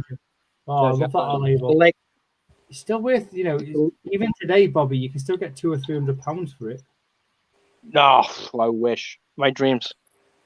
There's no way. It's too old. There's a thing though now. It's too old. But you know those vintage fits. People want the vintage fit. They don't want the modern. Yeah, fit. but this isn't really. Nah, not there. And here's another one. This one's always hard to say. Can you say this one? This word? It's not as easy. Beloglio. Yeah. Was it No, it's Boyoli. Bogloli? Yeah. No, the G, you know, it's silent. I've seen that brand. I've never sold it before. Is it expensive? And then here, you've seen this. You've seen this one. Boss. Yeah. Oh, speaking of you're familiar with Japanese stuff? Only vintage Japanese denim. Yeah. Yeah. Yeah, I just sold a jacket. The name was Matsuda. You've heard of that one? Show me the label. You got it. It just went out. It was with a DA or TA or I don't recognize the name. No, with a D. Matsuda. If you look it up on eBay, well, you would have to look it up on eBay.com, not eBay.uk. Yeah. Matsuda. Yeah. Matsuda, and it was a coat. Denim. No, it was it was actually like a tweed. Oh, okay. All right. And it was cool. It was cool. It was like almost it was an outerwear coat, but it had snap buttons. Pretty cool. So I've been selling all my Patagonia. I've been listing because you know when the Royal Mail turned off all the good prices, and since I've done at least 3 or 4 months of non-international sales, and I'm sending 15 items a week global shipping, which suits me because it's so much easier. But I've just turned on international sales because I've got a shitload of vintage and rare Patagonia fleeces, and the Japanese market's fucking insane for this shit. And I've had a few bids because I've put a few items on auction, and deep down, in all honesty, I'm peed off because they're going to buy that all of it all. And the rigmarole now sending an item to Japan from England, it's just such a pain in the arse. Right now, you don't have the what do you call it? The global shipping program. Well, yeah, we've got it, but I used to be able to send an item to Japan for about £26. Safe, no worries. Sticker label on it, a couple of labels, a customs label. Yeah. Well, you're all done. But now because we're in England and we're not in the European Union, it's such a pain in the arse. It's such a huge rigmarole. It's not just about shipping to the Europe anymore. It's shipping to anywhere in the world. Now we're in England. It seems to be more difficult. You know what I mean? It seems to be more of a lengthy process. Oh, here, there's one more Italian one that I'll show you, and I know you're gonna like. Okay. Hold on. It's a tuxedo. You see? Ooh. 3-piece. No. Oh wow. What are you gonna do with that? Interesting. What am I gonna do with it? Well, I gotta find one button. I'm missing one button here. Go to tailor on that. Don't do it yourself. But I'll put that on Grail, to be honest with Bobby, not eBay. No, eBay will sell. Yeah, but it's the type of item you can put up on Grail for like $700, $1,000, and you'll just get some dickhead buy it. Whereas on eBay, they're our age, they're more clued up. But there's always some young dickhead on Grail. They'll think, oh yeah, Versace, V2, 1990. I'll buy it. Yeah. That's what Depop is. Let's be honest, guys. We all sell on Depop. Depop is the dickheads of the. I'm pretty sure Stephen doesn't sell on Depop. Dick Pop. All right, guys. On that note, it's been real. I'll see you next week. Take care, mate. Cheers. Have a great week. week, bro. Bye, see you. Take care, mate. He still needs to put that hat the right way around. I know. You know what I mean, though? It's like you can sell a T-shirt on eBay for £25, and it might sell for 40 on Depop, just because they're idiots. Just idiots. Idiots. Well, I'm going to message all your customers tomorrow, Al. I'm going to send them that clip. They're all idiots on Depop. they never pay the asking price. So everything I sell on Depop is slightly listed. In fact, I've just done my 100th sale. I'm really happy. Nice, well done, man. Yeah, Friday last week. So I've been on there. I've got two sites on Depop. One's better than the other, but one's selling mostly vintage denim, and the other one's just trying to sell a bit of everything. I'm just trying to learn the thing, but I don't mind telling you. I paid for a bot. I paid £30 per month for a bot and I dupe my items every day, about 5 times a day. What's it called, Andrew? Bump them. Yeah. And I make sure I list 5 items a day. Just 5, no more. You guys already know I'm a lazy shit.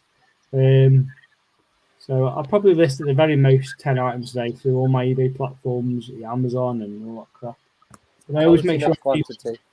Yeah, well, it's not there, mate. Some of the shit I sell. I mean, I sold a pair of. I don't mind telling you, I bought 70 pairs of Santa Cruz socks, right, new with tags, and they cost me £2.99. I paid £3 per pair. But I've been selling for 12 quid with free delivery.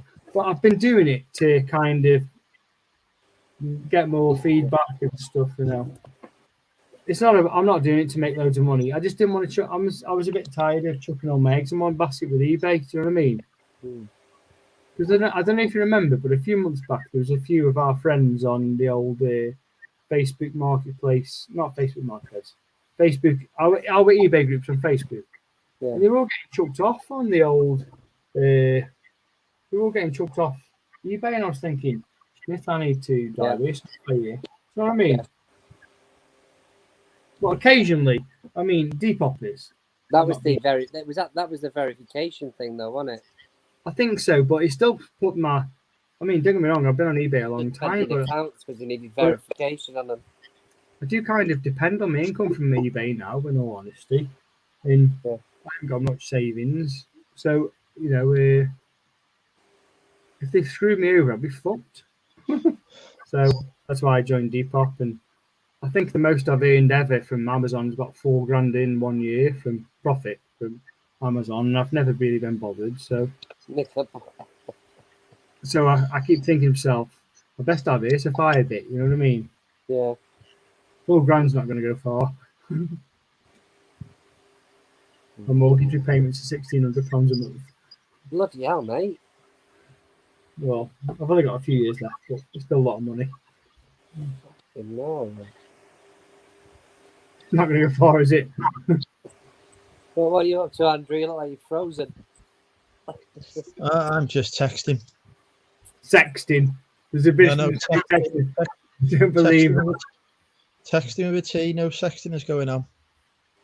I don't believe it. He's always sexting. He's always sexting. Don't believe him. No, honestly, just texting. I don't get many opportunities to catch up with people during the working week because it's either work or eBay. So, tell you what, Andrew, you know what I've done, mate, recently? I must admit to you, and I haven't commented many, but I've liked all your videos. Hi everyone, welcome to the video. I have watched all of your selling videos where you're listing accountability things. Yeah. Well, you've been dead committed, haven't you? What are you on, like 15 or something? Well, how many videos we've done? You mean it's over 20 now? Is it? Can't be. You've been listing 10 or 20 a day, every day, non-stop. Yeah. Fucking hell, you're going to be minted this time next month. I wish. I fucking had today £17.99 in sales. Yeah, but it's here and there. I've got 55 quid unpaid from today. Just always look at the month. Never look at the day. Just look on the month. And you know the trick. Never look at. I mean, you guys. I don't need to tell you, but the first offer that comes in the day, no matter what it is, just accept. Even if it's half price, accept it. Because once you've got that buying algorithm popping, we get lots of offers after that. Yeah. Don't look at the. Is when you accept an offer, they don't fucking pay straight away. Yeah, but you know what I mean. So eBay is creating this huge algorithm now. If you deny an offer now, there's very little likelihood that they will give you another offer. It's so small. Yeah. Your percentages are minuscule. So any offer you get, if you're making a profit, just say yes. And you grow and grow that way. There's the case of you selling something for £100. Sorry, pricing something at £100 and selling it for £100. They're tiny now. The way people buy are different. If you're selling for 100, you probably get 10 offers for 50. What are you up to tomorrow then, Al? Kids tomorrow. So my daughter wants to go buy some new Dr. Martens. And we've got a lunch date with. It's actually first time I've been out I've just thought about it. First time I've been out for a meal with a woman since I broke up with Jodie. Just a dinner date. My daughter's best mate, her mum. She's not my type. We're not gonna. That will never happen. But I'm going out for a meal to Wagamama's in Birmingham. Probably go buy a few comics.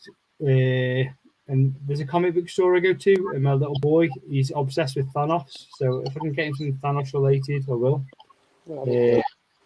Bit of dinner, nothing very exciting. But I try and make a day out of it. So we'll meet up and we'll go in. Albie's at an age now; he's nearly 3.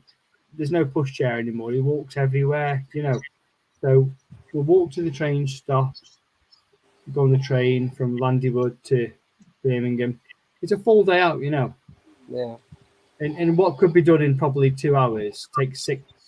But it's something to do with your family, isn't it? Enjoy it, mate. Since COVID, the smaller things we kind of drag out, don't we? Whereas, what about you? Anything good? No, I think I'll pop into town with little man and pick up some bits. Maybe have a wander around the charity shops or something, but first day off, I was in work today, so I'm just going to enjoy it for the weekend, I think. Just chill out, and the weather's not looking great the back end of the weekend, so hopefully tomorrow will be all right. I've got Monday off, so I'm making a long weekend of it all. Nice one, mate. I've got a physical on Monday. It's my last ever physical as a ex-rugby player, and then after that, I'm signed off forever. Brilliant. Which means no more insurance money. So I need to kind of pick up my eBay. Yeah.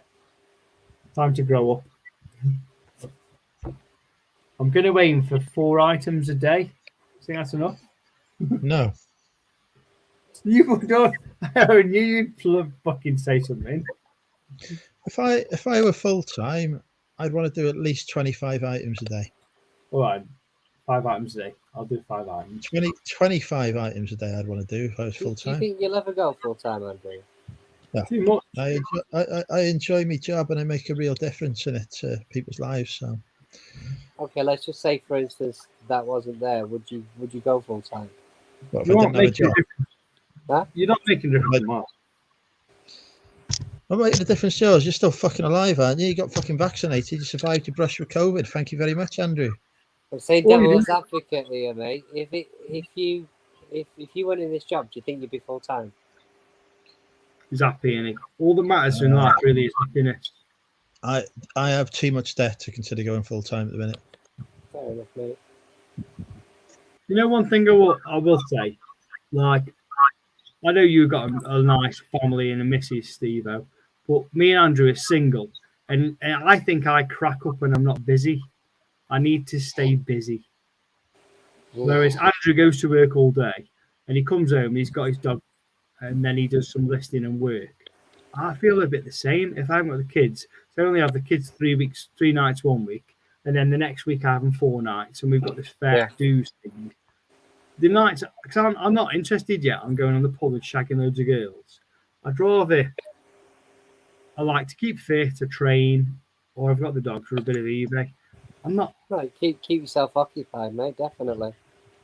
And the bad habit I've got now is I don't cook for myself.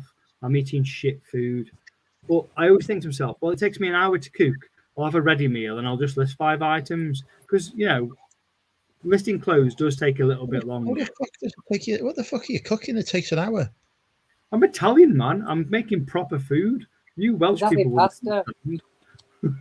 Still doesn't take a fucking hour. Make it in batches, yeah. Right. Whack it in the freezer. So you've got a meal to pull out. Just make all your meals on a Sunday. Whack them in the freezer, pull them out each day. Job done. This is coming from the guy who ordered bloody KFC or whatever it was. Yeah, it's a Friday night. I'll have a takeaway on a Friday night. Monday to Thursday, I cook for myself. I can't eat frozen pasta, mate. My mum will kill me. You're not eating for fucking her, you're eating for you. Batch it up, cook it on a Sunday, job done. Kill me, mate. It's not worth it. It's not worth it. You can batch as much pasta as you want there, Al. I'm sure she would much rather you do that than be fucking eating shit from the takeaway. No, I've got a real problem though. I like takeaway food. I like it too much. I'm gonna get another beer. You're all drinking apart from me. It's not fair. No, I'm gonna close the stream in a minute because I've got a car boot in a few hours. Yeah, I'm gonna get off. No worries. I'm knackered. Well, I've enjoyed myself anyway. Yeah, it's lovely to speak to you, mate, and it's been great having a chat. So appreciate it. I'll catch you both later, okay? Lovely to see you, Steve. I look forward to seeing you. Do you want to plug movie chats before you go, for fuck's sake? No, I can't do. We have the movie chats on a Thursday night on movie chats, and we just about 7 o'clock. We just talk about movies and TV shows and have a bit of a laugh, and sometimes get Andrew on there. So if anybody'd like to join, please subscribe to movie chats, and hopefully we'll see you there. Yes, and I make excellent choices of films that Steve loves to watch. Yeah. Sliding Doors this week, and there's a couple of others. I'm sure he's going to rom-coms. He's going to give us rom-coms. I like a good rom-com. Surprise you, honestly.